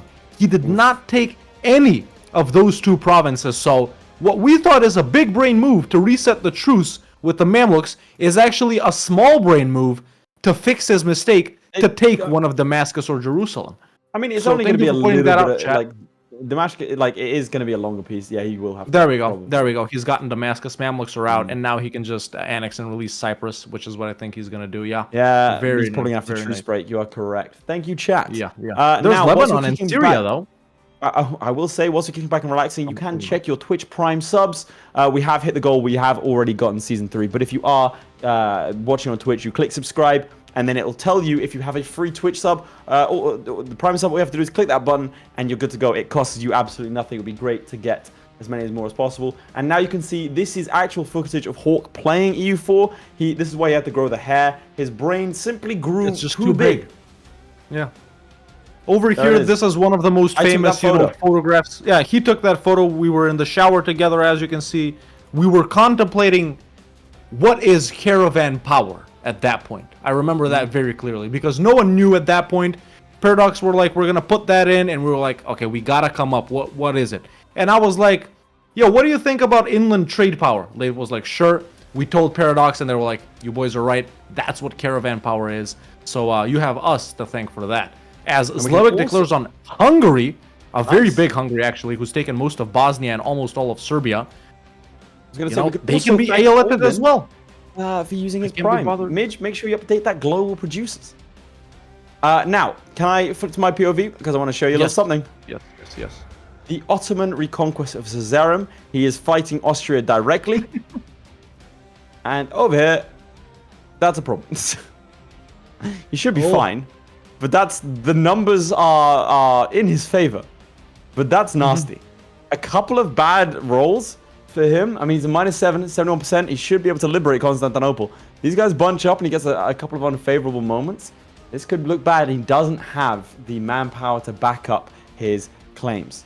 I'm never reading that out. FLORRY's clearly washed. I mean, we'll see. We will see. Who's in this war exactly? Is it just Austria and Hungary? Because in it's Austria, ZLEWIKK's game, Augsburg, it's Hungary, Albania and Siena. That's much more annoying. Okay. Aylat al-Misr has turned up. They are an Aylat. They are disloyal. Not anymore, though. He Not anymore. and paid off their Not loans. anymore. Yeah. That's good stuff. And that's another Okay. 5 ducats. Nope, 4.2 ducats a month. Now you gotta remember that inadvertently here you are showing off FLORRY's score by opening up the subject Well, tab. I because did- it isn't okay. the- I It apologize. is at the bottom, but I'd like to. Hey, listen. Sorry, Midge, can we zoom in on me? Or you know what, I can do this. no, wait, let him do it. No, that's fine. Oh, you disappeared. It doesn't work with NVIDIA. I have made a severe and continuous lapse in my judgment. This mistake will not happen again. I will not show off the score. I hope you can all forgive me as I go forwards. Thank you. That's definitely genuine, chat. It wasn't written out beforehand by any type of media management company or his influencer relations manager. You can And I really can, in tame fact, tell it came confirm from that the heart. FLORRY's score is 12.35 at this point in time. Oh, And we'll see how it goes. the 2-time. I gotta respect one of my favorite. FLORRY streamers. vibing as he's trying to unsiege the Balkans right here, as you can see. He's also Yeah, seen his that war patch. is definitely more annoying, man. This is the only thing that I would probably consider worse RNG for his game as opposed to ZLEWIKK so far, because up until now they've been pretty even with, you know, things happening to them. It's the Mamluks. You don't. What's bad RNG for the Mamluks, right? Chat not for the Mamluks, for the Ottomans. Sorry. I don't know. Some stupid alliance way later Massive down the alliance line when you're chains. fighting some big guys. Venice But, yeah. guaranteeing bastards. That's always annoying. Yeah, Venice, yeah. Both our players have managed to avoid that. Aside from that, I mean, Akiyunu allying like a jam is usually, and they've done that in this game. That's very annoying. Dude, I'd love to Someone see says late crypto scam is next. Listen, there's nothing scammy about Latecoin, all right? I invested all my money into it, and so should you. and it's going to triple or double, or maybe even triple-double over the next 3 months. Trust in the process. I have locked those funds away in a secure vault, which only I can access, and I pretty promise I will not rug pull you unless it's necessary, but it won't be. Yeah, it definitely won't be. Listen, Hawk coin coming up next. Not to be confused with Hawk Tua coin. Which we all know also how that rug pulled. Listen, I can't confirm or deny my I involvement can in that. confirm Okay? Me and legally. Haley go way back. the Hawk was in fact the pioneer of the coin. That's why they called it that. He was the first half, she was the latter half, and everyone kind of just went under the radar. We went in 50-50 on that one. And he's come out more than 50-50, I'll tell you that much. Well, She scaffed him for everything. You probably just saw that Venice offered a 16k condottieri stack to Albania in this war. Rough. ZLEWIKK wiped it. We just saw Albania offering a peace deal already. Just Hungary and Croatia left right here. This is going to be slightly longer due to some of the more annoying forts here that ZLEWIKK has yet to siege, like Belgrade, Zagreb, and then this mountain one up in Slovakia. But really not that much of a problem, man. Really not that much of a problem. We got about 13 minutes left right here, chat. Just a quick reminder, if ZLEWIKK wins this, he will be crowned our Season 2 hegemon for the first time on EU4 champion. If FLORRY wins this, we go to a third match that you guys will be voting for once again. Speaking of voting, that's what you're voting on right there next to me. Currently, chat thinks FLORRY is going to take this away by just under 2%, about 1.8% right there. And there we go, it's changing a little bit as people are getting their votes in that they haven't. And it's even. It's, oh my god, there has never been a more even poll. Chat completely divided. FLORRY taking it away a little bit right now, but it's still super tight, It is man. very, very It's close. still super tight. Alright, Mitch, But let's yeah, cut back chat, in on another- me and I'll take you through what's going on. Yeah. There has been a war declaration a little while ago where he's going for the Ottoman invasion of Tunis. The Ottoman invasion of Tunis should make an eyalet possible coalition-wise. Very nice. That's fine. Negligible. Who cares? And Tunis are looking pretty decent, if I might say so myself, as I believe he's now taken Vienna and is starting to work his way through this lot. The coalition looking pretty hefty. Ajam joining. I mean, Karakunin will likely join next. Any declaration on any sort of Muslim nation will have dire consequences. Yeah. And FLORRY losing 90 ducats a month? How close is he to bankruptcy? 63 loans? He's half the way to bankruptcy. And ZLEWIKK's making money. As always. Yeah, I mean, his manpower's not doing too great, and I think he's lost a lot of his soldiers. He's currently sitting at an army size. I lied. He's got 84,000 troops. Where? Oh, there's 84,000 regiments. Let me see. He does have 84,000 troops. Where are they? Am I blind? Yeah, They're in I am. Austria. They're all in Austria. There you go. There you go. They're all in Austria over here.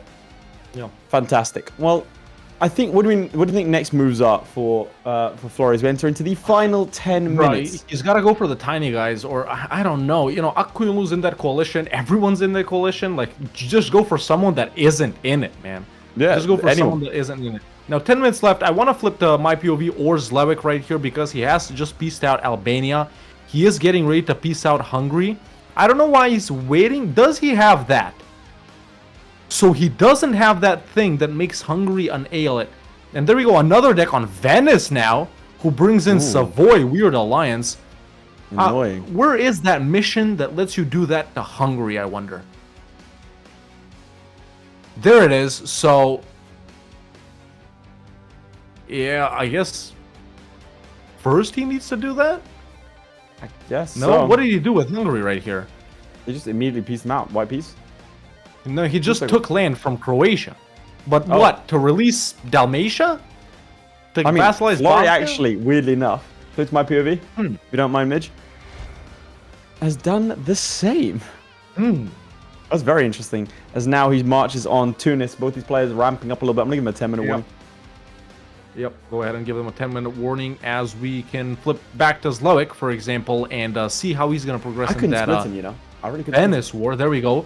Diplo-vassalizing eyalets, by the way, at the same time. So we see some very nice multitasking from ZLEWIKK right here as he's continuing this war as well. There we go. Now he's getting coalitioned as well. I can let you know. Man, what's the coalition looking like?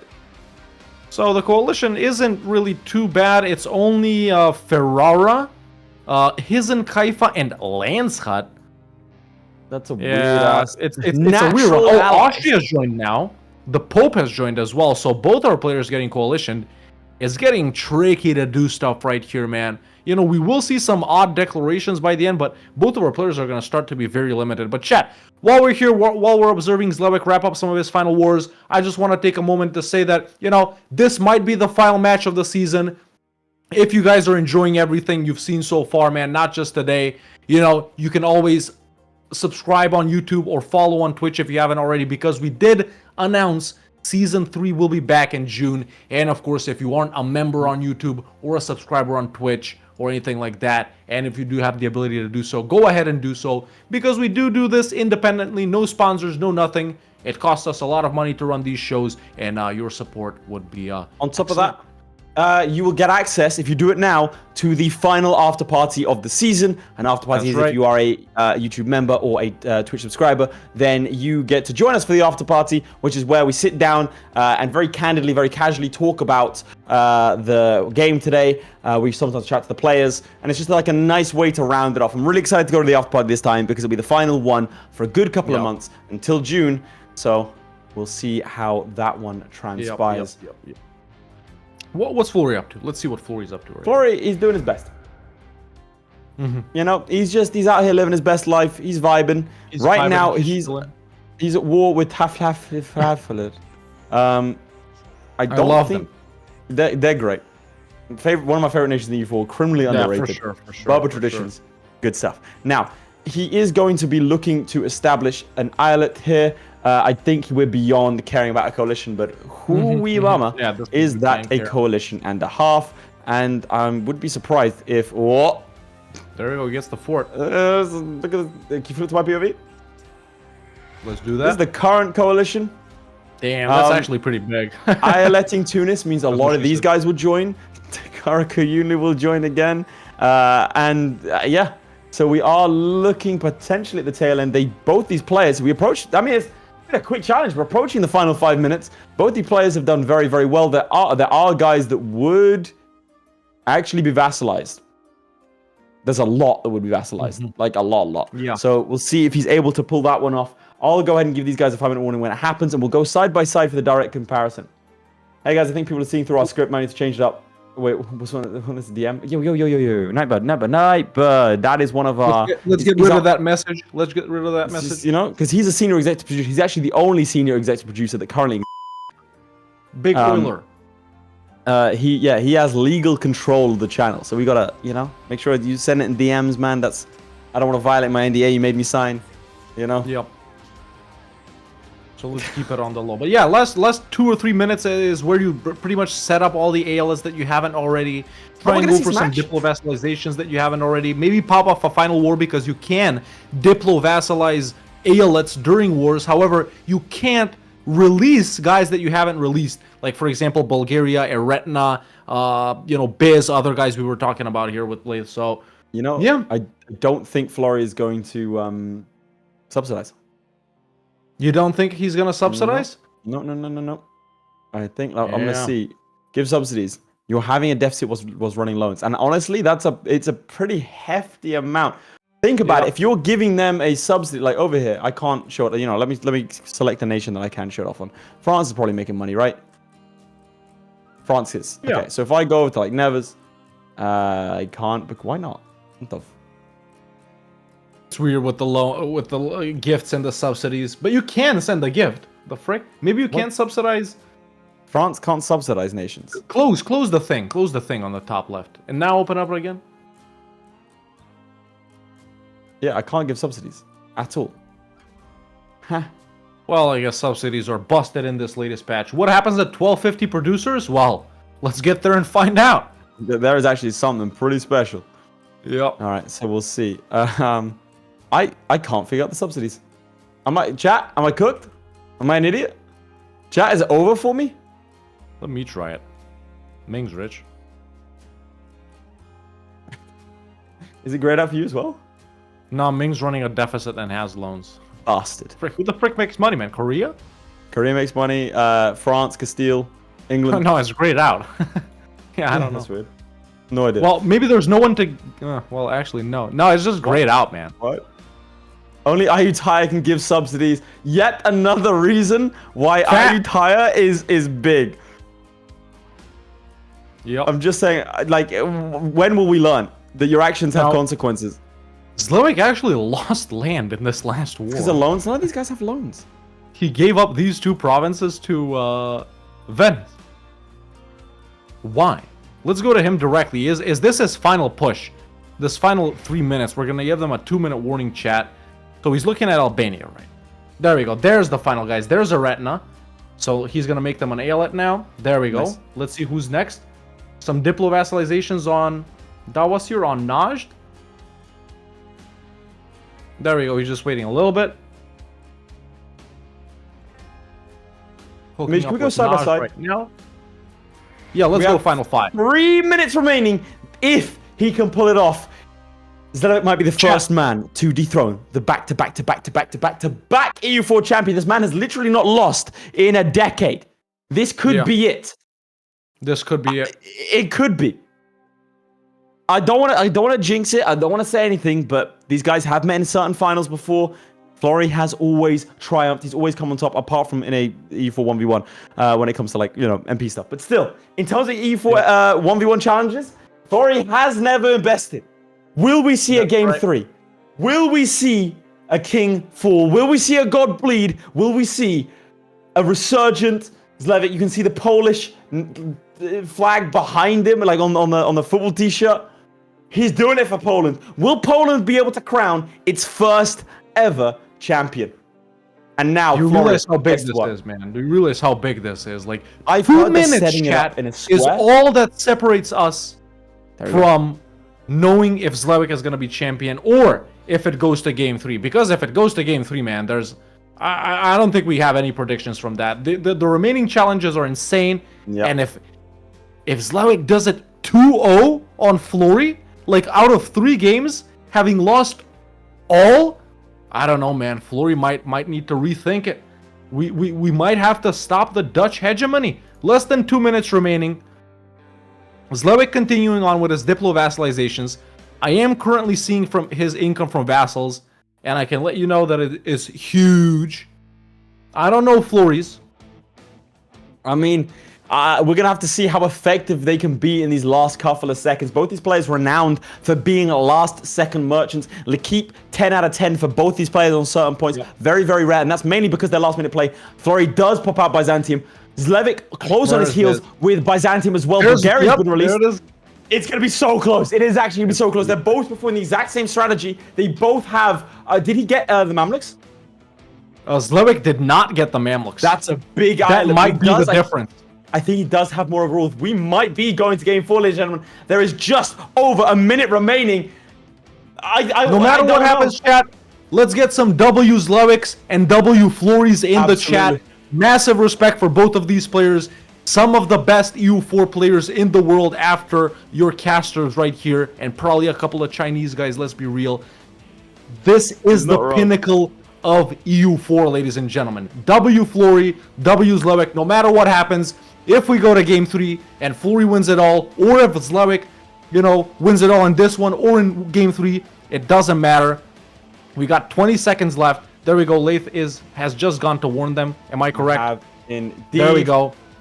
We're going to keep an eye out. You know what screen we're looking at. 3-4 year difference between these guys. Get the screen up, buddy. You know what screen we're looking at. We're not looking at the Vassal screen. I know. I'm looking at it. I'm looking at it. 5, 4, 3, 2, 1, and we're done. There it is. We're done. I have the official score. As do I. I have the official score. Let's not forget, it has unfortunately been burned in a fire from Florry Fanatics. There was a firebomb on Midge's house. It's unfortunate, so we only have the text available. The challenge was, as any nation have the highest income possible from vassals in 1 hour. Let's not forget, if ZLEWIKK wins today, he gets the 2-0 on Florry. He gets the crown, and he will actually be getting a very nice trophy. If Florry wins today. Right this second, it's 1-1, and we go to game 3 to decide everything. Both also out, of course. Now, Let's. I think you go first because I need to go second because if ZLEWIKK won this, I gotta be able to announce that as a win, and if he didn't, well, we all know we go to game 3, ladies and gentlemen. So, chat.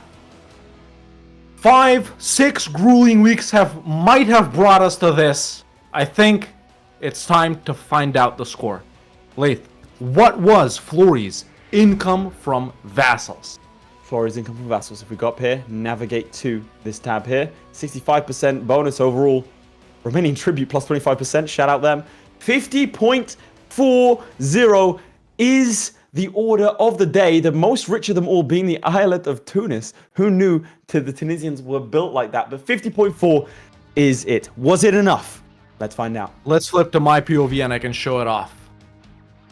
In ZLEWIKK's game, it was not enough because he has gotten 47.91 income from vassals. Only 2.5 ducats difference, ladies and gentlemen. It ticked over to 47.96. 47.91 is the final score that I have locked in. So we do go to a third game. Game 3 is on.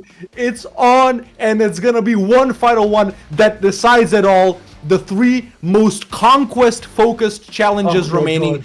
Some might say the 2 that favored ZLEWIKK have passed, but is that really gonna be the case? It all comes down to the final game. Oh, it's been so close. That's gonna come right up. But for now, let's talk to ZLEWIKK and Florry. Chaps, thank you very much for an amazing game. We can confirm, with a 2 ducat difference, Florry takes game 2. Incredibly close. Came down to a final couple of clicks. ZLEWIKK has Byzantium unalited. I think that might have made the difference if he did. Yeah. That is insane. That is actually Congratulations, insane. But, wait, hold on. I have a question. Yes. I have a question because you just showed the map, right? Yes. So, like, did you just skip the Mamluks, or what did you... How did you get that high with no Mamluks? Is the Mamluks even worth it? I have so many questions. No, I fucked up the Mamluks war. That's on me. Oh, I owned the Mamluks. You didn't take Damascus or Jerusalem in the first war. The Mamluks. Oh, I was so worried because I was like, I need to read if I miss this mission because I read it wrong. I'll never hear the end of it. Reading is important. I mean, ZLEWIKK, you touched on it there. Is there anything else you think you could have done aside from the Mamluk war? I think that's pretty. I mean, I was thinking about Granada and Paris monuments, but no, or maybe no. That would be ideal scenario. You go for these 2 monuments, and even without Mamluks, and plus you take the Valakia, and you are winning that easily. Plus, maybe the guarantee form, but also it wasn't even close. What was your... Sorry, can I quickly check? What was your vassal tax efficiency at the end? The ZLEWIKK at 65%. Yeah, okay, 65 on both. All right, cool. Just wanted to see in case that was that made a difference. Orc, you should take your hat off, mate. We're indoors. That's a bit disrespectful. I can't. Stuck to my head. All right, so Florry, you do have a chance to do the reverse sweep. ZLEWIKK, thanks to your victory in the first one, we will be going to game 3. Both have 5 minutes now, and we will see what the chat decides in a couple of minutes. What the final challenge is going to be. Chaps, we're going to game 3. It's now a game of stamina. Good luck to you both. We'll see you soon. It all comes down to one more. See you boys soon. Thank you. Okay, Florry, so at this point you are either 1-0 up, so well done, or you've just won a game and it's 1-1. So congratulations on the win either way. How does it feel to win in the final? That feels good, man. I feel like a weight. I feel like a weight has dropped off my shoulders, man. Nice. Like, oh, I was so nervous. That's so much sweat here, man. You could fill a pool. That's great. This is why it's a professional streamer. No one would ever know this is pre-recorded.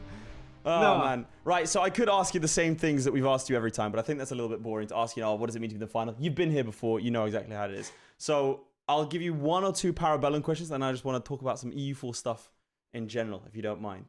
So the first thing I have to ask is, You've lost to ZLEWIKK this season. That's the first ever loss in qualifying.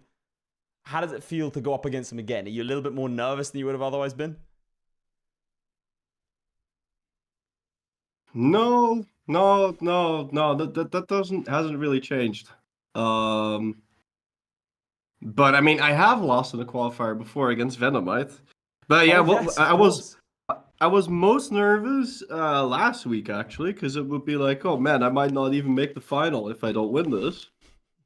And then I saw the Byzantium. I was like, oh dude, that start is so RNG, man. Like, but yeah. Latin Empire did help. I am disappointed in you. No. It has to be said. Because I did the Latin Empire thing. Yeah. Wasn't happy. I'll blame the Ottomans. If one more month and I wouldn't have done it. But they decked me, so I was like, oh. I was specced into them at the time. Oh, man, right. So I'll ask you some more general EU4 questions, because I feel like we could go in circles and give sort of the generic stuff. But I'd like to know, for those people at home who maybe don't really play or have just gotten into it, what is a nation you think is overlooked that people should definitely play? Overlooked? You know, people are like, oh, it's one of those nations that you're never really seeing it. Or like, for example, I class Lithuania in one of these, where like you know about it, but no one ever actually plays as Lithuania. Well, Riga was very interesting for me because it's very different than how you normally play. And that was a really fun playthrough that I think people might skip out on. Epirus was a lot of fun. Epirus was a ton of fun. And why would you ever play as Epirus? But if you play as Epirus and you like form the Latin Empire and you do all that crusade shit, that's really cool. Shout out Epirus, my second ever EU4 gameplay video. That's what brought me here today. Oh, there you go. Big shout out to Epirus and Athens. Those two brought me here. Right, so I'll move on a little bit. How often do you find yourself playing as like in a later start date? And do you think that, because most players will stop by 1500, that's the stat I found. So do you think there's like more to be played in those later years that people potentially don't know? Things like Age of Revolutions, Absolutism, the Revolution mechanic, or is it just kind of like you think the first 100 years is where the good stuff is?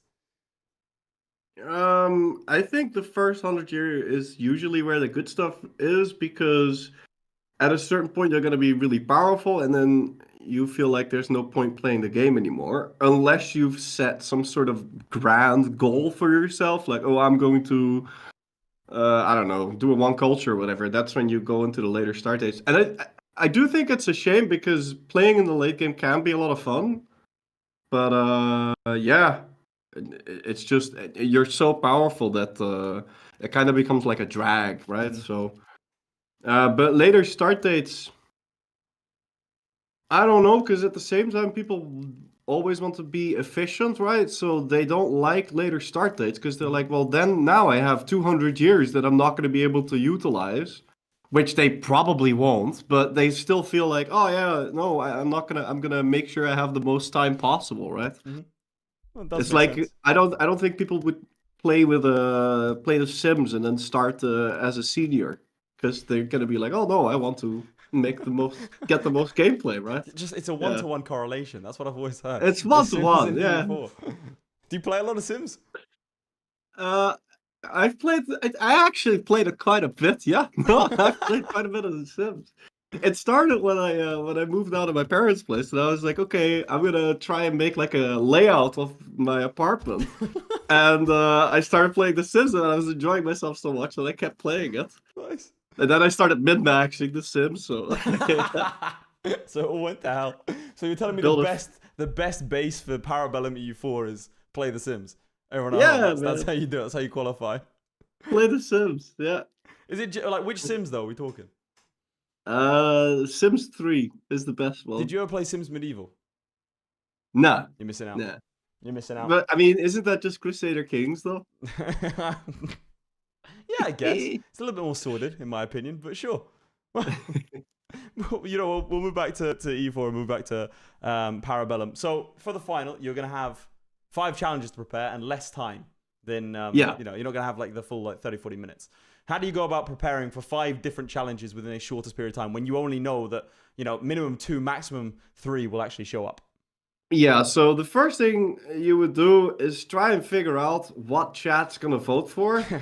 So the chat is quite predictable most of the time, so you can probably filter out like 1 or 2 and then just prepare for the other 3, I guess. And I mean, if you prepare for 3, I guess if you could get really unlucky and then lose 2 and then you don't lose 2 and then it's just over. Yeah. But I'd say just prepare for 3. And do you have And, sort of well, I mean, you can have like a rudimentary preparation for the other 2, but I don't know. If it's 5 challenges that allow you to pick a nation, then it's gonna become really complicated because then you need to like. But I don't know what you're planning. I mean, Zlewik tried to glean things from me in my interview with him as well. So, you know, I'm afraid you're not getting anything from me other than that there are 5 challenges, and chat gets to pick them. So I will say, to what degree, like percentage-wise, is it like a 50-50 between how much of success relies on preparation versus dynamism in the game, or is it like a bit of a skewed ratio? Well, it depends on the challenge. That fully depends on the challenge. So there are situations where people have just lost in 1444 because they either picked the wrong nation or they picked the wrong setup or didn't show up. or picked the wrong. Yeah, it didn't happen. Yeah. So that is possible. Of course, but I mean, dynamically, you just have to not make any mistakes. And I don't think dynamically Zlewik and I make a lot of mistakes. So it is mostly going to come down to preparation. Fair enough. I mean, I guess you can like misclick or whatever, but I mean, at this point, I haven't seen either of you misclick the entire time, really. No, I have. Yeah, when's the I last accidentally when I was it's a really big one in the HRE challenge. I didn't mean to declare war on Austria, but I was holding the C button, and I was just like, "Oh fuck! Well, I guess I'm at war with 3/4 of Europe now." we did question why you did that. That was. I wanted to. My favorite. That was my favorite challenge by far because it was the worst performance from 2 competitors. Yeah, that was so ass, man. And then Britain never does anything, and all of a sudden there's like 1 million Brits in my land. Oh goodness. Right. Well, I'll let you get back to the game because obviously this is a live interview, so make sure you get You get prepped. Very live. Very live. So live. Look, you can read chat.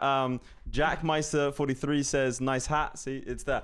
I'll wish you luck. Do you have any sort of final words for yourself or everyone else? Wait, did I just win or lose? You've just won, remember? I've just won. Alright, yeah, so it's either 1-0 or 1-1. I can't remember.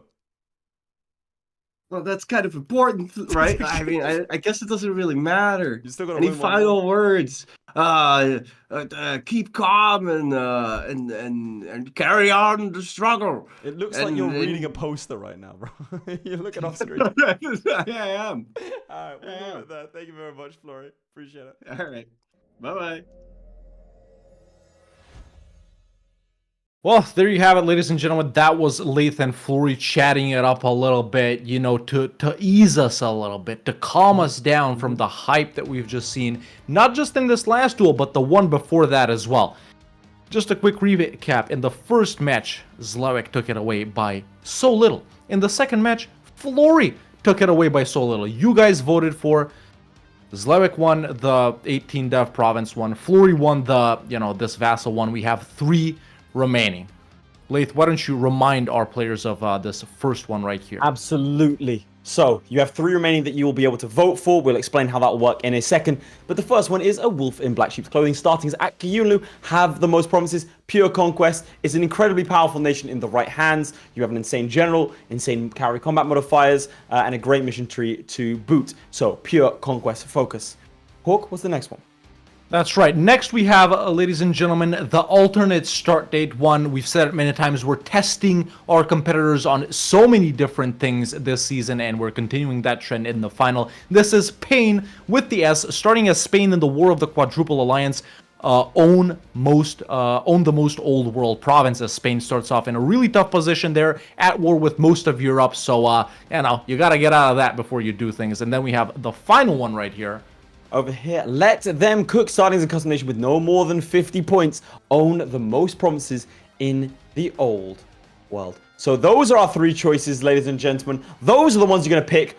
whichever one you decide, we are going to have ourselves a victor. It's time. You either vote 1 for Warfare, 2 for Timeline, 3 for Let Them Cook. Voting begins now. You have 30 seconds. Get your Let's get those votes in. in. Let's get those votes in. Let's see what happens. Changing Oh my God. rapidly. The third one taking the lead right here. Chat flooding the chat with It's numbers. so even. 1 and 2 are neck and neck. They're catching up to 3. Oh my God, it's dude. so close. This is insane. We're gonna have 3 no edging it idea. out a little bit. Keep voting. You still have time. You Vote, still vote, have time. vote, You got vote, 10 vote. seconds. Keep I'm voting. gonna hide the poll. No, I'm not. Vote, vote, vote, vote, vote. 3 is edging him out by a little bit. There we go. I think as we enter into the final 5 seconds, I think. Oh no, we don't have a clear victor. Suddenly, number 1's taken off in 4, 3, 2, 1. There it is. Stop That's the it. count. Very tight, ladies and gentlemen. Them Cook. Starting to nation. them Because a custom nation with no more than 50 points. They're going to have to conquer as many provinces in the old world as possible. It's all about starting position. It's all about how they design their nation. It's all about government reform. It's about everything you could possibly think of. Ladies and gentlemen, let's reveal this to our players. And it's time for the final time to get cracking with our final challenge of the day. Let's bring them in. Chaps, it is, in fact, Let Them Cook, starting as a custom nation with no more than 50 points. Own the most provinces in the old world. The winner of this will be the winner of Parabellum Season 2 EU4 Hegemon. That's right. Neither one of you liked particularly the custom nation stuff, I believe, in it. So how does that make you feel, ZLEWIKK? Well, me and Flair agreed before that we'll not be doing negative points from ideas. So that should Okay. be more interesting with this. Interesting, very interesting. So no massive blobs at the start, no 300 provinces starter nations. Yeah. Nope. That's what you guys agreed on. We're not going to enforce it. They could be Yeah, lying. we're not gonna enforce it. It's up to you. Listen, Yeah, one of you guys but could have gone ZLEWIKK's ale honest. at cheese in the final ZLEWIKK's 5 honest? minutes Well, of the last one. How bad does he want it, Florry? Look in that man's eyes. Is it enough? How badly? Can you trust him? Can you really trust him? How well do you know ZLEWIKK? You know? I know Maybe. it pretty well. That's what I'm And saying. also, Maybe. if he wanted to do the thing, he could have just religion flipped, right? But he didn't. He couldn't, but he could have, but hey, He's a very we're on the line honorable now. opponent.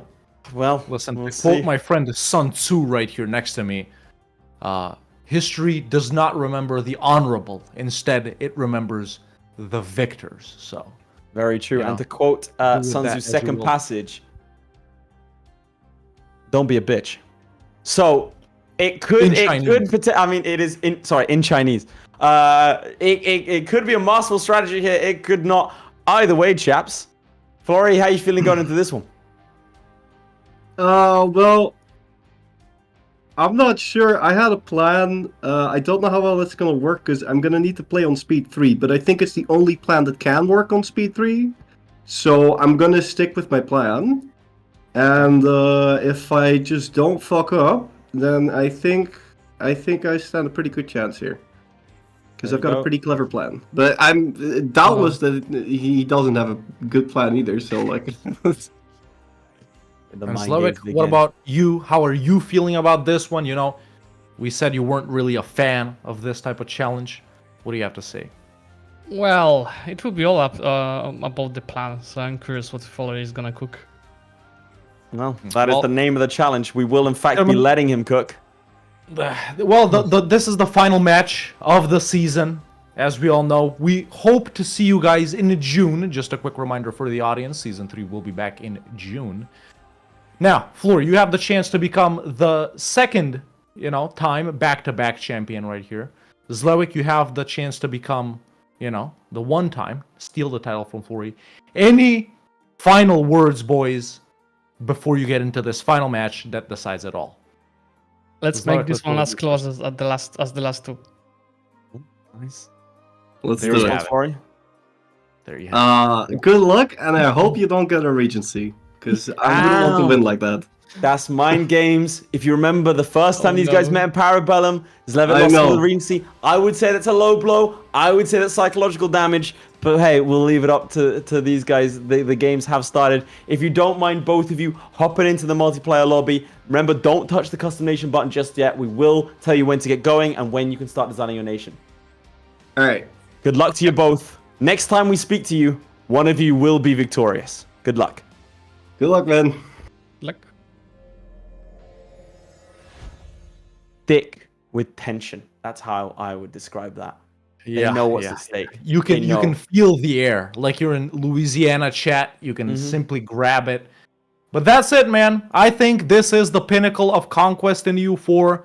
You know, there are so many strong conquest nations, Ottomans, blah blah blah, France and whatnot, but there aren't any stronger ones than the ones you can create. You can put them anywhere you want. You can get your traditions, get your government form, get your starting ruler, and this is pretty much a challenge of how much can the best players in EU4 conquer in an hour. Shout out Harvane. We love the spirit. Come on, Habibi, I believe. go. Habibi's going to be coming in from 6th place with 0 wins this season all the way to the final.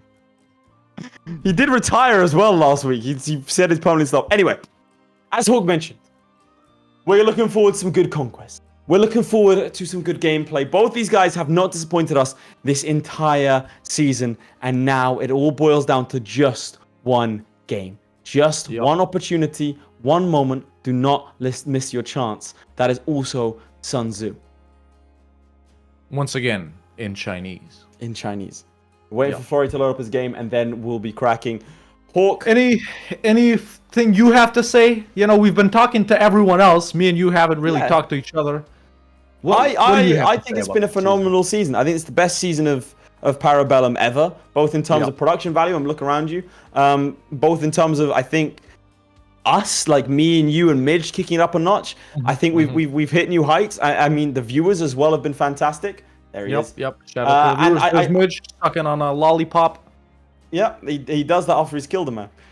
So yeah, I think it's been phenomenal, and I am so grateful that you guys have unlocked season 3 because it is. I think we can go even better. I think with all this newfound support, I think we can start hitting the stratosphere. And don't forget, in the meantime, we will be planning other shows. So I'm super excited to unveil some of those. We've had a couple in the works for a while. Super excited to announce all of those. And yeah, can't wait to just keep on chugging on with some content. We've had a great EU4 community build. We are going to be looking to moving into other games, and it's time for us to start to build something new, something better, a real Parabellum community. And some of you, special shout out to, like, for example, Sirius Historia, Cade Smith, like you guys, especially Nighthawk, have been helping us along the way. And it is time. I think we started to foster a Parabellum culture. And so, like I said, it's time to transcend games and bring you the best of the best, not just in EU4, but across all grand strategy. Hawk? That's right. So W chat in summary, but I think it is time. It is. We do have one hurrah left. One moment left. I mean, let's just take a moment here. Breathe it in. Oh, this is it. It all comes down to this. Are you ready? Yes, I am ready. Midge, are both of their POVs connected? Both of their POVs connected. We're going to go to the side-by-side view to kick off this challenge. In 3, 2, 1. Off we go. Less than 60 minutes remaining in Parabellum Season 2. We see them design their nations. What will they do? Well, they're both going for China. Interesting. Now, both of them have said that they're not going to be using negative points. Now, what we anticipated was a massive starting blobs when we designed this challenge. They've kind of thrown us for a loop. I'm tempted to disqualify them both, but we'll discuss that afterwards. Whew. Yeah. What do you think is an optimum point here? What'd you say? What do I think is an optimum what? Pick. Like, what should they do? I mean, you gotta go for, like, insane traditions, obviously. And you gotta pick some stupid government reform, man. I think that's the start, you know. Yeah. Obviously, if starting out in a really good region as well. Now, the reason both of these guys are starting in China is so they can keep pounding on Ming and, you know, just keep annexing them, truce breaking them. Then, of course, because this is a province count-based challenge, not a dev count or anything, you've got all of those super cheap provinces up in the Jurchen hordes and in Oira and Mongolia and later in the European hordes, if you even get that far. I personally wouldn't get involved with Korea, for example, or the Southeast Asian guys. Like, Ming and then cheap stuff. Head towards pretty much Crimea if you can make it that far. But we see Florry only choosing one province now. Well, he's going for cavalry. So I think he's going cavalry fire +1, which is very, very good, combined with steppe nomads. I think he's going to try and maybe go Tengri as well if he can, and then go for full... provinces. He's taking the uncolonized ones. Very smart. And that puts him ahead. Yeah, that's insane. Off rip, look at that. Off rip, he's ahead. I wonder if that's all he's going to take. I mean, he's readied up. Remember, ZLEWIKK took a long time. He took almost 20 minutes last time he did this. His air is 0 years old. Air again. Now, I want to point out something filthy. They said no negative points. Yeah. And look at that air. On both of them. They've both got negative points. They both broke the work immediately. Both of them. They're not doing negative ideas, though, right? No, they're not got negative ideas, but they've got negative points. I'm calling them cheaters and liars, and they might as well go the full thing. Florry is in the game. At the same time. Phenomenal At the same time. 2.5 minutes in. That was insane, ladies and gentlemen. That was absolutely insane. So here we are, man. Florry choosing to start as an OPM pretty much in the middle of Ming. ZLEWIKK choosing to start as sort of a snake surrounding Mongolia and also taking uncolonized provinces. Now, I think it's time we take our viewers through what they've designed with these nations. So maybe you can go first with ZLEWIKK. Sure, absolutely. Let's go to my POV and I'll take you through it. We do see cavalry fire +1. Both of them going for very similar strategies, it would appear. We have war score cost against other religions minus 12.5%. I think that's a very, very strong start for him. He has in fact gone Tengri without a syncretic faith, which gives him cavalry infantry ratio, which means he can in fact have 100% cavalry. Very, very powerful indeed. He doesn't start with that, but we can see here he does start with 12 provinces, and so he is ahead. Now, one Ming War does wipe that out, but Florry's going to have to go for one extra Ming War. He does have a 4-1-4 with Indulgent and Greedy. His kid, now this is the problem. They could get a regency here. It could potentially happen. It could go all horribly wrong. That is the risk they're playing, as I think he's probably going to go for Mandate of Heaven off the bat. I think that's what both these guys are doing. I'm scared because we saw how hard it is actually. It can all go wrong, as we saw with Florry in the first game. We're gonna have to see. Take us through what's going on in your POV. So yeah, going over to Florry's POV right here, ladies and gentlemen, I'm sort of weirded out by some of these picks that Florry's done. So where did those 50 points go, right? This is just his nation, and an insta deck on Ming, but he's gone with steppe nomads, which is a horde, you know, it's great. And an insta peace out? What was that? Oh, Ming decked on him. Ming decked on him and he accepted something. He's not a tributary. No. What? What happened? Let's go to him directly.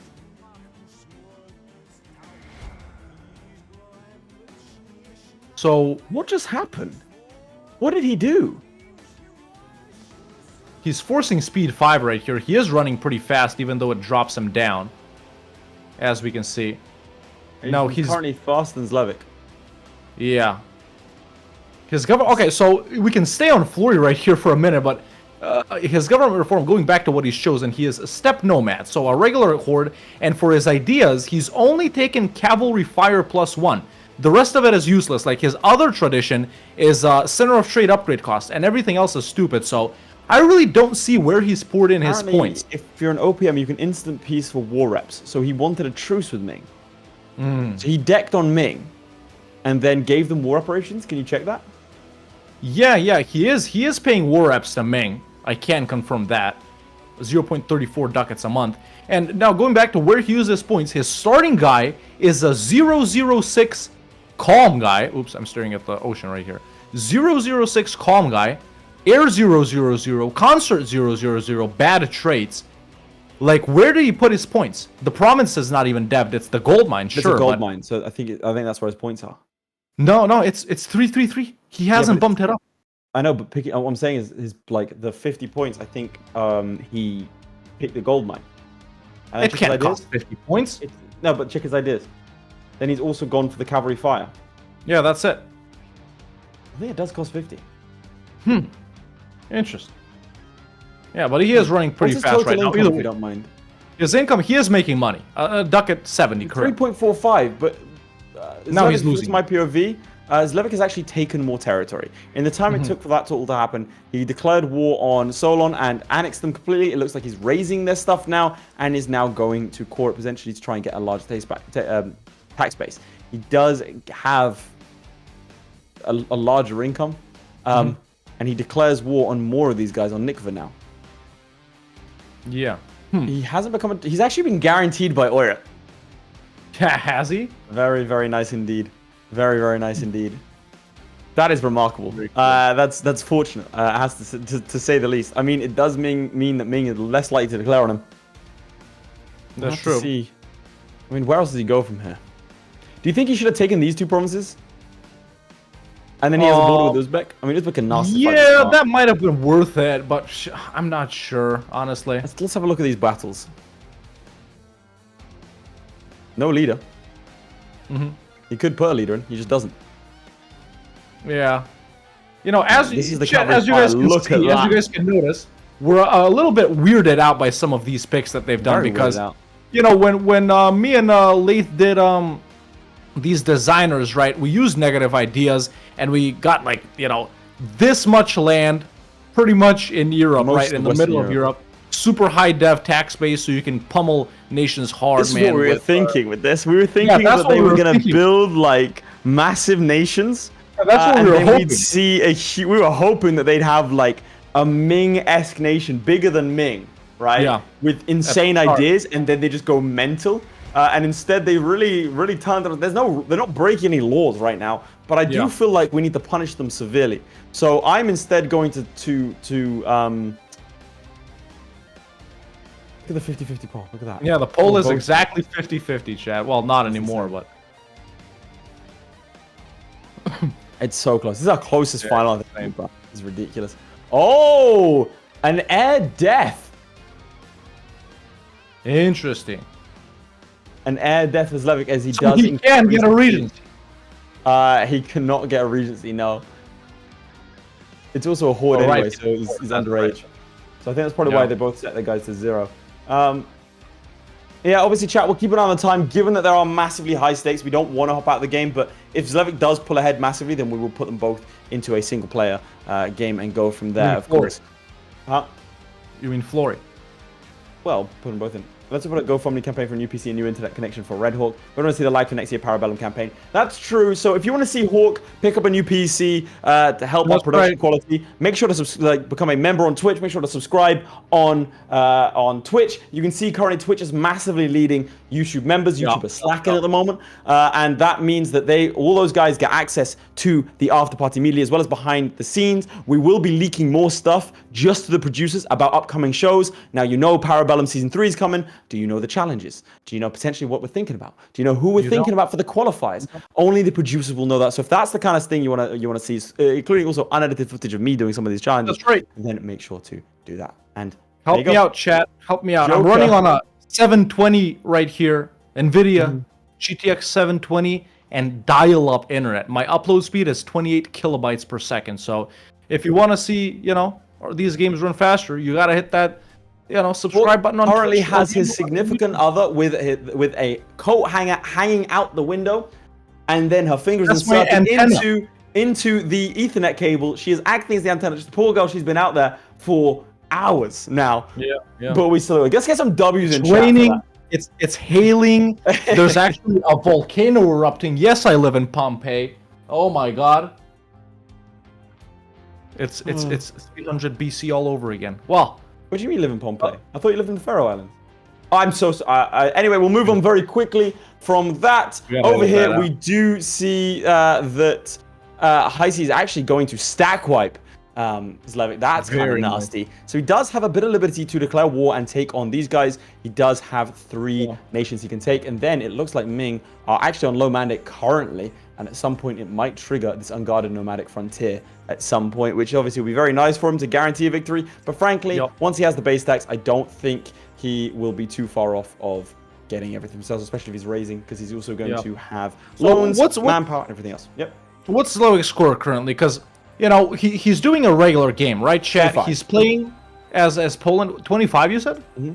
25. Yeah, that's very nice. So Flory is still at 1. Let's flip to your POV and show it off. Well, and Midge, if you don't mind updating the global producers, that'd be fantastic. there we go. It's 1. What is his plan?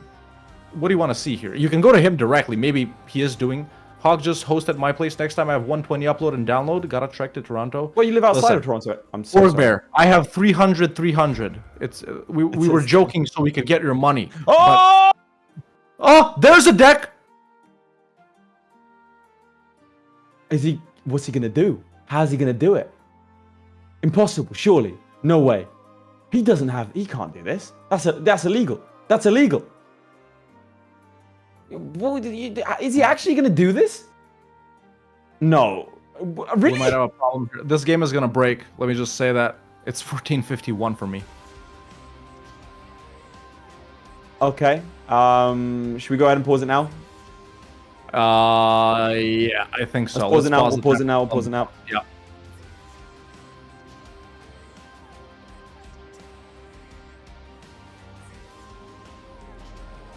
There we go. Okay, let's get that straightened up a little bit. Wait, no one told Flory. Oh, there we go. There he is. Yep. Hello, everybody. Technical difficulties for the second time tonight. Entertain them.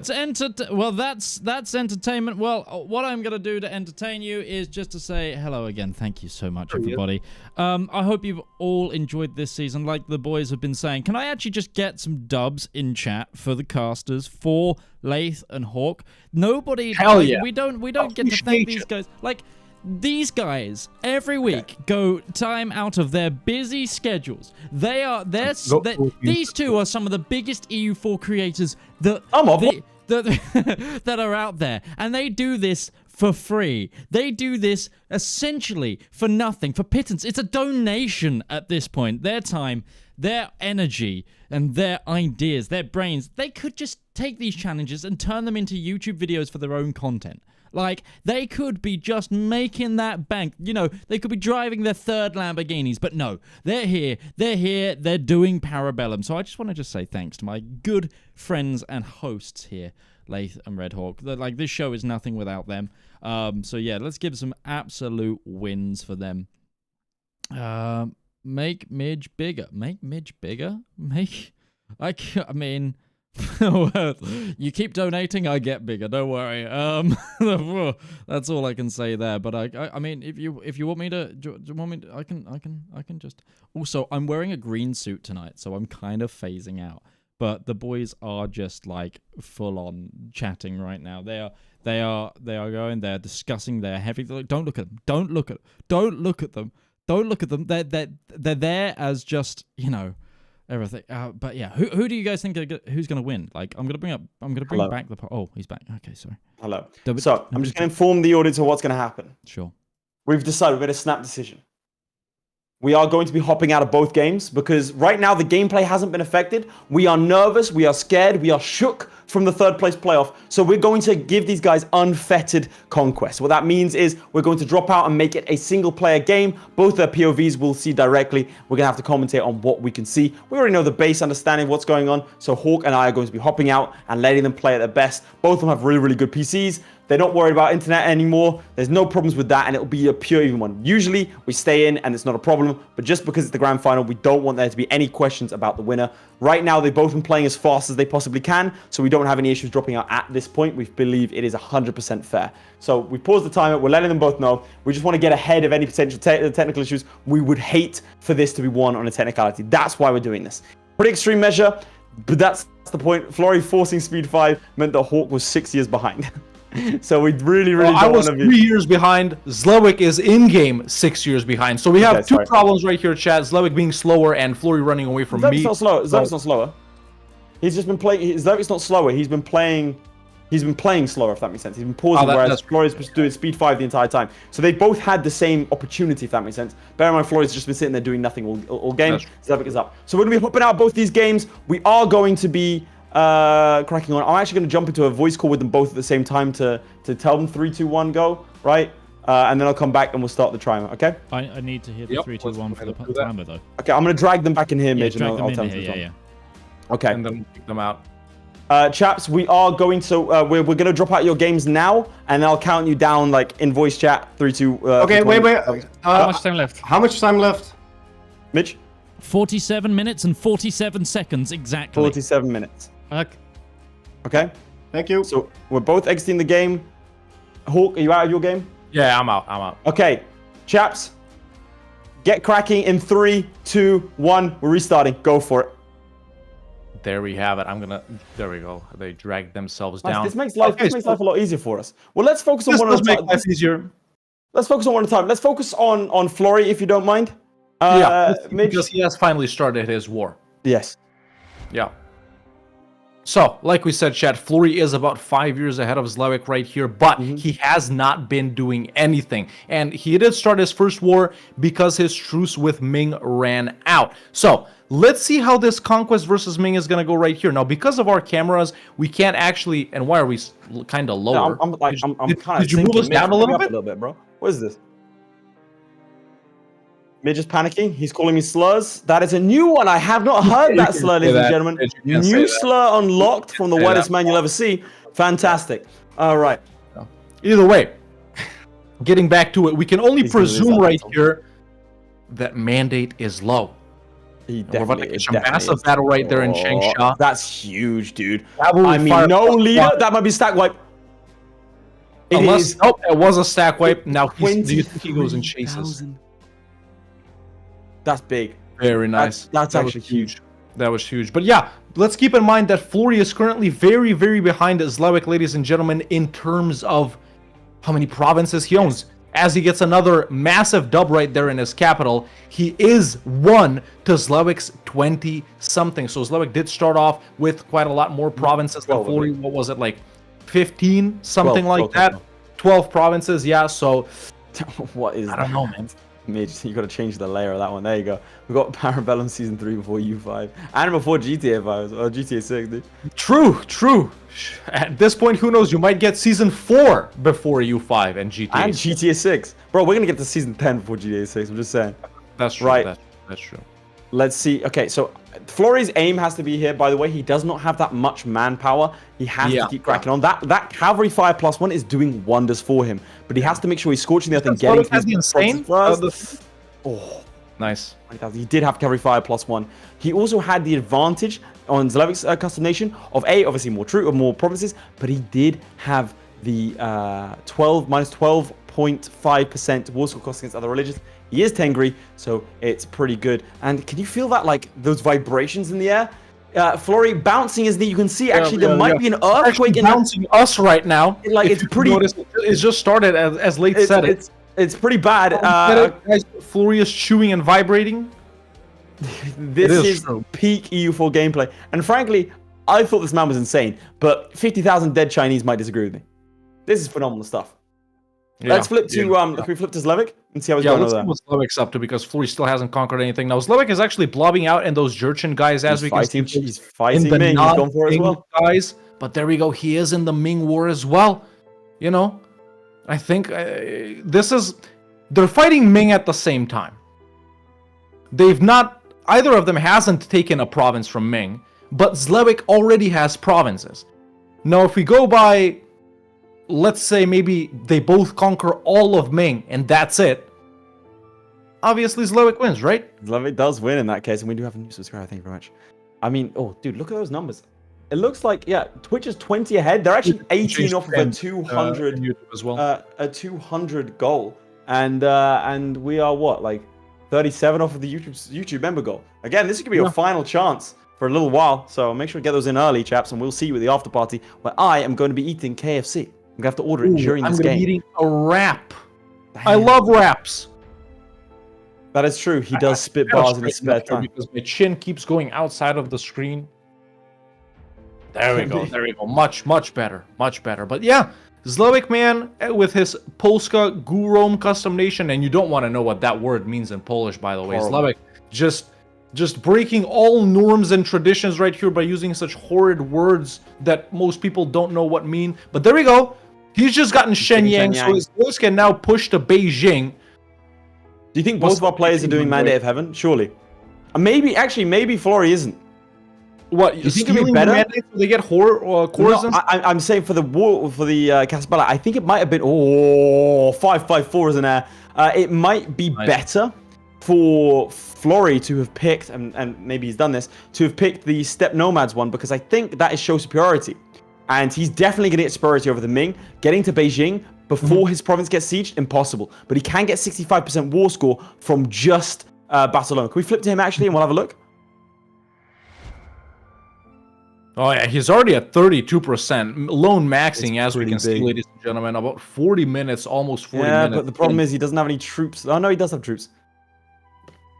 He's getting some mercs out now, right? Yeah, he's got the young Ning warriors just right allergic there. to good EU4 gameplay, and I think we're about to see some. Yeah, we are. Absolutely. Phenomenal. Some people's right knee tingles when the rain is nearby. I sneeze when people are about to play some EU4 to the best of their abilities. Yep. You know, unfiltered conquest here, ladies and gentlemen. Oh, you know, kill. some people he's got a might mandate. say, because he's standing on Beijing. Can I put this out? How is starting with 21 provinces versus 1 fair? He decided to do that. We told them what to do. Yeah. You know? It's like the whole Playmaker versus Kara thing of Playmaker picked Ottomans, Kara picked Ming, Kara immediately, instantly won with Ming. It's like, how is that fair? Well, they picked them. That's their own choice. FLORRY decided to use his 50 points on a gold mine, on Steppe Nomads, and on the cavalry fire as well. Nice. You're allowed to dumb comments. As well as like I said, the gold mine. Whereas ZLEWIKK decided to prioritize provinces initially, and also did cavalry fire as well as war score costs. So there is that. People saying that FLORRY had the same opportunity. His fault. I wouldn't even say it's his fault. It's his strategy. Yeah. And as we can see here, it seems to be going pretty well to me, at least. Let's bring back the conspiracy hat right here for a moment, Mitch. Let's bring it back. I'm gonna say something controversial, chat. Do you guys think FLORRY is Chad maxing, is Sigma maxing by choosing to start with one province, and if he wins, he'll be like, yeah, I'm so good that I started with one province and still won. I'm so good that the only idea I got was cavalry fire, and I still won. Do you guys think? Let's get them Hawk. What's the emote called? Hawk conspiracy. Let's get them Hawk conspiracy emotes, because a lot of you guys are subscriber and a lot of you guys are members. You get to spam Hawk. You get to spam that emote. When spam Hawk that puts emote. on the Let me see tinfoil, everyone I typing want to it. see that. And by the way, in the meantime, I've just in the background, in the last 20 minutes, I've been playing an Ayutthaya game. I'm currently sitting at, let me just check this, 68 ducats. It's been a bit slow. So currently, just wanted to confirm for myself Ayutthaya, and I've just been casting at the same time. So it's as simple as that, really. Just wanted to check it out. We'll see 14%. He has. Remember, he won on a 14% chance against ZLEWIKK in a previous iteration. He does get one of these. Let's see. It's side by side. Both of these guys fighting Ming, so it is. One doesn't. Yeah, that's true. It is fitting that we see them side by side in pretty much the same war. ZLEWIKK merked up a lot more heavily than FLORRY is. FLORRY only has one merc company up. The rest of it is regular army. No manpower. Also, ZLEWIKK does have manpower. Let's get rid of the tinfoil. We'll bring it back later when he's spitting troops. But for right now, he needs to tap into the Reddit hive mind. To the mainframe, yes. To the front page redditors, ladies and gentlemen. See, by the way, Beijing done. What version should I play next? Can we flip to FLORRY? I want to see what he's gonna do. He's gonna. Oh yeah, he's doing the peace deal. He's doing the peace deal. No okay, way. Actually, wait, money. Only claiming two the mandate. provinces? He's claiming the mandate. So he's gonna get cores on all of Ming, pretty much. Yeah, there you go. Yeah, but they could have. Can you not start as a Chinese kingdom then? So you don't have to do this war? Well, the fun part of this is that I can actually load up EU4 and I can show you. This is the advantage of not being in the same game. So let's have a. You know what? Whilst you commentate, I'm gonna pick up some things that they could have done. There we have it. So as we can see, FLORRY here has taken the mandate. He's going to proclaim dynastic name for some other bonuses right there. Currently, we do know that FLORRY's score is 3. Ladies and gentlemen, we don't know what ZLEWIKK's score is 3. Because we need to ask him. We need to be in his game to see. So it's like probably 20-ish right now, more than 20, maybe 30. But there you go. Now he has pretty much claims on the entirety of China. So now, with those money in his pocket, with those loans paid off, with these mercs merked up, with the eunuchs castrated, and the mandate of heaven bestowed upon him, he will show superiority by unifying China. Now look at this. And what does that do? As soon as he occupies any province in the region of China, he instantly gets a core on it.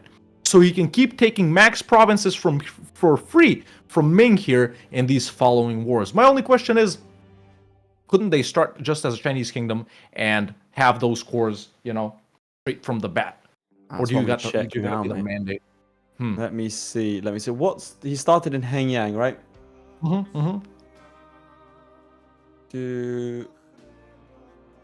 I don't want to take away. So you again, you commentate. So Chinese kingdom, you need to have a different primary culture. Huh. Yeah, there we go. Flurry continues to murk up. Let's see what Zlewikk's up to in the meantime, Midge, if we can flip to Zlewik directly right here. See how his war versus Ming is going. So he has pissed out Ming as well.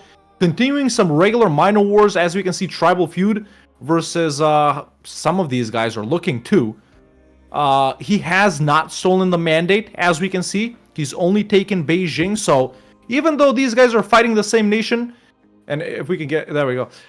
Even though these guys are fighting the same nation, we can obviously see that they are doing different strategies.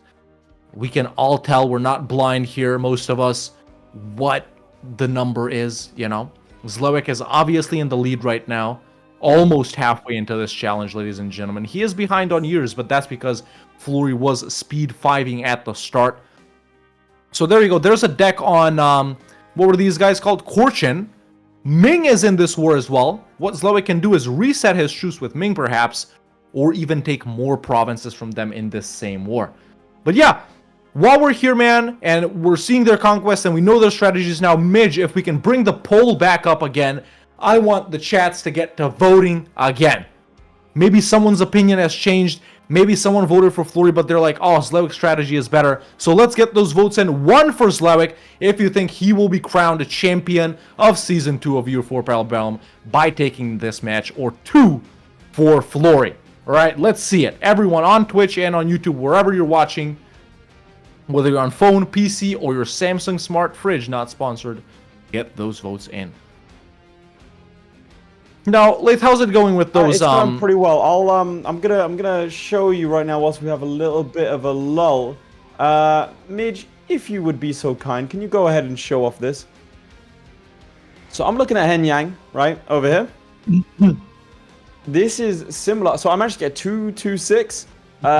We've got less than the province count, and you can in fact start as a Chinese kingdom. Now the problem with that is that I think they both wanted hordes to be able to guarantee fighting the Ming, which is why they took the cavalry fire. So they could have gone Chinese kingdom, but it might have impacted them a bit here. If I quickly show off the steppe nomads over here, where's nomadic? Nomadic start with the best cavalry in the game. And steppe nomads, you start with movement speed, you start with separatists, you start with landforms, like manpower modifier. It's really good. Cavalry infantry ratio, so they want 100% cavalry, 100% cavalry armies. You don't mind flipping to Zlewik. 100% cavalry armies. Cavalry fire, making it super powerful. People asking why more shock than cavalry than fire. I don't actually know that. I think fire does more damage. As far as I'm aware, fire does more damage than shock. Shock is better for forces. Yeah, because they flank. You know.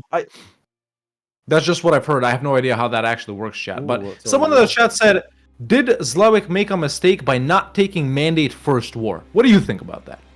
I don't think he should have taken Mandate at all. So you agree with Zlewik's strategy?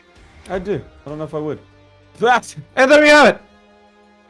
This is the advantage of us drop it out. We can just look at this. And be surprised.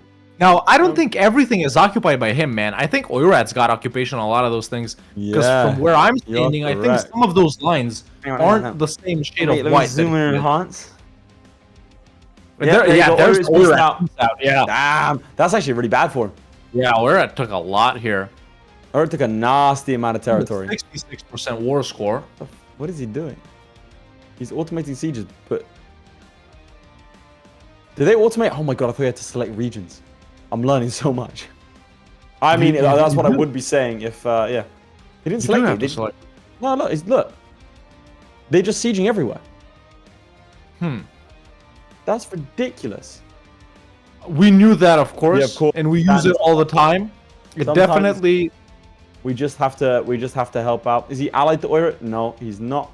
Actually, this is good because we can. No region equals all regions. Yeah, okay. I mean, that's again. What do I do if I don't know a piece of information?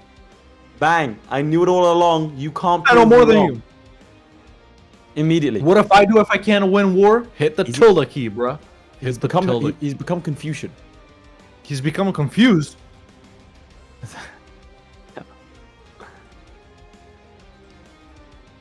What is that? Okay, wait, so he's taking all the stuff for mandate. The forts and the stuff that gives you mandate. So his next war versus Ming is just their capital fort. And max money once again. I mean, he has to take max money. He doesn't have the tax base to be able to support it. But at least he's getting, I mean, he's definitely getting numbers on the board as we approach the halfway mark. Two similar strategies coming at it from a different angle. I mean, I've been enjoying the challenges today. Yeah. Chaps, put W in the chat if you've enjoyed the challenges for today. I think it's come down to some really interesting strategies. They both come at things very, very differently in number 1 and number 3. Same nation number 2. So it's great to see them comparison side by side. Great to see different strategies. People are loving it. Lots of W's everywhere. Old FLORRY's Ghost has shown up. That's good to see. That's always nice. Shout out that guy. There's China again. He's got cores everywhere. Look at that. Yeah. And again, obviously, the big part of that is less the aggressive expansion, chaps, and more the fact that, you know, he doesn't have to core it. Love to be able to see the separatism in those provinces. But goddamn, is there a disadvantage for us not hopping into the game? Old FLORRY would have won 2-0. Old FLORRY would have won 3-0. Yeah, in 2 matches. Unguarded nomadic frontier because of Oira. Yep, he does border Oira. Nasty. He's gonna have to fight them pretty soon. He's gonna have to be quick with these Ming wars, chat. Right. Can we flip to ZLEWIKK? Oh, as if there we go. We're at ZLEWIKK. Like he's he's continuing his showdown with the Jurchen tribes right here. Just Jeonju and Haishi left. Ming isn't willing to help out Haishi as he was getting ready to declare on them. So maybe he does want Ming to come in. He did already fight them once after his initial war where he took land. He didn't take land from them. He might have taken money or something, or just white peace for the truce. But yeah. Jesus, man. Don't why? Okay, what's wrong with you? Why would you do that? Honestly, Mitch, we're gonna have a real talk with HR after this. One second. Let me go get HR. He will go get HR. I've seen him, and there we go. Mitch, we'd like to talk to you about your current conduct. Extended warrant. Right, let me go get Lath back. Hi guys, sorry, just had to step out with HR so they could have a personal chat. There we go. There we go. Oh, ZLEWIKK just hovered over his province count. Didn't someone see, chat? Because it's on screenshot. If you're on YouTube, skip back like 5 seconds and tell us what ZLEWIKK's number was while he was hovering over that. 56. Someone says 56. Is that true? Galeron says it. Someone else says 56 too. Okay, we'll believe you, chat. So we do currently know ZLEWIKK score 56. What is FLORRY looking like as he's pieced out Ming once again? I think he's probably looking at less than that, probably around 30, I'd imagine. Yeah, like 30-ish, I would say, is for FLORRY right now. So probably with a much higher tax base. ZLEWIKK has actually, like, FLORRY's 8 years ahead. Yeah. I mean, FLORRY does play fast. We know this. Yeah. But we have to consider that, you know, he had a 7-year thing at the start where he was waiting and not doing anything. So, yeah, FLORRY is still ahead by 1 year if you consider the since when did they start doing stuff. But all of these wars versus Ming are just so fast, ladies and gentlemen. As soon as we flipped to this POV, we saw FLORRY piecing out and taking all of that land. Now he's just refull annexed Ming. He took the just selecting everything. Yep, and it's only one thing that he doesn't even have to siege down, or is that it's so quick to siege down. And there we go. There's another piece out versus Ming right here that he's going to take. As soon as this is done, what's going to happen? He's going to let a month tick and an insta-declare again. Dive in. What happens when he finishes off Ming? Has to go off the Oira. Has to go off the Oira. Surely. And ZLEWIKK obviously employing a different strat right here, man. You know, I think with this, FLORRY's probably up to pretty close what ZLEWIKK has. I would say there's probably a 5-10 province between them. Exactly. Difference. You might look at FLORRY's screen right now and think he's ahead, but don't forget, all of the Northeast is belonging to Mr. ZLEWIKK. So, we'll have to see. We'll have to see. We'll have to see. as the Let's get a subs bit more keep for coming society. in. Excellent stuff. What do you think is a realistic amount that they could get? Realistic amount, man. Judging by what they have so far, half an hour in, 100 something, like 120, 130, something like that. I would say is a realistic amount. I think 120 is a good shout. And they are like 8 years apart. But like you say, FLORRY was 7 years ahead. So it's actually even in terms of playtime since we dropped out. It's actually really good to see. Yeah, ish.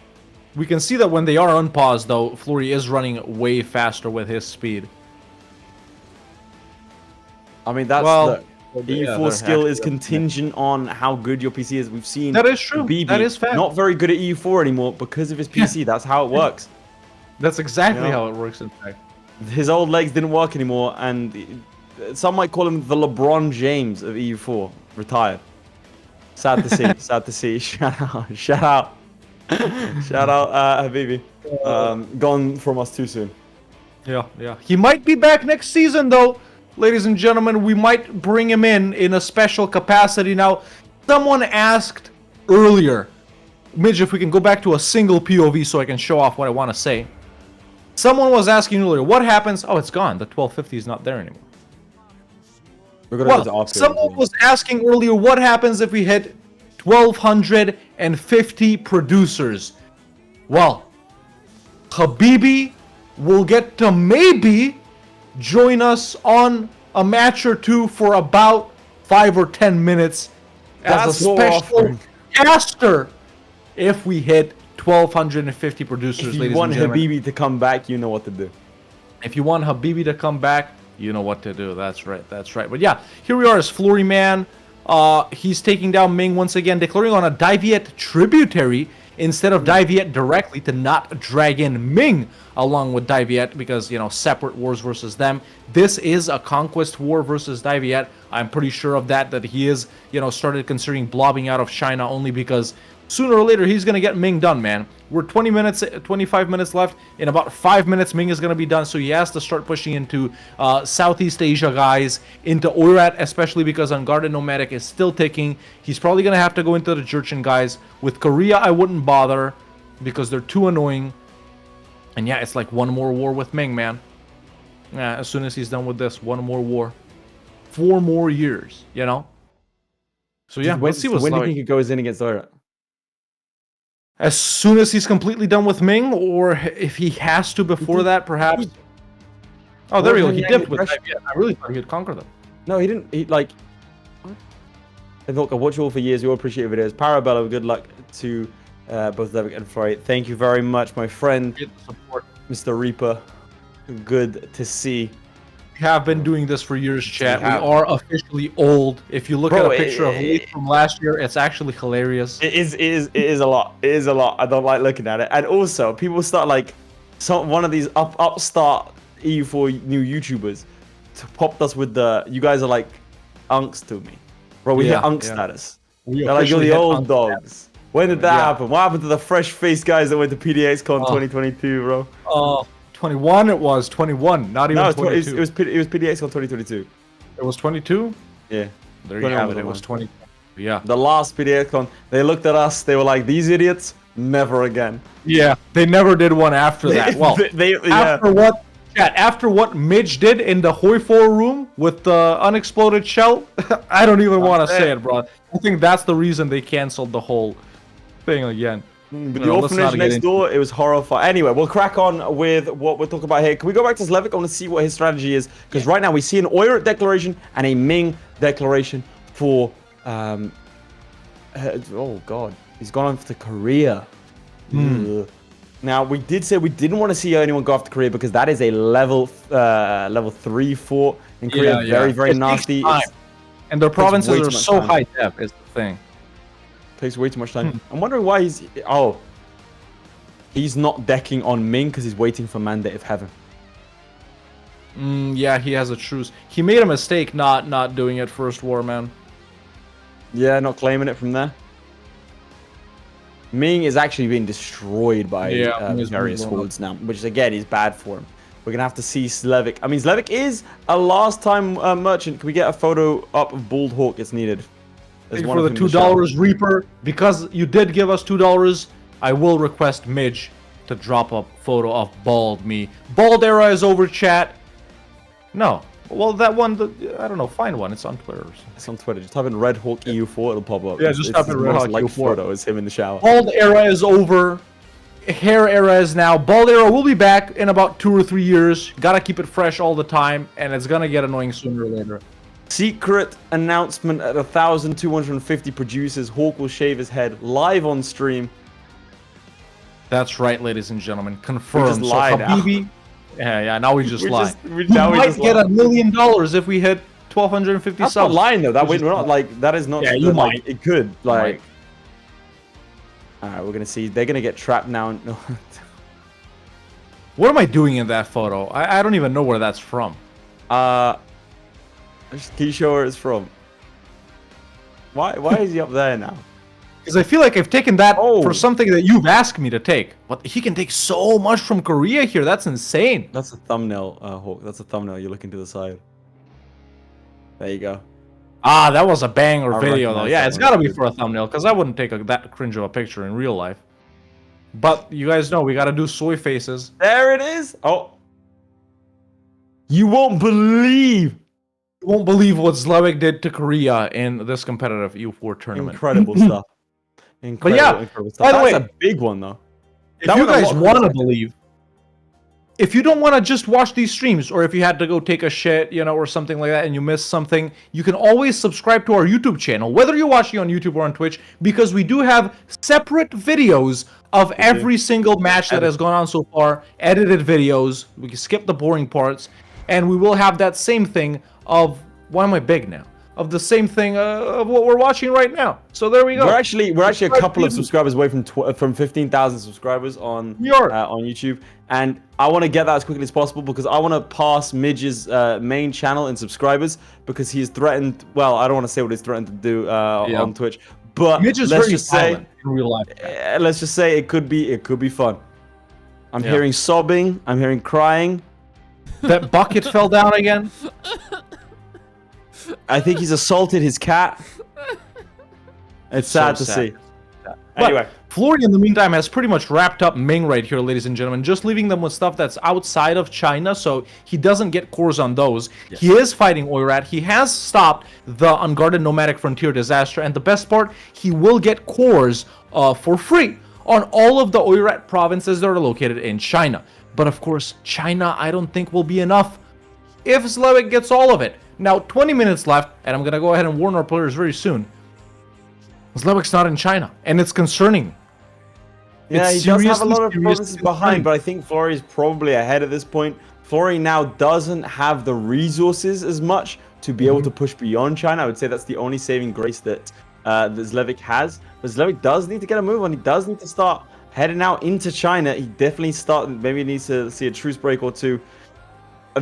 We were confused at the start. This was a very clever strategy over here by Florry, and we do see the Ming deck. We do see him head to China, a very weak China, and unfortunately for him, a China that appears to not be piecing out with. Is that Chagatai? Yeah, it's got to be Chagatai, yeah, or the Mogulistan, whatever they picked. I reckon they've decked on like a vassal. No, whoa, they're actually there. Look. Yeah, they are there. They've annexed Calm. Or no, who is there? Yeah, it's some Calm. I've never seen that before. Yeah, they don't usually blob out this way. No. And a powerful Chagatai is so annoying. So he is going to have to deal with them sooner or later. But yeah. Bear in mind, he has no loans as well. So we are not seeing ZLEWIKK at his max. We're going to see a much weakened China, and I would assume that he's going to slam into him again and again. Do you think ZLEWIKK has time to do what Florry just did? I think he does. He's in a stronger position than Florry. In terms of he's in a stronger base position in terms of to conquer China with. So I think he can do it a lot faster than Florry. We saw how quick Florry did it when the forts were taken. So it does depend how much Chagatai takes. If they take 1 or 2 forts and ZLEWIKK can nab the rest, then he is in a phenomenal position to start tearing them apart. But I have to say, it's unfortunate that Ming aren't piecing out to Chagatai. I'm surprised because I can't imagine that they want too much. Yeah. It's strange. We need to see that peace deal. Obviously, he's going to have to face off versus Chagatai as well, chat, if he does end up wrapping up Ming, just like FLORRY is doing with Oirat. And ZLEWIKK is going to have to go again against Oirat as well, because we can see some provinces up there in North China poking out, you know, jutting out into Ming right here. So, yeah, first war always going to be the most annoying, especially with these Ming rebels spawning all the time. There we go. Chagatai is done. Chagatai is done. Take that much, you know? Yeah, didn't even take that much. 2 or 3 provinces from what we can see right there. So he needs 50, is it, to claim the mandate? And then from there, he can do the same thing of unifying China over and over and over again. Yeah. And there you go, another piece out. Look at that. And they have taken, I think, one of the forts in the west. They've done him a solid there. Yep. He's overstacking a bit on that fort. I mean, he could definitely divide up and start going to Canton. So we're going to have to see something here. He's going to need to start moving. He's going to need to start grooving, as it looks like FLORRY has concluded his war with Oirat. Now, don't forget, FLORRY does not have all of the tribes in the northeast, so he doesn't have the kind of score that ZLEWIKK has from that region. And that's a good, I think, 50-odd provinces. So it's a lot closer than it might seem. Now, where does he go? Presumably, he's now going to start heading into the northeast. Yeah, now it's got to be the Jurchen, guys. But he doesn't have the... Oh. So he's taking the mandate. Cheapest provinces. Yeah. I would say it's a mistake. Take the mandate and take the forts. Well. Take mandate, take forts, keep truce breaking them, because the wars are going to be longer if you don't take the forts, right? You don't want to waste time to keep sieging those forts down. FLORRY did the right strat by taking just forts in the first war, so he could... Nanjing's been taken. Yeah, very unfortunate for him. Now, he is going to get a massive boost to war score when he takes Yanzhou. Fuzhou has been taken, and he needs to go down to Canton. Again, these rebels are kind of annoying. They're not horrible right now, but again, taking these individual provinces bit by bit, unless he already has the mandate, which I believe he doesn't, I wouldn't really say is that important. Unless he's just trying to rush mandate. In which case, then, yeah, go for it. But I right now would see that 14k. I would split my Wuchang stack in 2, take my 13k. He's missed it. And go straight into that fort to take it to take the siege off him.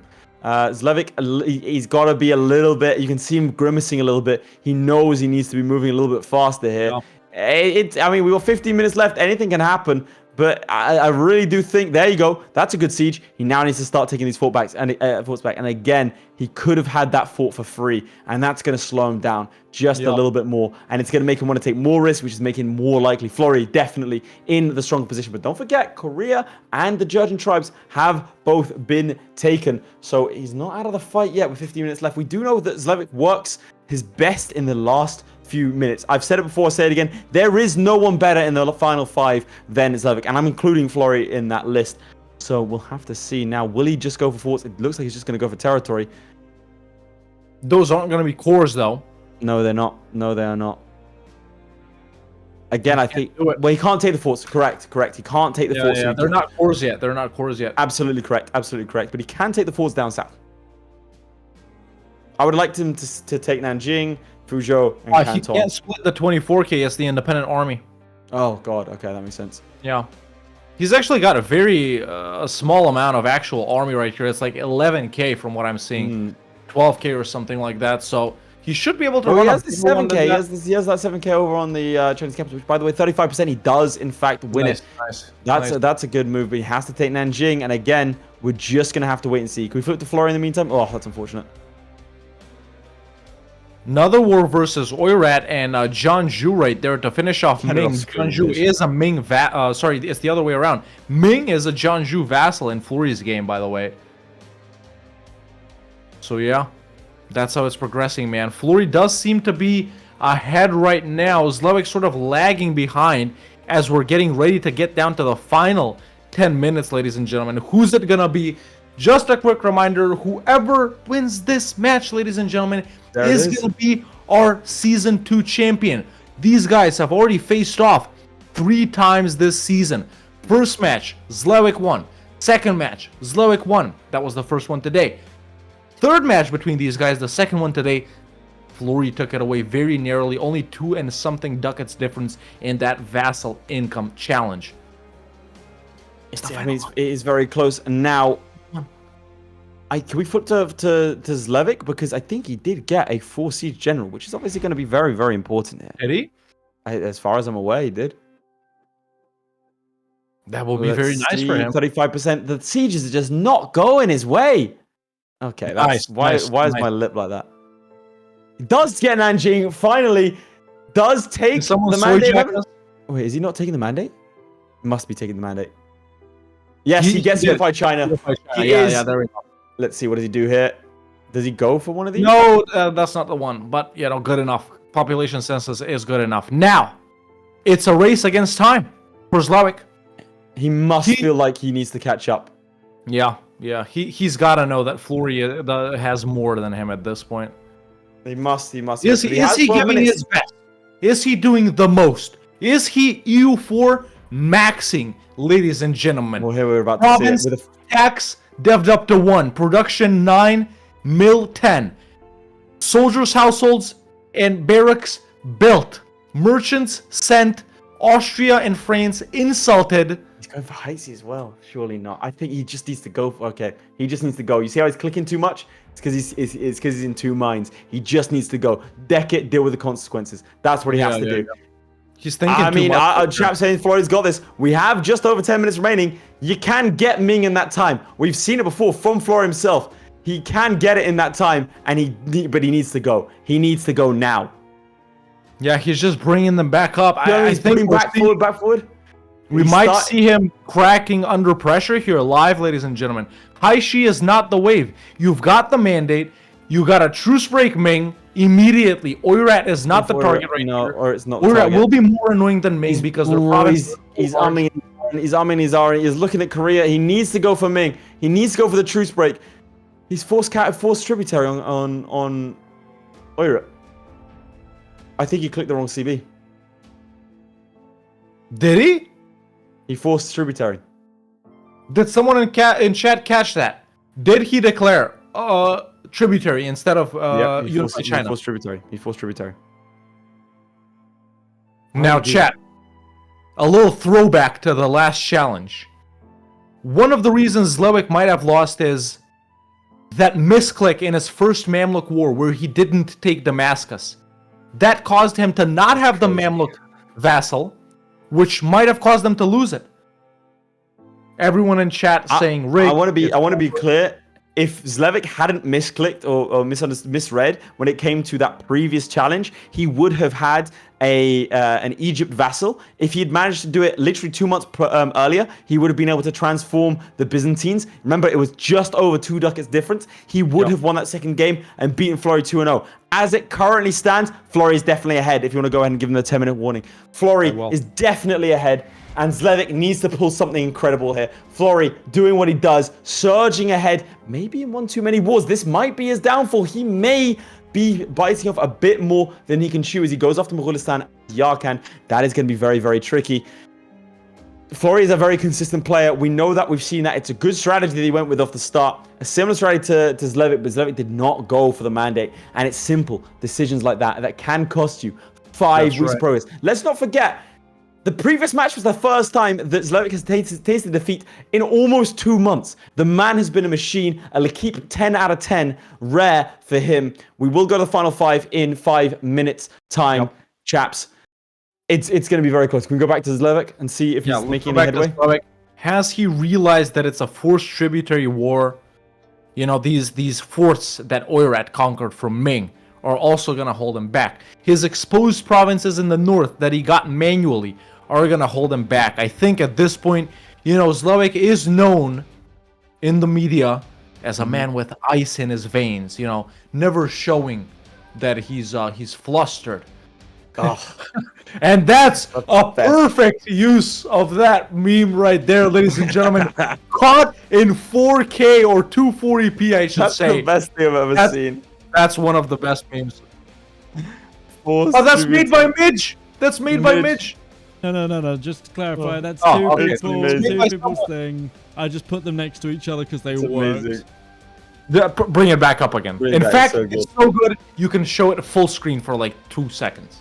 I absolutely love that. Good job to whoever did that. In fact, I'm gonna shout you out right now. That is Ah, there's two of them. Mitch puts Yeah. images together. That's so good. It's two different guys. Oh my god. I love it. I love it. I love it.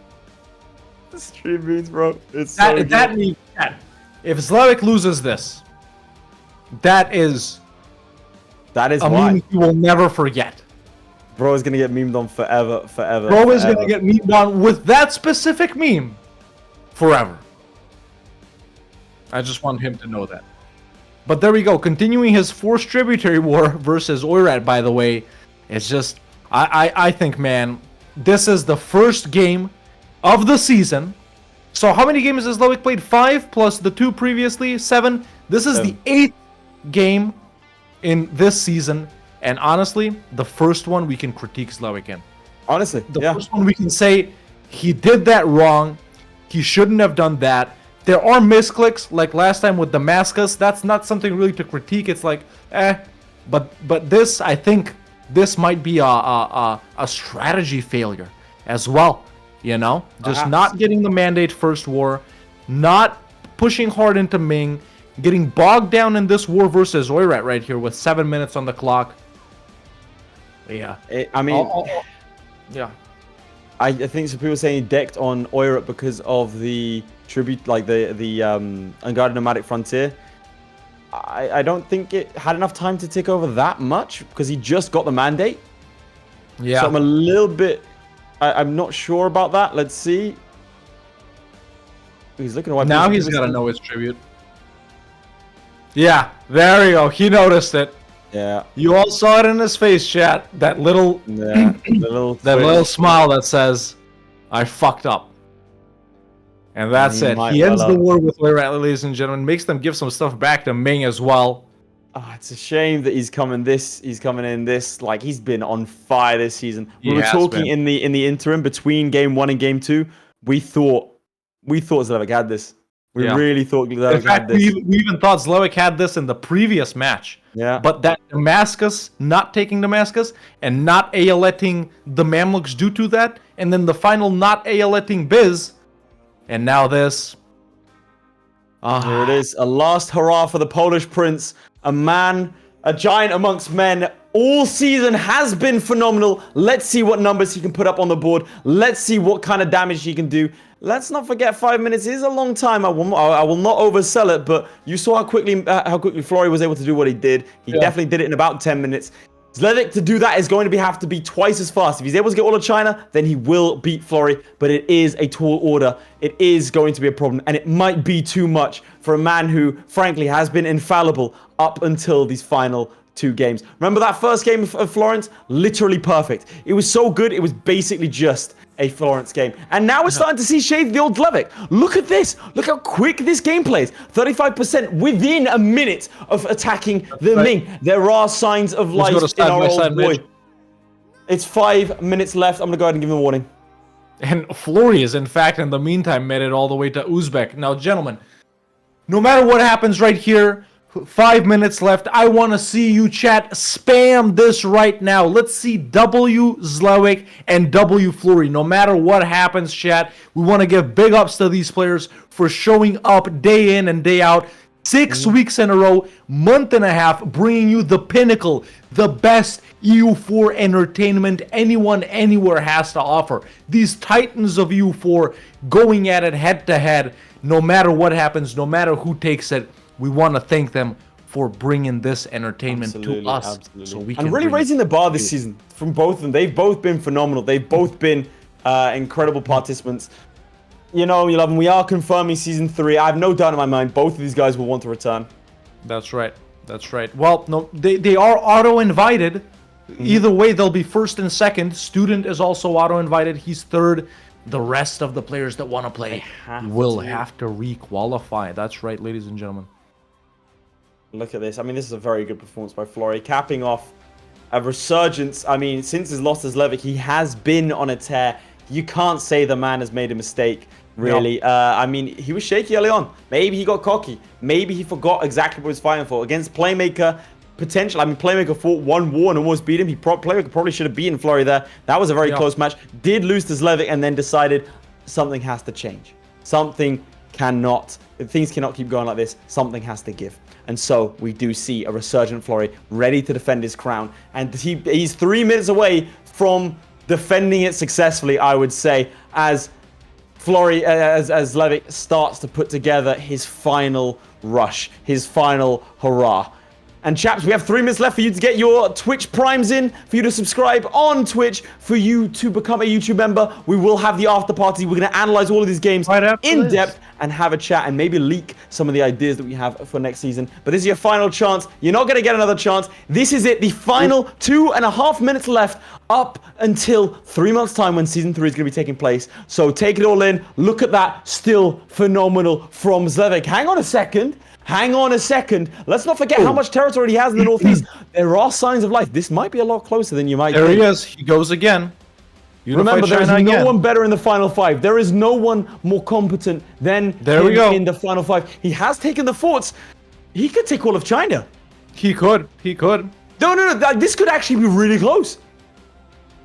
Yeah, we gotta remember, ZLEWIKK has a lot of provinces where Florry doesn't. Yes. Right? There's so many provinces in Manchuria, and also let's remember, ZLEWIKK started off with provinces that are uncolonized at the start. So ZLEWIKK has provinces that there's no way Florry can get.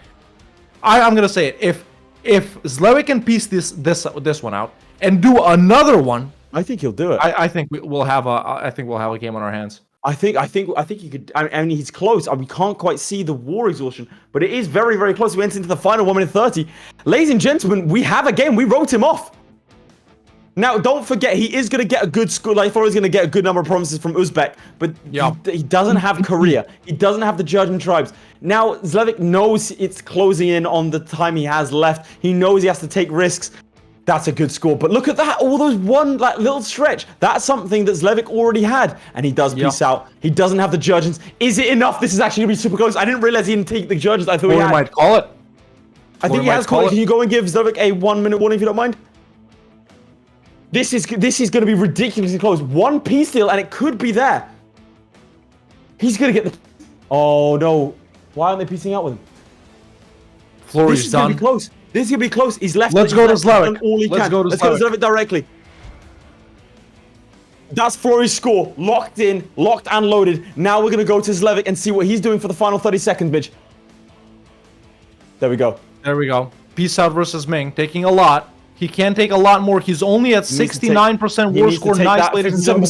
57%. He gets 57%. 87, nice. It's -4. That's a big score. That's a big score. There we go. That's a big score. He's going to show it to us for a second. I didn't see it. I think he's done as well. I think he is done. I think he is done. Phenomenal stuff. A fantastic resurgence there. Look at those problems in the Northeast. This is actually going to be close. This is going to be close. Okay, I'm going to go ahead and ask them both their score. And I'm going to know it, and I'm going to tell you. Oh my God. You guys can see on this screen for now. Incredibly close. I mean, that is phenomenal stuff from both of our passes. Again, we wrote off ZLEWIKK. Bear in mind, if he didn't do that oil war and that war was done earlier, I think it's a guaranteed win. I really think it's a guaranteed win if he gets there earlier. That is terrifyingly close. It could be just that one war. If he did unify China on Oirat, he could have taken those provinces. He could have taken those provinces as cause instead of forcing the truce. Ridiculous. All right. Do you have it? Nope. Hawk's going to find out, and we are going to crown a new champion, ladies and gentlemen. We have gone all the way through 5 weeks of grueling effort. We have now gone through hours upon hours of EU4 challenges. 3 hours to decide a victor. He's tapping on Poland. That's a little bit more of an optimistic ZLEWIKK than we saw earlier. I think he's happy with his score. He did get that piece off in the final minute. It's going to be very, very close. Look at the tension on Florry's face. He is unsure about whether or not he secured victory. Right now, only Hawk knows. Only Hawk is aware of what the score is. Only Hawk can give us that information. Ladies and gentlemen, it has been a phenomenal season of Parabellum. Better than the first. Season 3 is going to be even better. Your support of Twitch subscriptions and YouTube members has been phenomenal. I can't wait to talk to you all in the after party. If you are a producer, now's your final chance to become one. I'm so ready to find out. Hawk's having a conversation with him. They're having a discussion. I think he might have, maybe logged out the game. Oh, I don't like this. Hawk, do you know? I know the scores, ladies and gentlemen. All right. All right. Chat. 6 weeks have brought us to this. You just saw these guys play. I'm not going to yap on for too long, man. The best EU4 players of all time right here in front of you, FLORRY and ZLEWIKK. The first match, ZLEWIKK won. It was the Vassal Challenge. The second match, FLORRY won. Actually, no, it's the other way around. First match, it's the 18 province one, ZLEWIKK won. Second match is the Vassal one, FLORRY won. This match, they had to start as a custom nation with no more than 50 points and own the most old world provinces. Let's bring it back to me and Lathe because I want to see his reaction when I announce this, and I want him to, you know, to share it. I don't gotta be full screen. Okay, let's get everyone in. No, not these guys, just me and Lathe. And you. There we go. Okay. Sorry. I didn't realize I was on camera. That was just my natural reaction. Now you are, because I want to see your reaction. With a score of 137 is ZLEWIKK. And with a score of 139, FLORRY is our back-to-back Parabellum champion, ladies and gentlemen, with only 2 provinces difference. You have your champion. Let's cut to his feed Midge immediately. FLORRY is the season 2 hegemon with a 2 province difference, 137. Let's get him in here. 130. Boys, it's 2 provinces. FLORRY wins it by 2. That is insane. Man. Mitch, can we go to the interview screen? That is ridiculous. 2 ducats FLORRY, in the you are the season 2 hegemon with a 2 province difference, with a 2 ducat difference on the last challenge. These are the closest challenges we've ever seen. The first, the Florence one, the Vassal one, and now this one. Only 2 provinces. Oh my god. I mean, I don't even know what to say. Listen, FLORRY, we'll have time to be happy with you, well, all the way till June. But ZLEWIKK, you know, this has been your best season so far. Flawless performances all season round. And even with a mistake in the last match, the Syria thing, and even with, we would say, a few mistakes in this one, not declaring on Ming immediately and doing the tributary war. Just one mistake. Only one. Just one mistake. Only one. The Oirat war is the only It has to hurt to be 2 provinces away. FLORRY, imagine I declared, when I was Emperor of China already, I declared on Oirat that I had plenty of provinces in China, and I used tributary CB instead of by China. I would take 20 provinces in that war. Dude, I had no idea. I thought either you have some sort of sick plan. I didn't think we'd do the same thing. Oh, man. Well, you did kind of different things. FLORRY started, to be for context, as a 1-province miner in the middle of Ming. ZLEWIKK started as a horde with 12 provinces, and he took uncolonized provinces in the north, snaking all the way down and went after the Jurchens first, declared war on Ming much later than you. So ZLEWIKK, to be clear, was very far behind for a long time, and then the final, like, we were like, oh, he's had a great session, you know, thanks for turning up. The final 5 minutes, he just switched something in his brain, fought Ming twice, like, absolutely. That was always planned. That wasn't absolute cinema. 2 provinces. Man. I'm to be real, if we had 30 seconds more, ZLEWIKK, you gain the war score to take 2 more provinces, right? Or could you have taken only 1 more in that final war? Clear it up for us. Because you didn't take max, we saw. 2 was possible, yeah. It took like 93%. So this could have been a tie. Which province did you take? Oh my god, imagine that. Did you just scroll all the way down, or did you just pick randomly? No, I was picking by war score cost. Okay. I mean, that's all we have to say, gentlemen. FLORRY, over to you. You are the 2-time, the back-to-back video game champion of the year, taking Parabellum Season 2 by storm. You know, strong comeback, lost to ZLEWIKK in that first one, you know, a couple of weeks ago. Lost to ZLEWIKK again today, so you're really feeling the pressure. Nabbing the last challenge, by a hair, and this one too by only 2 provinces. Probably the closest mass conquest challenge we've had. What do you have to say for yourself? Where did that comeback come from? What gave you the strength to be able to do this? I mean, if I get gold, then I can pretty much do anything, right? So you give me a constellation with gold, I'm like, I have the gold, let's go for gold, baby. Why would you need gold when you can take 2,000 ducats from Ming? Yeah, well, It's useless. Who needs gold? Because horses are expensive, man. But I think actually going in the north was probably a better idea. Because I had to like wait for the truce and everything. That was, whew, man, so close. And the second game too. Oh my god. It's good, man. Feels good. That is insane performance from both of you. I mean, consistently week on week, brilliant performance from both of you. I mean, chaps, we're looking at season 3 in June. I don't want to. I'm not going to hold you to anything now, but I'll start with ZLEWIKK. Are you looking to participate for season 3? Oh yeah. Floor is going down. There we go. Season, for sure. If you show up like you did, let's be clear. ZLEWIKK right. finished 4th last season, 2nd this season.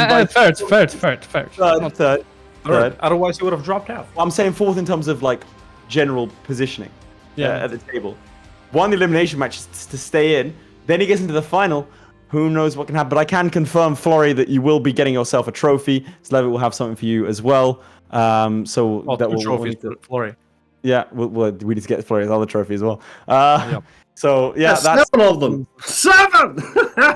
Listen, excuse me, we only recognize 5 Parabellum titles. We mentioned them, but they aren't official for us. They're not official, bro. That's not when you participate in Sunday League. the premier EU4 show, then that's the ones that count.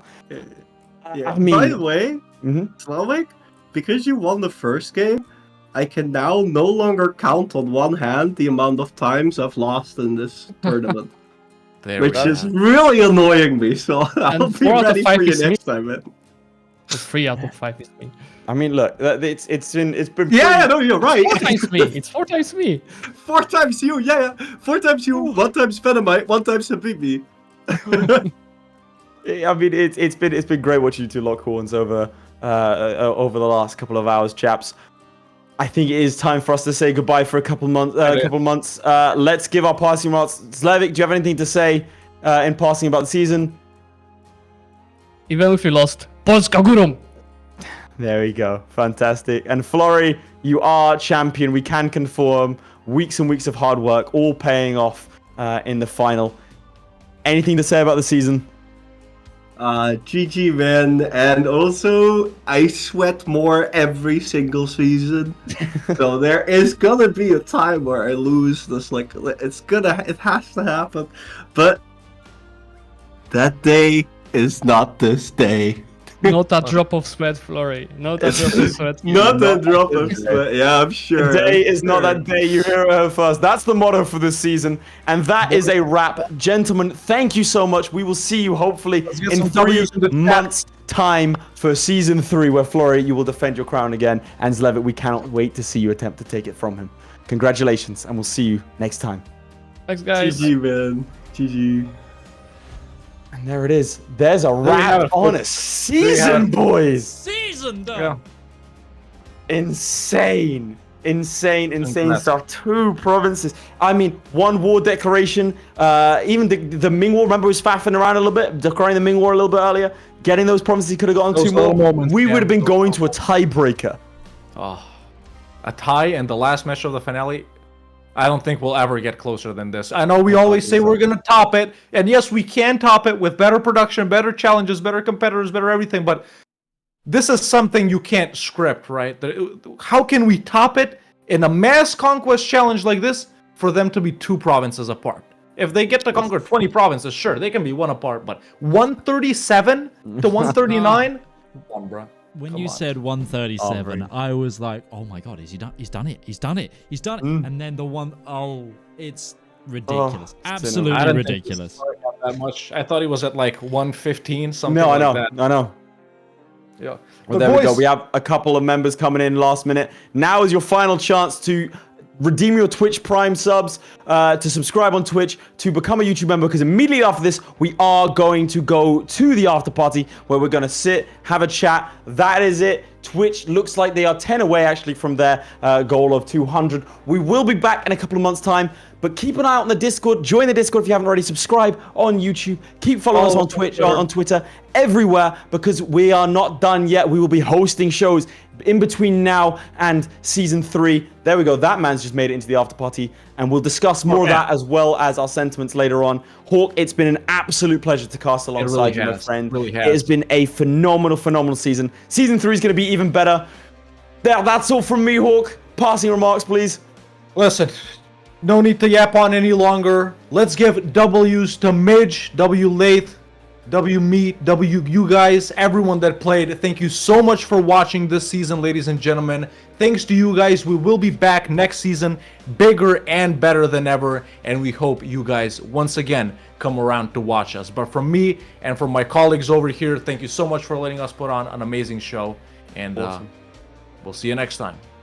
See you guys. See you there, buddy.